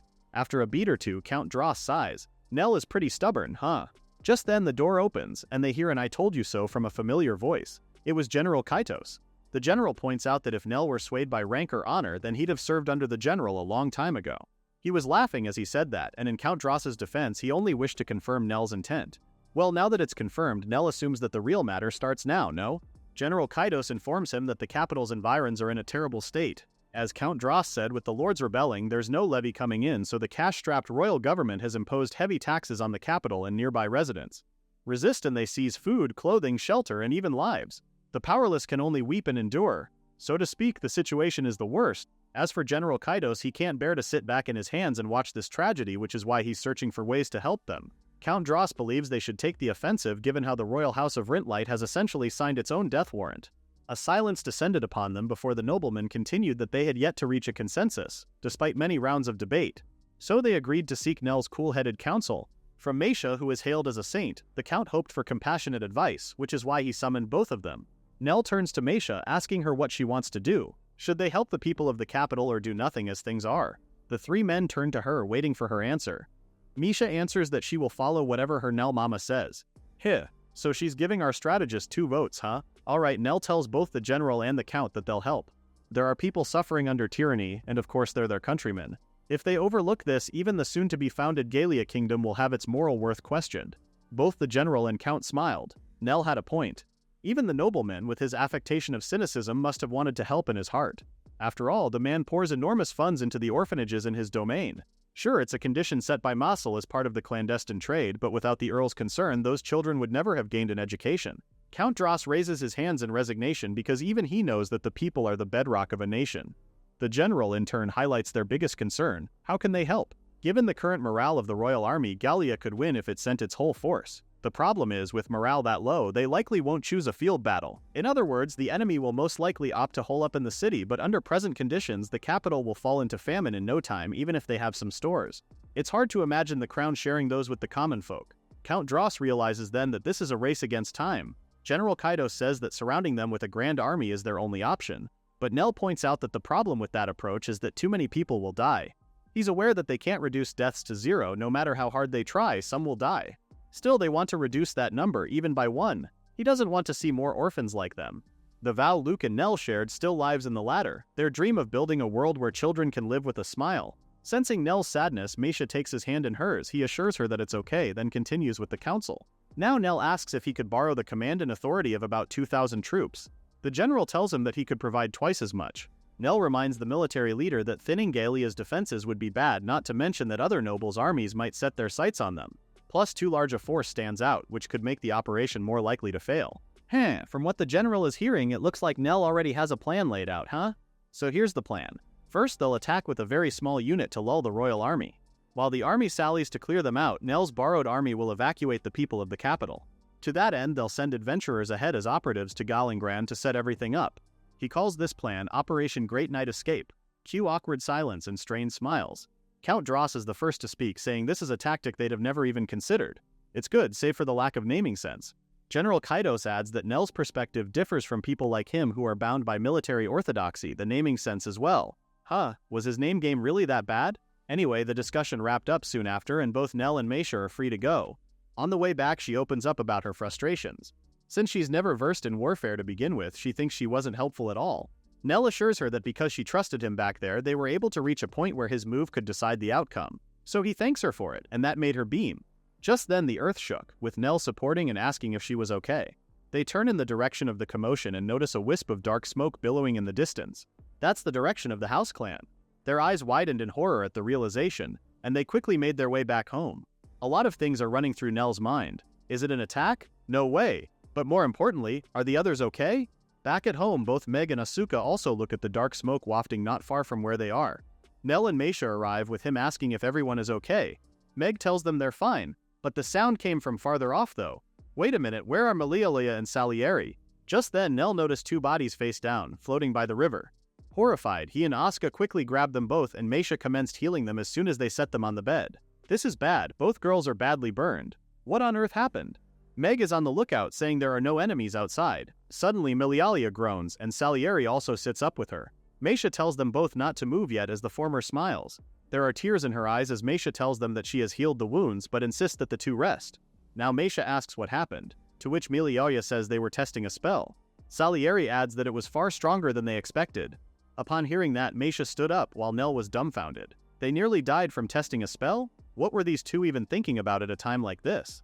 Meisha is upset as the tears finally spill from her eyes. She almost regrets healing them. With that, she storms off while Milialia and Salieri can only feel guilt and shame. Nell takes Meisha's seat and asks the two what amazing spell they were working on. Milialia begins by relaying how, while she was making lunch earlier, a droplet of water accidentally hit the hot pan, sizzling quickly and popping. As she nursed her burn, she told Salieri about this idea that if they could recreate that force with magic, then it would be incredible. So, with Salieri's salamander's tongue, Milialia chemisted it against her ice spear, which caused a tremendous explosion. The mage deduced that the amount of mana probably swelled 2,000-fold in an instant. Before they knew it, they were both blown away. Salieri could only comment that they may have made something outrageous. Used in battle, it would be a massacre. So using it on people is out of the question. However, Nell wondered if it could work as a demonstration if they used it in an empty area. The sound would perfectly spook the horses, and it might also be useful for their upcoming operation. But setting that explosive power right in front of the royal army who think they're just a small force might tip them over into a riot, especially with their morale already low. Nell asks Milialia if she can tune it so it won't hit anyone, and of course she can.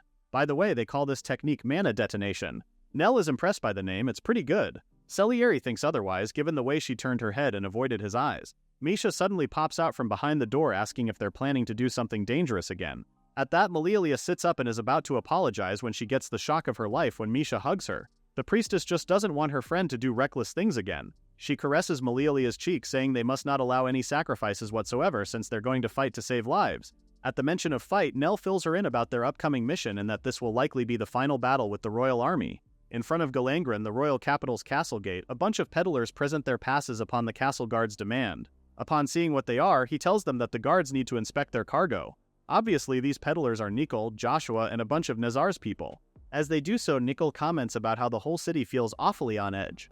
At that, Joshua answers it's because of that tactician Lionel who led Galia's army. From what Joshua heard, that very same tactician is supposed to be marching with them. As if that's not bad enough, there's the hero Aska and Saint Meisha, plus a bunch of others who've made a name for themselves lately, right? Geez, pretty scary if you ask him. Upon hearing that, the guard chastised him to watch his mouth. This time, it's Nazar who chimed in on the conversation. These lads are nothing but country merchants, just let it slide. If anything, they've also got brawny mercs like Nazar in the mix too. Galia's only got 1,000 mercs and their lot have a whopping 40,000, right? No matter how famous Nell's troops are, they're not going to beat trained men like them. At that, the gate guard told them that they should move along at the service gate ahead. Joshua and Nicol walk along, with the former noting how he didn't expect Captain Nazar to talk that smoothly. The captain was spouting things he didn't believe without blinking, but thanks to the information they mentioned, the operation should go down easily. Joshua notices a few of their colleagues have also infiltrated the area, so all that's left is to execute the plan.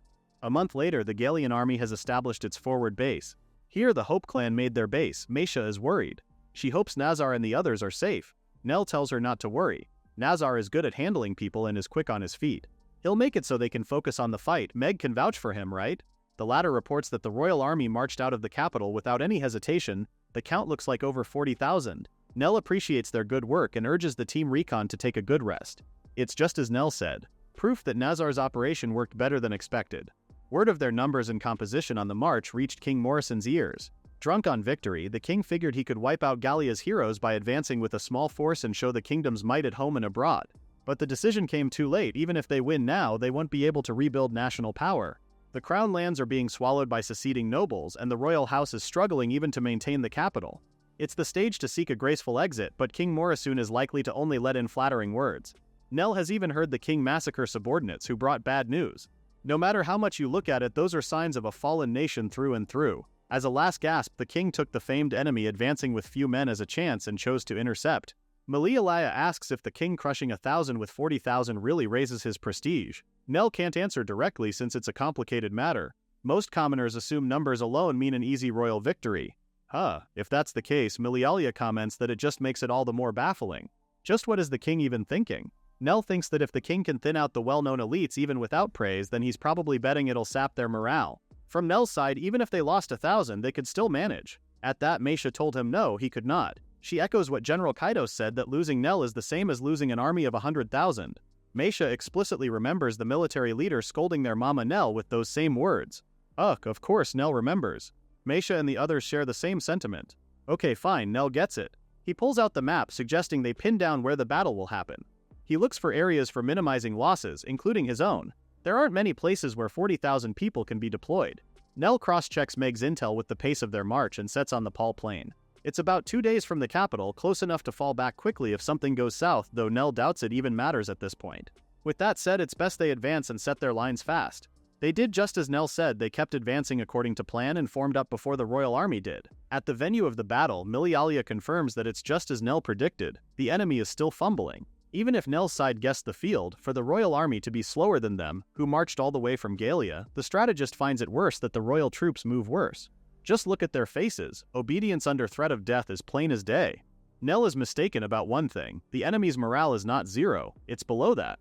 Milialia notices that the royal guards use a concave formation, and Nell doubts the royal army even has commanders left who can form proper lines. They're likely just shuffling by unit, something like this, more or less. Misha is also watching the battle below and notices how people are slipping away one by one. If they leave those deserters, will they collapse on their own? Personally, Nell prefers that they would just run, but the soldiers' superiors are hot on their trail. At this rate, infighting will just drag it out. With that said, Nell thinks it's best to just put them out of their misery and calls Salieri and Milialia. The mage casts her three-way ice lance while Salieri launches her spirit cannon. As soon as their attacks came into contact with each other, they produced a blinding flash of light, followed by an explosive power that obliterated every soldier within a certain radius of their mana detonation. Both Meg's and Meisha's eyes widen in terror at the deadly technique, while Nell and Asaka do their best to protect themselves from the flying debris. This much damage in a single strike? Nell is speechless. Salieri already knows this will probably be classified as a forbidden spell. This just confirms what Miliael already knew. They can't use this technique on people. From the other side, King Morrison stands from his throne, asking what just happened. But even his guards have no idea. They speculate that it must be a new enemy spell. If anything, the smoke is hiding the front line. One of the guards ordered a situation report, but the king is too shaken to process what's happening. Suddenly, King Morrison bolted right off. He sallied with 40,000 and lost most without even crossing blades, and King Morrison fled, running back to Galangren. However, what welcomed his majesty was an empty city. He looks around wondering why no one is here, before dropping to his knees. Where are his retainers? Does he truly have no one? Of course his people are far away from the city. Joshua's company handled the evacuation of the citizens to Lake Mikasa. Nazar shares that the evacuations to other towns and villages are complete as well. The only thing left to do is win. With Nell in command, plus Asuka and Milialia, Joshua is pretty confident that even 100,000 of those weak royal troops couldn't beat them. If anything, he's sure the royal army is in despair right about now. About that, well, he's not exactly wrong, but actually, the palace is in flames. The king's aides, as well as his family, are all locked up inside, calling for King Morrison to unlock the door. Meanwhile, His Majesty himself has truly lost it. He remains seated on his throne with a knife to his chest as the flames consume his body and the whole palace. A messenger from the general asks for Nell's report, with the latter saying that King Morrison has set the castle ablaze with his family inside. Honestly, Nell didn't see that coming. The scribes wrote in their records how, half an hour after the battle commenced, only those surrendering and roughly 30,000 stunned by the first strike remained on the field, and fewer than 5,000 made it back to Galangren. In a capital emptied of its people, did King Morrison set it all aflame in despair? 100 years since they usurped the previous dynasty, its lifespan as a state was remarkably short. Morrison's single year on the throne was the shortest in Rintlight history. The details of the final act, the Battle of Paul Plain, would later be struck from the official record to conceal everything about the spell mana detonation, now designated forbidden, requiring it all to be blacked out. Only in the Bard's Lay, the Fool King and the Grand Mage remains a verse that the great sage Milialia with heaven's structure smote the foolish king. At the battlefield, it surprisingly started to snow. Nell looks up, realizing that the year's almost over and it has been nothing but war. Next comes an era ruled by Count Dross, but just for this moment, Nell savors it. He looks at the girls having fun with the snow, at least Asuka is, while Nell thought to himself that maybe he's allowed to dream that childish dream, a country where everyone can smile. With the new year, the founding of the Kingdom of Gallia was proclaimed. The king, Count Dross, is now His Majesty Roskandros I. Commanding the kingdom's 30,000 troops is General-in-Chief Lord Katos. The citizens cheer for their newly hailed king and the newly proclaimed Kingdom of Gallia. His Majesty raised his hand for them to settle down. First, he thanks everyone who endured hardship with him and fought to the end. Tonight he urges them to enjoy the founding feast to their heart's content. Naturally, Nell's also there, dressed sharp and looking so fine. The king approaches him, urging Nell to enjoy the feast and not just stand around. The latter bows his head in greeting as he tells the king that with his leave, Nell will enjoy the banquet with his clanmates. With that, he walked off, wondering where everyone had wandered off to. The first person he bumped into was Salieri, looking seductive as ever, chilling by herself and drinking wine. As the Demon King's beloved cousin, she's probably used to occasions like this. Right beside her is a dark-haired woman in glasses who greets Nell. The strategist bows his head and greets her, calling her Lady Jinica. He congratulates her on her appointment as first secretary. Jinica giggles at his formality. There's no need to act so stiff. Lady Jinica is a gifted woman chosen as first secretary over many brilliant candidates. There are even rumors that she's King Roskandros's secret child. Anyway, Jinica asks if Nell has eaten anything yet, to which he replies that he hasn't since he's still making his rounds. Jinica urges him to help himself, just like how they are. Nell quickly whips his head and sees Misha and Asuka in formal dresses, talking about how the dishes served are quite exquisite. Nell quickly turns to nagging mom mode, telling them not to wolf the food down, especially since they all dressed up so nicely too. Both girls giggled as Misha asked if the clothes were the only pretty things. Nell had to admit that they looked more mature than usual. Okay, that won't cut it for Asuka. Can it be pretty, cute, or striking? Upon hearing her complaints, Nell takes back his compliment. They are soon joined by Meg and Milialia, who are equally dressed for the occasion. Poor Meg's struggling since it's her first time wearing a skirt. Honestly, she'd have preferred her usual outfit. Milialia also wished she had dressed a little more modestly, but it's not every day they get to dress up like this. Jinica compliments them for looking so wonderful, very becoming of a woman. Even she praised Nell for looking dashing, to which the latter pouted in reply. Asuka snickers because it is true. Their mama is dressed more proper than usual too. Nell thinks they're just teasing him, so he tells them that he's well aware that the clothes are wearing him. But to his shock, they only stared and didn't say anything at all. Finally, all 5 girls praise him for looking so cool tonight, and he finally relented and accepted their compliment bashfully. Fine, they all look beautiful too. Jinica breaks the intimate moment by laughing. It's just as the rumors say, he's a harem tactician. What? What kind of rumor even is that? Nell finds that scandalous. At that, a third voice joins them, saying it's not a rumor, it's a fact. It's General Kados. When did he even get here? The military leader is cackling, and then, since everyone's relaxed, there's something he wants them to hear. Cut to the newly renovated Hope clan house, where Nell explains the refugee situation to Milialia. You see, none of the nobles moved to take control of Galangren, leaving the latter confused. Okay, that was pretty vague, and actually, he had just heard about it from the general the other day. The final fire King Morrison set burned not only the castle and his family, but also the treasures hoarded for generations. Galangren has vast land but no productive base. As a capital, its function is only to collect and distribute wealth from all regions. Having lost everything, the lords judged it not worth ruling, and the land of Galangren greeted the new year with no one governing it. Because of this, the former capital became a den of brigands, and the citizens had no choice but to flee the collapsing city. Nell explains that among the many newborn states, the richest, most faithful, and most people-minded is the kingdom of Gailia. This is where the refugees flocked. Incidentally, Meisha adds that the clergy of the Gungren Church of the Supreme God fled to Galia as well. Upon hearing that, Milialia turns to Nell because that sounds like a pretty big problem. Nell continues that even handling Galia's current population already has them at their limit. After the Battle of the Pal Plains, over 30,000 royal troops swore fealty. However, Galia can't simply fold them straight into the army. If the surrendered outnumber the original troops, discipline becomes impossible. The Galian army, reduced to 20,000 after volunteers disbanded, still managed to hire 10,000 as soldiers. But it was a desperate measure. It was only thanks to General Katos's popularity and Staff Officer Kirill's organizational skill that it barely worked. The remaining 30,000 weren't put to military service. Instead, they were treated as ordinary immigrants. But then there are other things to consider, like housing, food, clothing, and jobs to pay for 20,000. That's not really something you can conjure overnight.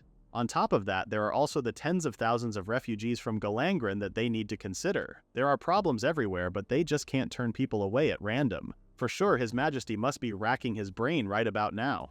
If that's the case, Milialia thinks that the king might come to consult their mama Nell soon. Oh god, if anything, Nell thinks the one asking would be a king. Nell's just an adventurer, not even a retainer. Plus, the king also has his excellent first secretary, Lady Jinica. There's absolutely no reason for him to step in, but he didn't even get to finish his sentence as Asuka came bursting through the door. Nell's got a visitor. In fact, she already showed them to the reception room. Milialia gives Nell a knowing grin, while the tactician asks who their guest is. Of course, it's Miss Jinica. She apologizes for dropping by so suddenly, while Nell also apologized for making her wait. She assures him that it's fine. Ugh, speak of the devil and he will appear. Honestly, Nell didn't expect her to come to him in person. As she said before, she apologizes again for arriving without notice, But His Majesty asked her to deliver something no matter what and to reproduce every word, and even the pose. Wait, what? What does she mean by reproduce? Jenica stood abruptly and immediately went down on her knees before clinging to Nell's knees. Help me, Lionel, she cried out loud. Huh, what the heck is that? What the hell was that just now? Miss Jenica replies that she was just reenacting exactly what His Majesty King Dross had said. Incidentally, if Nell hadn't come, she was also instructed by His Majesty to shout the same line from the castle balcony. That's more than enough to stress Nell. She shouldn't go popping him with these incomprehensible threats. But okay, theatrics aside, he wants to know what the situation is all about. Personally, he'd like jobs to come through the guild, now that the volunteer army's disbanded. Well, if that's the case, Miss Jenica can work with it. They'll just register it as a named request and notify the guild shortly. Nell had to stress that if she keeps going over their heads like that, then both His Majesty and both of them will end up on the guild's bad side. In an absolute monarchy, if the king calls a crow white, then it had better be white. That's how autocracies work. But if you don't observe proper channels, then friction builds. Thankfully, Miss Jenica understood his point. She smiled, saying that from now on, they'd send word to the Adventurers Guild to convey His Majesty's will. Nell adds that they also shouldn't do any weird skits anymore, but she can only promise him that they'll do their best. A little later, Meg and Nell are out by themselves. Their resident thief is not pleased with where they're going because does she really have to tag along? Nell reminds her that she hasn't given her coming-of-age greeting yet, which made her sigh in exasperation. You see, Meg came of age with the new year, and when that happens, it's customary to report to the highest-ranking acquaintance you have. Back when it was his turn, Nell went with Luke to the guild union chief. But for Hope, the highest acquaintance would be King Roskandros. To be fair, the obligation isn't terribly formal, but it's proper and honors the king. Nell just tells her then that she could just come with him, say her greetings, and head back after. But of course, Meg has her pride. She's not going to be irresponsible like that, vowing to guard Nell properly. Upon hearing that, Nell tells her not to prioritize guarding him. Rather, she should focus on getting experience at the court and letting the castle guard learn her face. Oh, so basically they're just networking, no? Nell affirms that to be true. Soon enough, they reach the castle, where Meg respectfully gives her greetings. The king is pleased to know that she reached adulthood safely, while Meg promises to strive to serve His Majesty even better than before. Right after she said her piece, Nell quickly got to work, mentioning to King Dross how it had reached his ears that His Majesty had a matter to consult on. At that, the king asks Meg to excuse herself, which she takes as her cue to exit the room. King Dross smiles at her, and as soon as the door closes, his facade collapses. King Dross, with all the stress in the world ingrained in his face, grabs Nell's shoulders firmly. The number of refugees has exceeded 4,000. What should they do? Aren't we glad he didn't overreact? Nell says there's not much should, but the fact of the matter is that Gallia City simply can't absorb that many people. 400,000 equals building another Gallia-sized city. Since he already thought about it, Nell produces a map and tells the king that they'll have to build a new city somewhere nearby. He already marked X on a certain location, prompting King Dross to ask what that was. Nell tells him that it's Paran Castle. Demons have lived there since the Human-Demon War 500 years ago, but now it's restarted as a vassal of Massil. King Dross frowns because what is this? This is the first time he has heard about this. To be fair, Nell says that the chance never came up, which is why he's only reporting it now.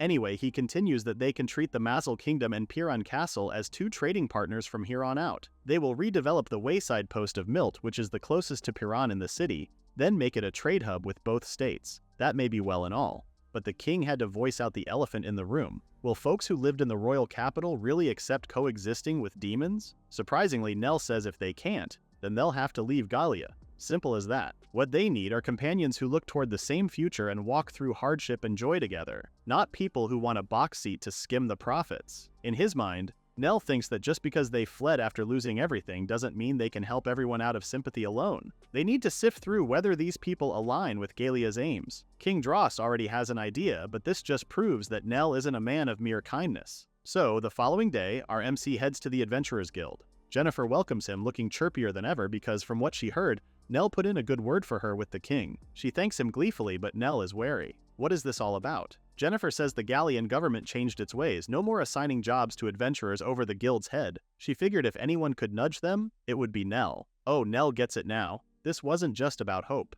In the war with Rittenlight, many adventurers and mercs took part, giving King Dross a thick web of connections. People fought as comrades, not as lords and vassals, so he forged quite casual relationships. From this, obviously, loyal folks will strain themselves to answer a favor. It's all as King Dross intended. Still, Nell thinks the king would have stopped the irregular method, even if our MC himself hadn't said anything. His Majesty simply waited for the right time. If that's the case, Jennifer points out that the king used Nell's caution as a pretext to change course while letting the guild save face, right? Actually, the higher-ups at the guild noticed that and were grinding their teeth out of frustration. Be that as it may, Nell says the guild still has to show gratitude for the royal consideration, knowing all that. Well, he can't really blame them for not loving it. But then again, the guild isn't the type to just sulk and stop there. Jennifer smiles. Nell sure reads them well, no? Anyway, she informs him that it looks like they've already dug deep into the new Milt City project. Ha!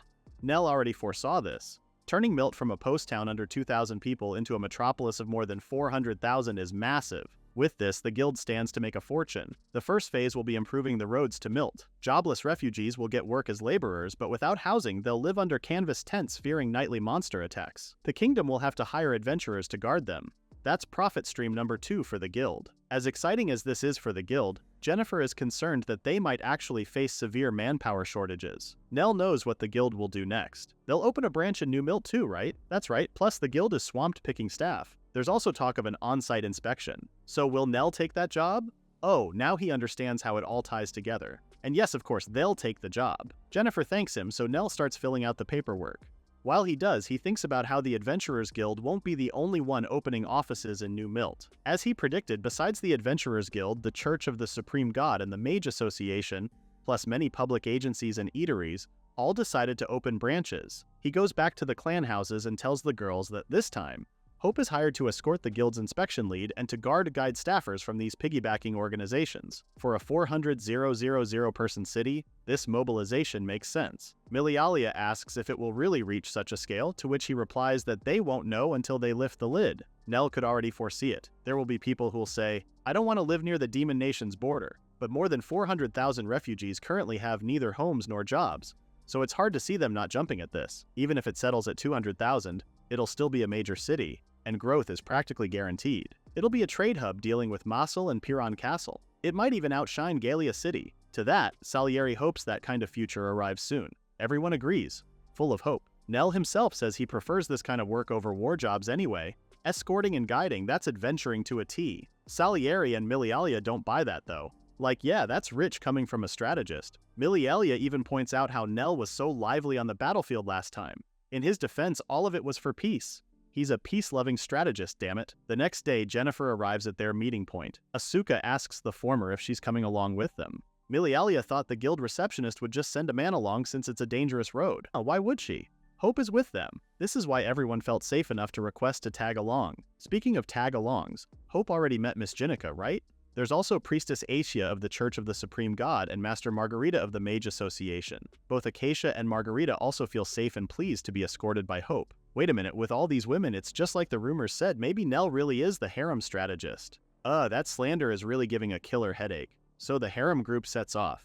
Jennifer apologizes for making Nell, the world-famous strategist, play coachman in this mission. Although he says it's fine, his face clearly says it's not. Besides, it's pretty cramped inside their wagon anyway, given how Hope and the emissaries are with them. What he can't believe is that they're sending staff from the royal government as well. That's pretty stingy. They could at least hire their own guards. Jennifer clarifies that's not the case. They're just going to Milt and call it a day. They should pay their respects to Lord Piran, right? Anyway, it's 2 days from Milt to Piran, so they can't exactly skip greeting Zakrent. The accompanying organizations will quietly get acquainted with Lord Piran as well. At the official talks to come, getting there ahead of other groups will be an advantage, and through Zakrent there might even be an introduction to the Demon King Ingril. Even if that's too much for Hope, Nell just knows it will definitely come up. These organizations sure are quick to read the room. As expected of big organizations, they don't miss a beat. Under her breath, Jennifer mutters, if only they didn't send nothing but women while they're at it. But Nell didn't quite catch that, so he asks her again. She replies that it's not wise to pry into everything, reminding Nell that it's best to think that one through himself. Of course, he can't read in between the lines in something as ambiguous as that. Soon enough, they reach the place. Jennifer volunteers to handle the inn arrangements on their side. Misha is already at work, and by that we mean she's already munching on a skewer. Compared to the last time they traveled, she noticed how this posting town is way busier. Looking at her like this, Nell can't help but comment on how the preliminary survey has already started and how the eager ones are already moving to Milt. Thanks to that, the distribution has gotten better too. Oh, so that explains why the spices on the meat skewers have changed. Anyway, meat aside, it also proves that the population is rising. More shops mean more competition and better quality. Even so, Misha observes that moving in this early demonstrates how some individuals are quite quick to act. Nell explains that the plan is underway, but things like zoning are still midstream. However, Sharp people make the first move. This means if they take the lead and stake out a commercial district, the administration will build the downtown starting from that point. From the start, they end up at the center of the plan. In other words, in a favorable spot. Milialia chimes in, pointing at a certain establishment while saying demons seem to have beaten humans on that front. Nell follows where she's pointing and he sees a familiar place. What the? Isn't this the Mossel restaurant where they went last time? Salieri is pleased to see that they've also opened a branch here. Nell is in disbelief. Those guys are quick, far too quick. When Mossel sent reinforcements to Gallia, the condition set by Demon King Ingral was free passage between the country's borders. He might actually have mapped this out the moment he decided to send troops. Suddenly, they hear a voice commending Nell for being sharp as ever.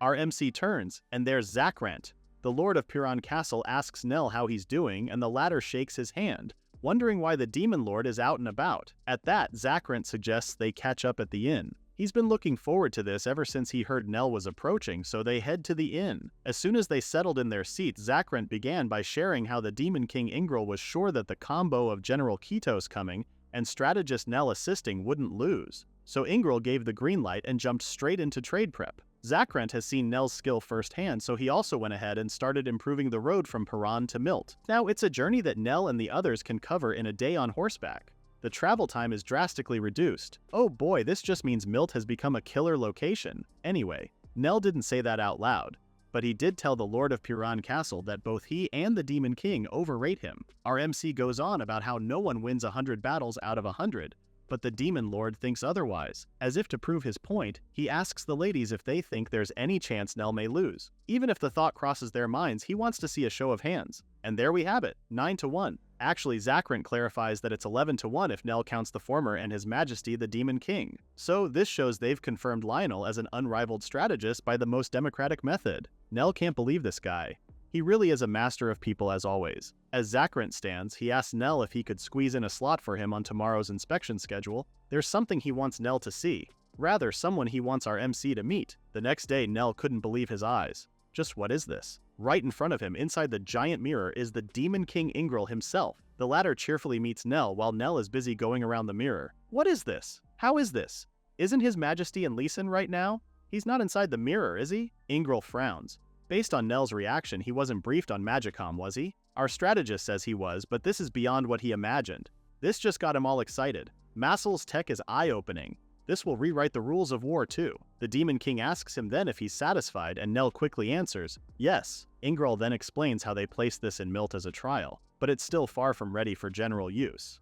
This Magicom adapts a one-way magical messaging technique. Well, Nell's not too surprised that they also have that. In his mind, though, Nell finds choosing to install this at a trade hub is shrewd, even though the device is still at its research stage. More importantly, he's curious. Wasn't there pushback about setting up a precious magic device here? Ingral only smiles, because actually someone did push back. The old mother of the Demon Kingdom. When she heard that Ingral intends to start dealing with humans, she wouldn't have it. The old mother questions if the Demon King has lost his mind. To that, Ingral answers that he is level-headed and that this is a strategic decision. The older demon still wouldn't have it. Has Ingral forgotten the humiliations under the last two rulers? Instead of answering that, Ingral stresses that he is a magnanimous king, and he intends to continue to do so. Finally, he turns to the elder with a sinister look, warning her that if she opposes the throne's decision, then he knows no path of retreat. With finality, he asks if he could treat the elder's objection as an intent to rebel. The old mother cowers before him and withdraws from the meeting. As soon as she's gone, Ingral turns to Mylene, musing that what he did might change the elder a little. His secretary scolds him for scaring old mother way too much, but the Demon King gives props to the elder. Anyone who doesn't faint under the evil eye is worthy of old mother. That much he can say. In his mind, old mother should see it now, that she's spared only because they honor her as an elder. There's no legal basis. If she were branded a rebel, she'd be publicly executed like Gyunai, who stole the royal treasures. Anyway, Mylene is concerned if they're really going to improve the road from the border to Milt. The Demon King simply told her that if they drag their feet, then they'll fall behind. She agrees to that sentiment, but before she could say anything else, His Majesty continues that they've got King Dross's preliminary consent on trade. However, even Ingral admits that unilaterally developing foreign land at this stage is problematic. Rintlight will be gone anyway, so no one will complain. And when Rintlight falls, refugees will flood out. Only Gallia can take them in, so they'll need jobs ready. Mylene asks if the location he has in mind is Milt, and Ingral firmly believes that Nell is also thinking of the same thing. Plus, Zakrant's just as sharp as he is. The Lord of Piran has probably already started on the Piran-Milt Road. Mylene can't help but smile. She thought, what foresight it is to meet him. She didn't expect to meet another like that in a year. It just makes her realize how vast the world is and how many talents it holds. So back to the present. Pushback, huh? Ingral smiles mischievously at the memory, but yeah, he's not too sure about that. Based on his reaction, Nell definitely knows something happened then. Anyway, now that the room's warmed up, the Demon King says it's time to talk business. He has a job for Hope, with His Majesty pausing before smiling a little. Nell can't refuse, it's not an option. They can't afford to sour the Masel King's mood. On paper, it may look like Galia and Masel are equal allies, but the power balance is crystal clear. If King Dross had to hear that Nell refused their request, then there's no doubt that the King of Galia would be mortified and bow non-stop to the Demon King. It's equal in name but a sidekick in practice, huh? Anyway, Nell asks what the job is, and Ingral says it's just a small subjugation job. Subjugation? Subjugation of what? A dragon. Did His Majesty just say dragon? And indeed, Ingral said it's a dragon. What's more, the winged beast has been damaging Masel's magic ship, according to the Demon King. Since they have no armaments, dragons can only flee, but recently they found their nest. So to confirm, His Majesty wants Nell's clan to take out the dragon holed up in its nest? And Ingral confirms it's correct, asking Nell if he could trust the strategist to do it. The question almost makes Nell laugh because Ingral really asked such a thing, knowing our MC can't even refuse. So of course, what choice did he have but to accept, right? With that, Nell meets up with the others and explains the situation. Unfortunately, he has to cut their inspection short. But Miss Jinica understands given the circumstances. Normally, Nell would lodge a formal protest, but when the Demon King is involved, that's another matter. Jennifer, on the other hand, only wishes Nell and the rest of Hope would return safely. Their work isn't even half finished yet, so dying here would be a breach of contract. Of course, Nell knows that as he gives them an assured smile. Just like that, Hope sets off to another adventure. Captain Sonal, the demon captain of the airship from before, takes Hope to where the dragon's nest is. Sure enough, they reach the place in no time at all, just like the captain promised. The dragon's nest is located there, and Nell is surprised that he's actually looking at the ruins. According to the captain, the dragon is using the collapse side as an entrance, which is why they're approaching from its blind spot. That's right, if they get too close, the dragon will come charging at them. Captain Sonal drops them off and wishes Hope good luck. As soon as they're out of the ship, Nell notes how the area is pretty clean despite being near the ruins. Malalia thinks someone has been maintaining this. Nell says they can assume that there are humanoid monsters here too, given how the place is so well kept. On the other hand, does this mean that they're on someone's property? As soon as Nell took a step forward, the ground shook. He turns to Meg, asking if it's a trap, but the latter is already distressed. She didn't notice any ropes or alarm bells, so this might be something magical. Looking at her like this, Nell thinks that this must have been a blow to Meg, since trap detection is her specialty. Anyway, he tells her not to sweat it. There are plenty of traps they've never seen. Everybody's on guard now, with Milialia and Salieri standing right next to each other. The former notes how magic sensing is pretty tricky, but she could feel it across the whole area. Salieri adds that the magic is spread out all thin and weird, so pinpointing the source might be tricky. Suddenly, Asuka calls Nell. They've got an incoming welcoming committee. Heh, this horde of golems looks awfully familiar, no? Nell instructs them with the first formation, transition to combat maneuvers. Milialia announces she's ready with the three-way ice spears, while Salieri has her spirit cannon for support. Oh no, mana explosion? This worries Nell as he turns to Misha, but their priestess is ready and activates Holy Shield. Milialia and Salieri go ahead and unleash their mana explosion, damaging a good number of the stone golems. Still, they weren't able to eliminate all. There are 16 left, but hey, at least they cleared up half. Nell smiles at Milialia. They took out 8 golems. That's something. Alright, time for the swordsman to sweep in. Asuka and Salieri charge at the remaining enemies. Before he runs off to the front, Nell instructs Meisha to protect Milialia and focus on healing, while he tells the latter she's on support. From there, Meg tags along behind him, saying she'll check if she can get behind them. Asuka, on the other hand, is already face-to-face with the first golem. She tells Meg not to worry since these things only move in predictable patterns no matter how heavy or how fast. As she is about to land, the golem puts up its shield where Asuka lands and then peeks over, with the golem ready to thrust its sword at her. But the nimble Asuka evades its attack with her acrobatic moves, while the golem does its best to remove the sword it pierced through its own shield. Asuka uses this chance to cut it down swiftly, causing the golem to crumble. Meanwhile, Salieri uses her fire magic to take them down. She agrees with what Asuka said about these golems. They're just like practice dummies. Meg joins the fray and one of the golems notices her. It comes charging at her, but she easily evades it, even though she has never fought a golem before. She reveals a hidden blade at the tip of her shoe and uses it to cut the golem's head in half as she gives it a high kick. These things don't even make good practice dummies. Humans are always pulling sneaky little tricks like these, and with that, the golem comes crashing. She then asks Nell if that's all of them. He confirms that's all. Well, at least for the welcoming committee. Wait, now that Asuka thinks about it, no dragon showed up. Salieri thinks that maybe the creature is further in, but before they could talk more about it, Meisha calls them to gather around so she can heal them all at once. While Meisha is busy healing the others, Milialia checks the remains of the golem, wondering what they were all about. Nell thinks they were probably soldiers guarding the facility. But then again, what could be worth protecting in crumbling ruins like this?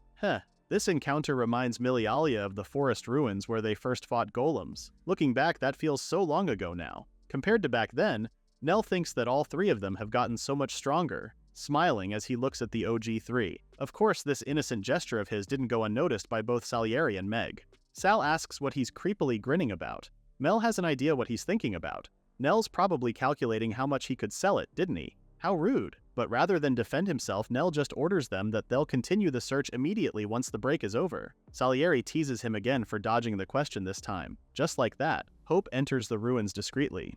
As they do, Nell can't help but feel puzzled since he has absolutely no idea what this place is used for. Salieri's not too surprised because that's how it usually is with old ruins. Suddenly, Nell stops in his tracks and signals everyone to stop, warning them that the dragon is just up ahead.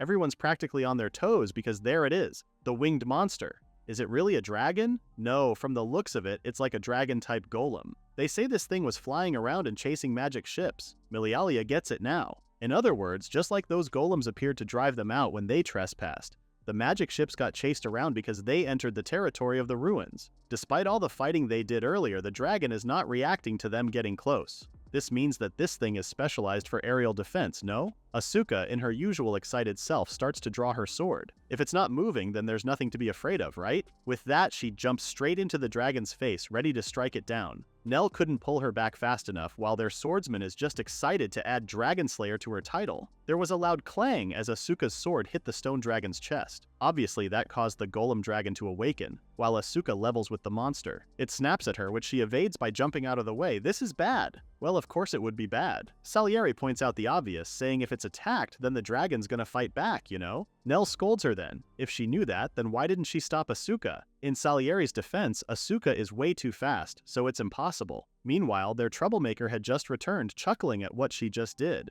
Welp, it looks like they can't avoid a fight. Nell takes the front, instructing them to do Formation A. Tisk! No time to watch or think. It's dangerous against an unknown enemy, but they have to use their usual formation. The dragon was about to attack, but Milialia beat the monster to it, casting her Icicle Lance triple threat. The shards embed themselves into the dragon's body, prompting it to roar loudly. Hope watches the dragon, and it's not like it's crying out in pain, is it? It's a golem after all. Salieri thinks that maybe the monster is just trying to scare them. Without further ado, the two bolt and run straight at it. Both Asuka and Salieri hit the dragon with their swords, but nothing happened. Looking at their enemy, Nell notices that it has the golem's signature hide, including the defense that comes with it. If that massive body strikes, then they're all goners. To hit a vital spot, they'll have to pin it on all fours and deal damage. He was so into his head that he failed to focus on what was in front of him until Meg called him from behind. Oh crap, the flames are coming and Nell only has his sword in hand, and it all turns out that's all he'll ever need. As the flames were about to come in contact with him, they suddenly dissipated as if cut by the sword. Whoa, so this is the power of flame severance. Milialia saw what happened and was upset. How dare this dragon attack Nell Mama? She launched triple ice lance, double, embedding bigger shards of ice in the dragon's body. If their attacks won't reach, they'll simply make a path. With that, Asuka and Salieri use the shards to climb on the dragon's body, cutting and slicing as they please. Just then, the dragon spreads its wings and is just about ready to take off. Crap, it's taking flight. But suddenly ropes emerged out of nowhere, binding the dragon and stopping it from taking flight. Credits to Meg. She's proud to share that these ropes are reinforced with steel wires. They won't snap that easily, but her joy was short-lived as the dragon's tail whacked her and sent her flying. Poor Meg was thrown like a rag doll, broken in all the wrong places. Misha volunteers to head her, with Nell saying she'll cover for her. The dragon breathes fire again, but thanks to Nell's sword, the flames do no damage. Misha quickly kneels over to Meg, asking if she is still with them. Meg, in all her brokenness, even managed to joke about how she just needs a quick and simple painkiller. Misha heals her with her magic. She doesn't have that kind of magic to offer, so for now she suggests Meg lie still and let herself be healed. Rattled by what happened to her friend, Milialia won't forgive the beast for putting her comrades through such a thing. There's a different look in her eyes as she wordlessly casts a more powerful spell. This time, the shards appear in a circular pattern above her before they start spinning and fly straight into the dragon. Alright, this is their chance. Asuka and Salieri exchange looks and they move in sync, cutting down the dragon with powerful blows. Just like that, it came crumbling down. So it's over then. Back to Meg, she makes a full recovery thanks to Misha's magic. Still, she's upset with how she looked pretty pathetic there the whole time. So she receives another scolding from Misha. The latter urges that Meg should value her life more than her pride. If they'd been somewhere she could only use weak, long-range healing, then she would have died. Nell is with Misha on this one. Admittedly, Meg's quick thinking saved them, but he doesn't want her acting recklessly again.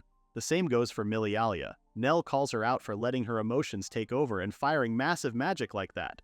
He knows she's on the verge of mana depletion, so he advises her to stay calmer from now on. But still, she came up with a brand new technique thanks to that. She decided to call it Dismemberment Ring. Cool. Finally, Nell turns to Asuka, glaring. She already knows what he's gonna say, right? At that, she just scratched her head, promising to stay calm next time. With that, they're done. Nell lights a flare and holds it up, while the rest of the Hope Girls stand with him. They ask if they should just wait outside for their ride. Nell explains these smoke flares are way easier than signal fires. Still, there was technology far more advanced than flares all over these ruins. Salieri says that maybe it's an ancient research facility or maybe a military one.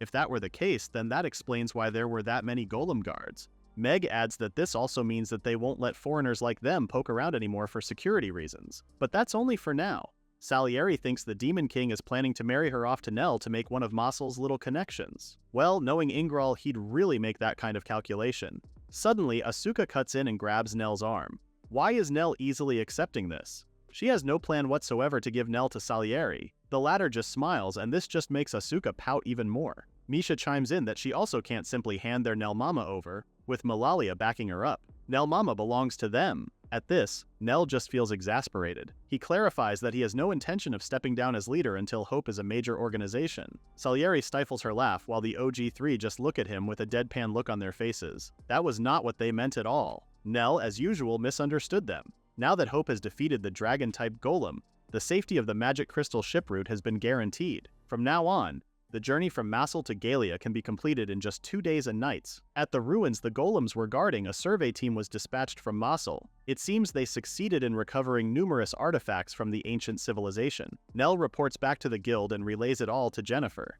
It's a story full of romance, no? Jennifer thinks so too. What's more, there was also that floating train. Even ordinary people can travel between Galia and Massel in just 5 days. Mass transit and high-speed transport, huh? Even without being a military strategist, Nell says that's a kind of technology that anyone would drool over. That may be so for Lionel, since he's not the only one getting worked up over the floating train. Securing routes and maintaining roads has reached the point where they can't find enough workers, even with the overflow of refugees. Jennifer says that apparently they're even reaching out to the kids at the orphanage with job offers. If they can read and do basic math, they're being hired as bookkeepers for short shifts. Apparently the pay is good too, or so they say. Isn't it nice? The economy is booming now, which is nice, no? But thanks to that, the Adventurers Guild is short-staffed too, as evidenced by the empty building. Jennifer laments how this past month the number of new registrations has been exactly 0. What's more, they even had people quitting here and there. Compared to work where your life's constantly on the line with no guarantees, road maintenance and construction jobs offer steady income. Trades providing food and shelter to those workers are booming too. Even Jennifer can't deny that logic. The payout for completing a single job is way bigger on this side though. Jennifer smiles because, if anything, Nell's success stories are the only thing keeping folks from jumping ship. And the guild is still managing to keep people from leaving, which is exactly why she says they need achievements to attract new adventurers. So, she asks Nell, as well as the others, to help the guild out. Honestly, Nell doesn't understand the logic in that. But anyway, to more important business, Lacris Labyrinth. Jennifer says the hard-boiled bastards are currently struggling on the 44th floor. She asks that Hope cooperate with the former to clear the way to the 50th floor. She hands him the paperwork, and from what Nell remembers, they only made it up until the 25th floor last year, right? So they made it that far, huh?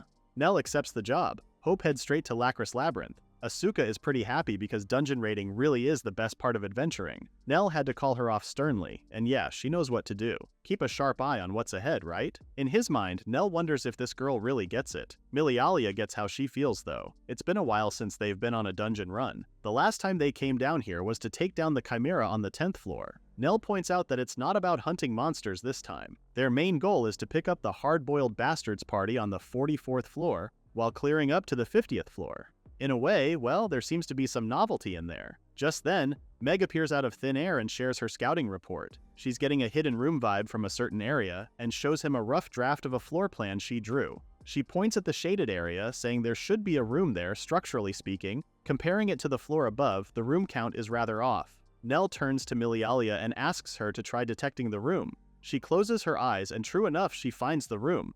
There's a mechanism in the wall ahead. Meg does the honors and unlocks it. Hope waltzes into the room and would you look at that? Salieri says the plates above the doors are written in the script of the gods. They read elevator, monster, deployment center, and treasury, respectively. Wait, did she say elevator? Nell asks which door they should enter, and the three answer in unison. The treasury. Meg checks, and it looks like the door doesn't seem to be trapped. Nell is more surprised that Meg already checked, but since they're already at it, they're going to open it. What welcomes them is a room full of treasures. Well, it is the treasury, duh, this is enough treasure to live off for a lifetime. Salieri looks at Nell and notes that he seems to be more interested in something other than the treasure. He's trying to add things up, you see. The 40th floor ends with this room, right? Salieri tells him he's right, but that's where Nell finds it strange. They didn't see any stairs. At that, she tells him that they have no choice but to take the elevator then. But from what Nell remembers, that elevator was only in this hidden room, wasn't it? Even if there were a mechanism, it's not the same as a trap. Once a hidden room is opened, the entrance should stay open. He walks off and tells the girls that they're going to check the elevator and the monster deployment center. They found the lever, and from the looks of it, there's no sign of it being used in a long time. Nell asks about the other lever, but her focus is on the screen. It looks like the 44th floor doesn't exist. Huh? Asuka asks her then if Rhino and his guys were lying, but Salieri doesn't think so. Floors 41 to 44 are all fakes, they're all just traps. Nell thinks that those guys probably went down the stairs that lead to the trap's entrance. If they wander around without realizing it, they'll be fed to endlessly spawning monsters. Since it's a trap, there's no stairway down to the 445th floor. Salieri starts fiddling with the mechanism, noting that the triangular points on the screen are the intruders. Alright, she'll stop the monster generation for now. With a click, all the monsters are gone. Now the only ones left on the screen are the hard-boiled bastards. Salieri procures a mic, saying Nell can call them out using this. Of course, Nell has no idea what it is, so Salieri tells him what it is. He stares intently at it, asking if he just needs to talk into it. With that, he screams through the mic, asking the hard-boiled bastards if they can hear him. Rhino is shocked, looking around, finding where that voice is coming from. Nell continues, introducing himself, and our MC could hear Rhino from the control room too. Anyway, Nell tells the latter that he's on the 40th floor and asks if they can come up for a bit. Rhino replies that that's easier said than done. The monsters at their level are beasts. Wait, monsters? Nell asks him if there are still monsters around, and now that Rhino realizes it, there aren't any. Nell tells him that he stopped the trap that was spawning monsters and reiterates that he's in the control room. It's a huge floor with what looks like a treasure vault. At the mention of that, Asuka reacts. Why is Nell telling them this? They found the treasury first. Nell then asks her to think about it for a bit. Does she really think they can carry all that treasure by themselves? Even if they could solve the physical problem, what would they think if they saw all that treasure? To that, Asuka points out that Rhinos is a good person, and Nell agrees. But what about his subordinates? His direct reports might go along with it, but what about the lower ranks? Lionel stresses that they need to keep those risks in mind at all times. Depending on the situation, it can turn into a fight to the death. That kind of slight naivete can trigger the collapse of a clan. Well, he's not one to talk, but what happened with Luke was the same kind of naivete Nell once had. If anything, Nell is dead serious about growing Hope into a major organization, which is exactly why he doesn't want them repeating the same mistakes orphans like him and Luke did, killing one another. Asuka still doesn't get it, but what she does understand is that it's smarter to avoid pointless fighting, right? She thinks peace is better too. Milialia and Misha commend her for how she has matured, and of course, Asuka's a little pissed. Like, what's that even supposed to mean? Meanwhile, Rhino has joined them and puts his arm over Nell. He finds Hope impressive as ever. He's laughing, seeing how Nell's clan bailed his party out again. That's Lionel for you. Nell, humble as ever, says he's just the figurehead. Ha! Rhinos knows better and gives our MC high praise, especially since he's the man who turned green rookies into pros in a single year. More importantly, Rhinos is curious. Who is Nell going to marry? At that, the Hope girls stop in their tracks and turn their attention to them, eyes fluttering. Come on! Rhinos wants to hear it. Instead of answering, Nell scolds his colleague. Bringing feelings like that into the workplace just causes trouble. Oh wait, now that Rhinos realizes it, that's kind of a sore subject for Nell given his history.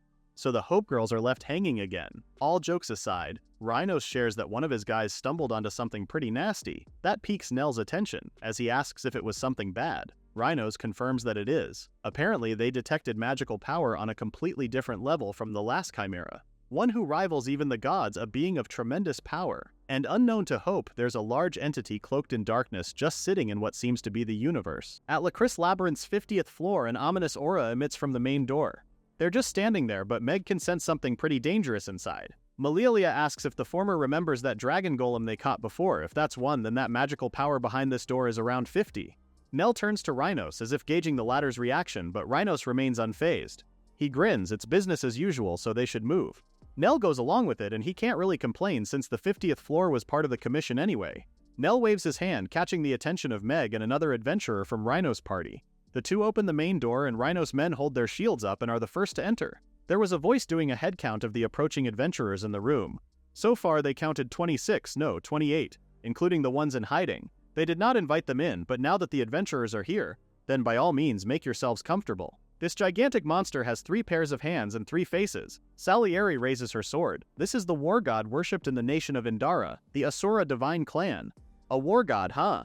Nell notices the monster grips one of its swords tighter, and before he could even warn everyone, Rhinos yells, "Scatter!" The Asura welcomes them, the children of man, as it unleashes a flurry of slashes that cut down multiple adventurers at once.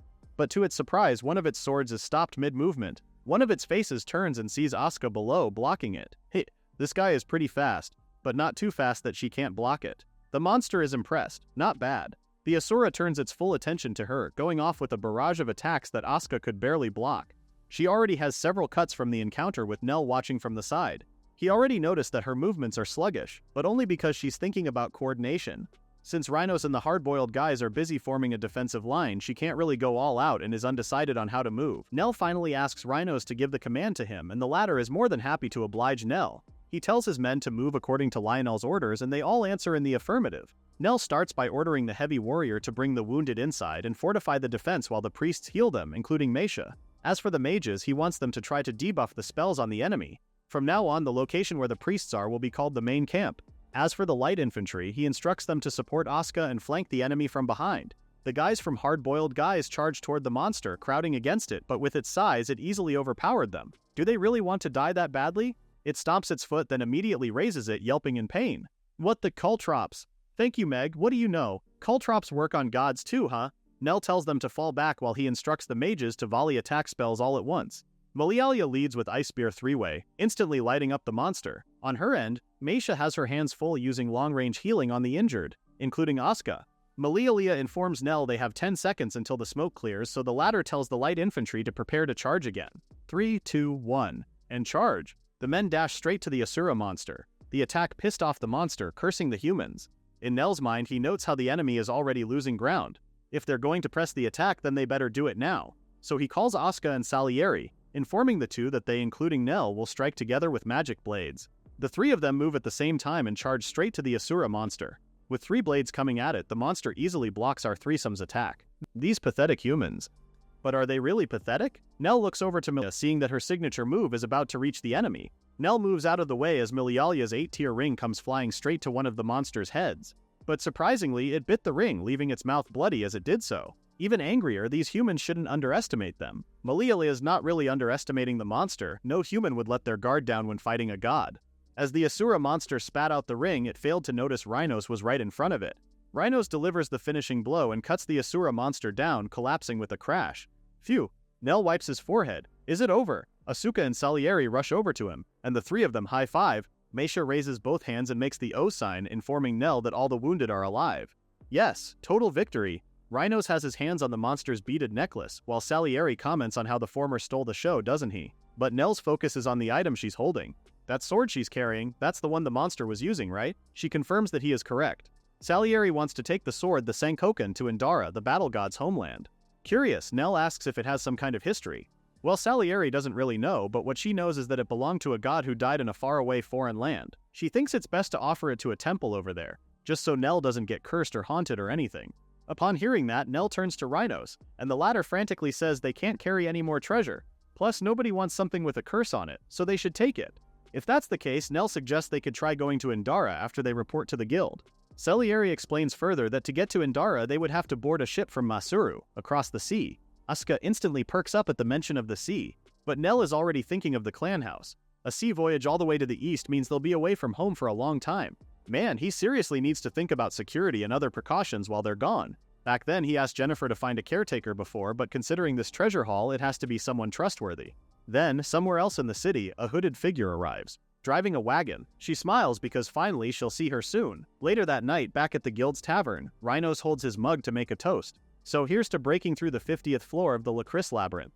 Cheers! He and the hard-boiled bastards clink their drinks in celebration. Meanwhile, at the counter, Nell looks over to them with slanted eyes as he sits right next to Jennifer. Seeing him like that, she finds it odd that he looks pretty down for such a happy occasion. It's nothing too serious, Nell just wishes he could have raised a glass. Now that he mentions it, it is pretty rare to see Nell alone. If she remembers, Asuka is at the blacksmith's, no? Nell says that she's right. Lately, Asuka has been pushing her sword too hard, so she wants to give it a thorough tune-up.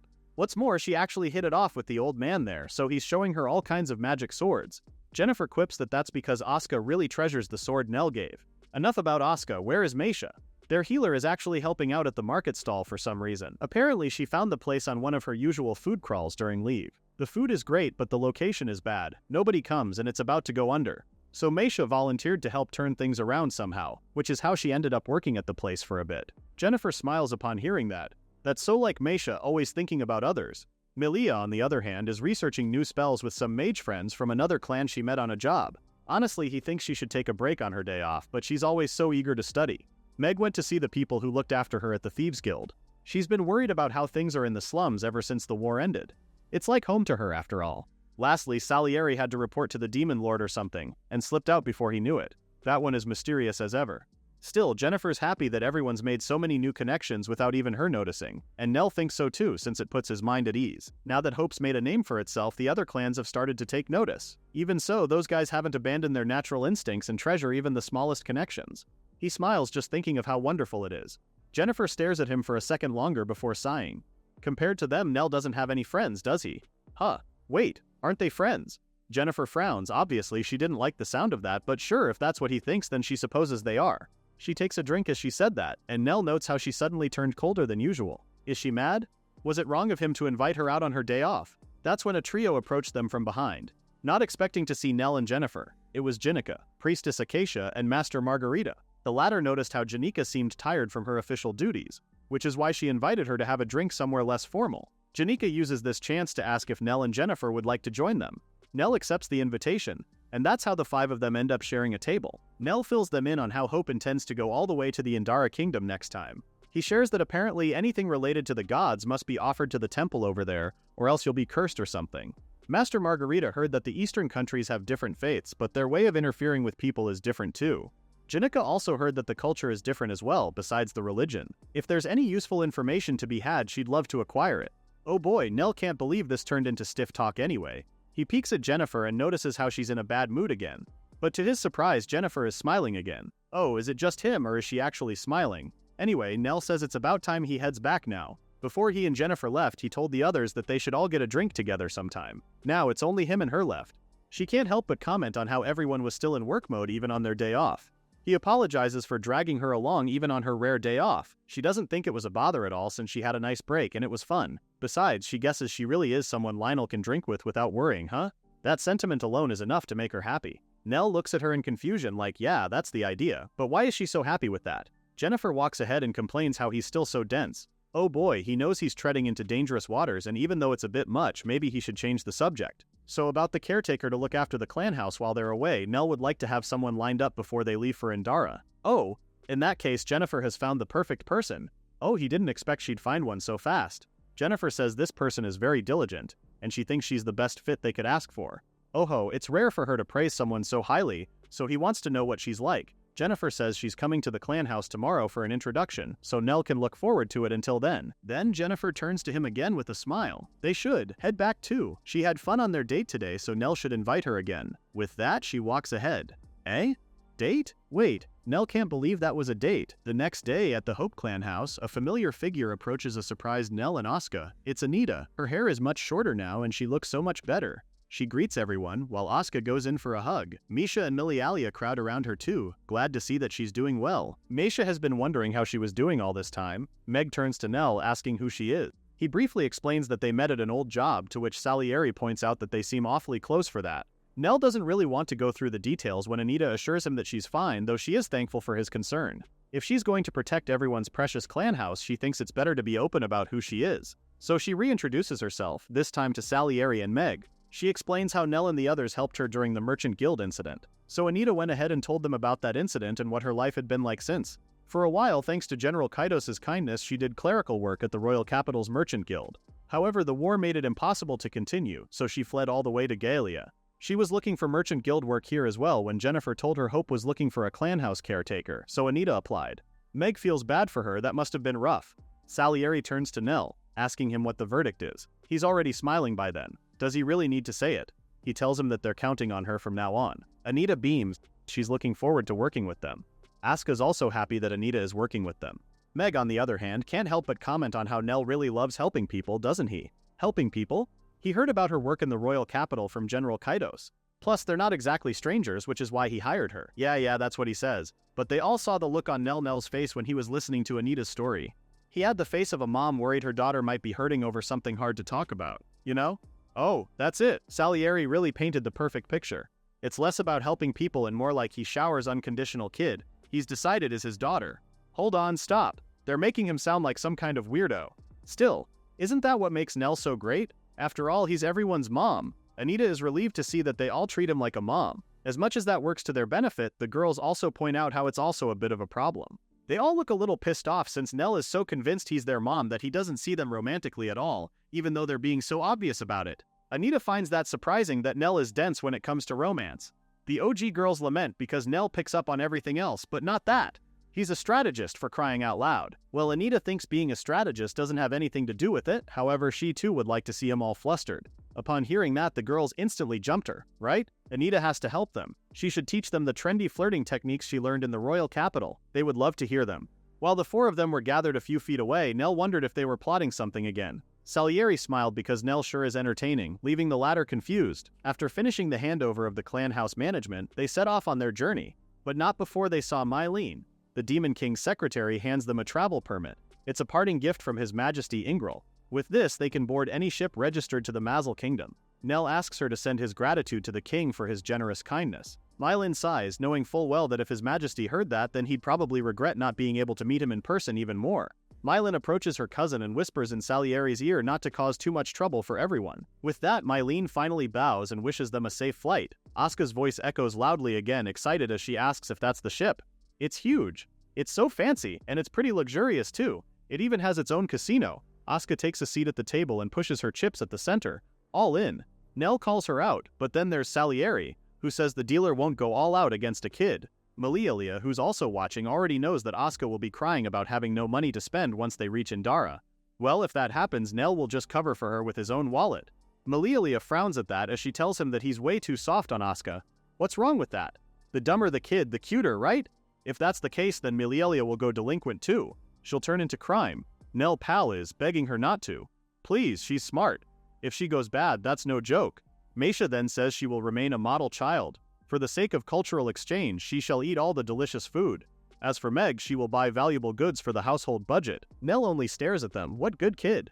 Just then, Asuka slams both hands at the table. Why? It was going so well just now. So why did she lose? Salieri can't help but be amused at her. Asuka's way too obvious. Even if the dealers are holding back, it's still a game. They have to bluff before they read her. Hearing Salieri's advice, now it made Nell consider if he should use the casino as training for that too. This time it's Meliolia who tells him not to go bad. While the ship sails on, there's actually something fishy trailing after them from behind. Ark, Asuka lost again, and that's 3 consecutive days of losing for her. Nell himself can't believe she can keep doing something other than training every day without getting bored. Asuka's really grown, huh? But the way he said it has a hint of stress, apart from incredulity. Meliolia pulls him back. He shouldn't try to escape reality just because he's been saddled with an outrageous debt. Ha! That's the thing, it's not just Asuka though. There's Meisha, who's been eating her heart out with the ship's cuisine. When she heard they'd be on a ship, she was certain it would be nothing but dried goods and preserved foods. Meg shares her table and is having a glass of ice-cold seiken. With Masel's technology, they've got boxes that keep ingredients fresh and cold, which explains why the food is preserved pretty well.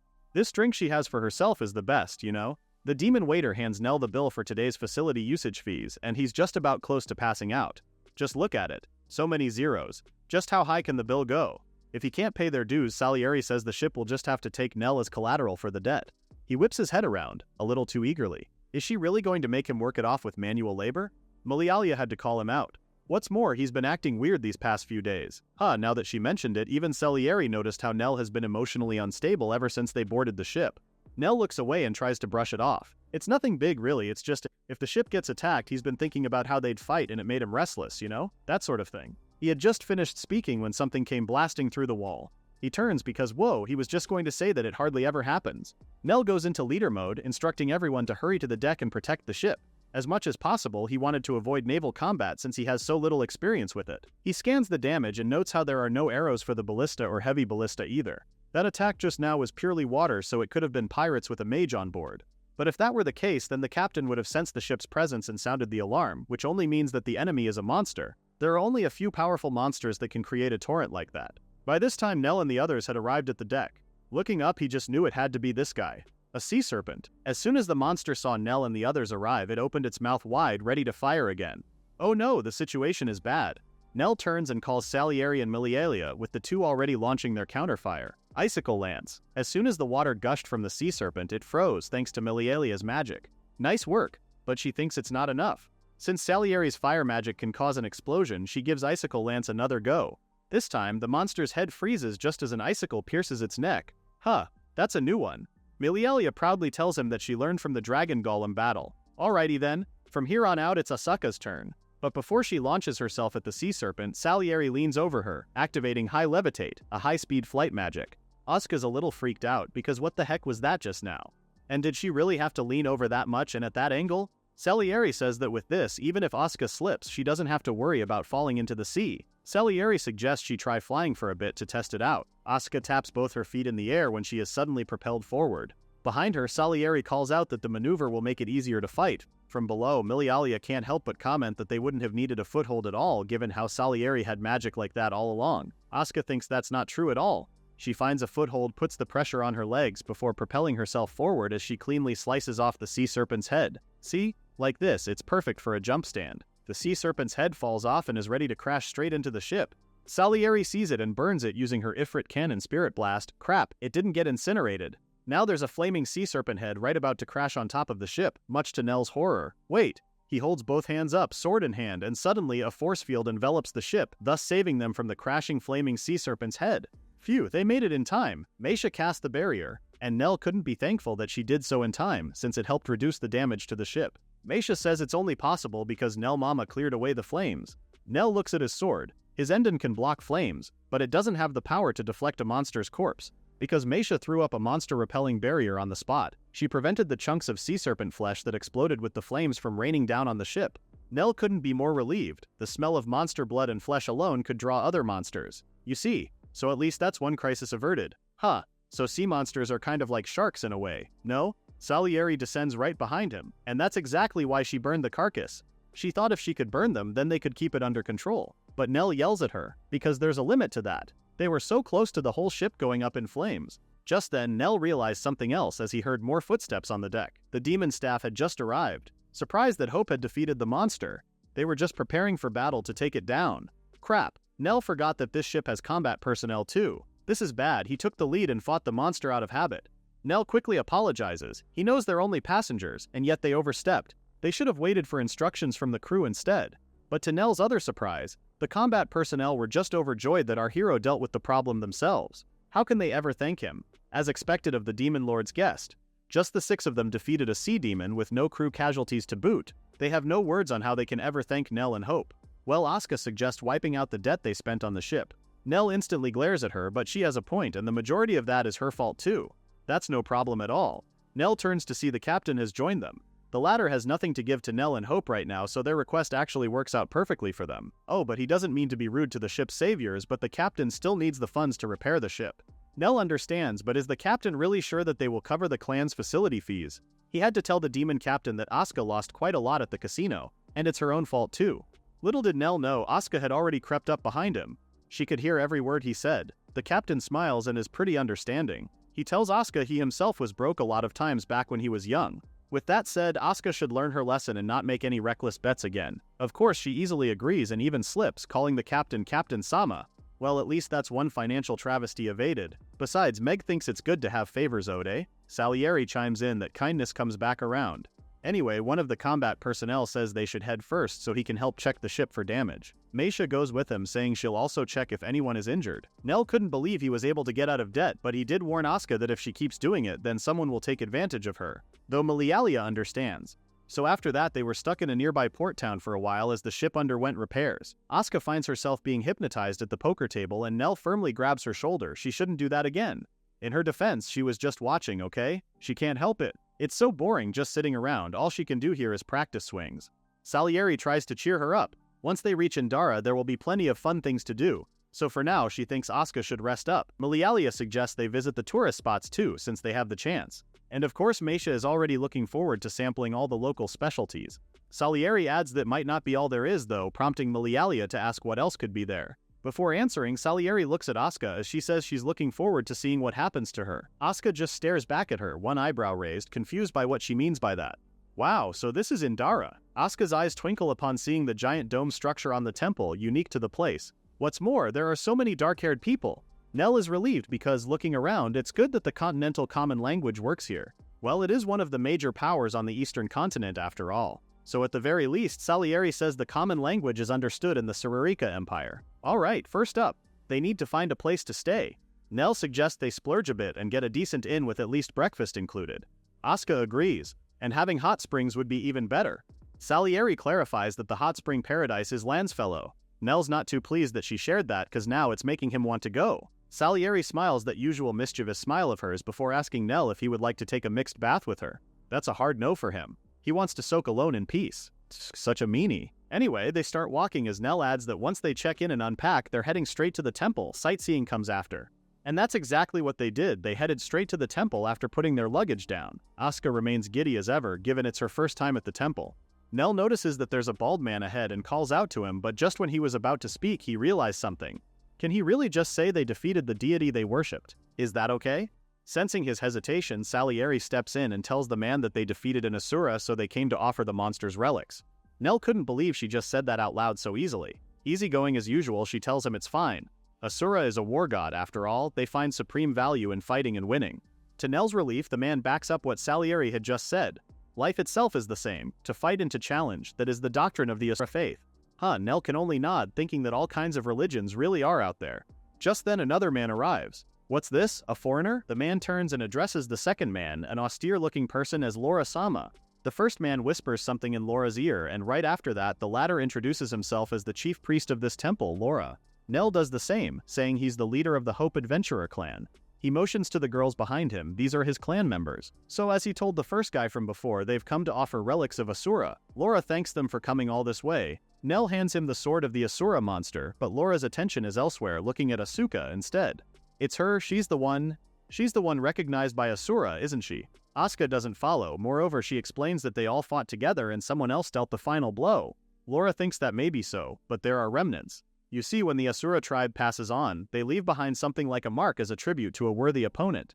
Priests like Laura can sense it clearly. Asuka beams, because does that mean it's an honor? Actually, no. The Asura spirit will transform into a curse, a desire to meet and fight again, and it will draw all manner of calamities. Nell looks at Salieri then. So that's why she said they should make an offering, huh? She confirms that it is as he said. He's a little annoyed because she could have just explained, but Salieri points out that he didn't ask in the first place. Anyway, Laura says they shall now perform the Dark God Ascension ritual to purify the Asura god's lingering obsession. For that, he asks that they all bear witness. Nell doesn't really get it, but if it's some kind of ritual and it will lift the curse, then yes, he agrees to that. But then Laura smiles, and for some reason that leaves Nell feeling unsettled. He's got a really bad feeling about this. That's when Laura suddenly yells how auspicious this is. He puts his palms together in prayer, beaming, as he adds that the God Performance martial arts exhibition will be held for the first time in 200 years and in his lifetime. Wait, hold up. What martial arts exhibition? Nell asks the question he dreaded the most. What kind of event is it? Laura explains that it's a martial arts tournament where fighters from Marashid and the surrounding cities gather to compete. It's their custom to offer martial arts to return the souls of Asura to heaven by displaying their skills to the Asura gods who come to receive them. Additionally, it's also a tournament to earn the title of War God. Nell's eyes dart to the girls, and Meisha is the first to tell him she'll pass. While she does have some martial arts training, she cannot participate in another religion's ceremony.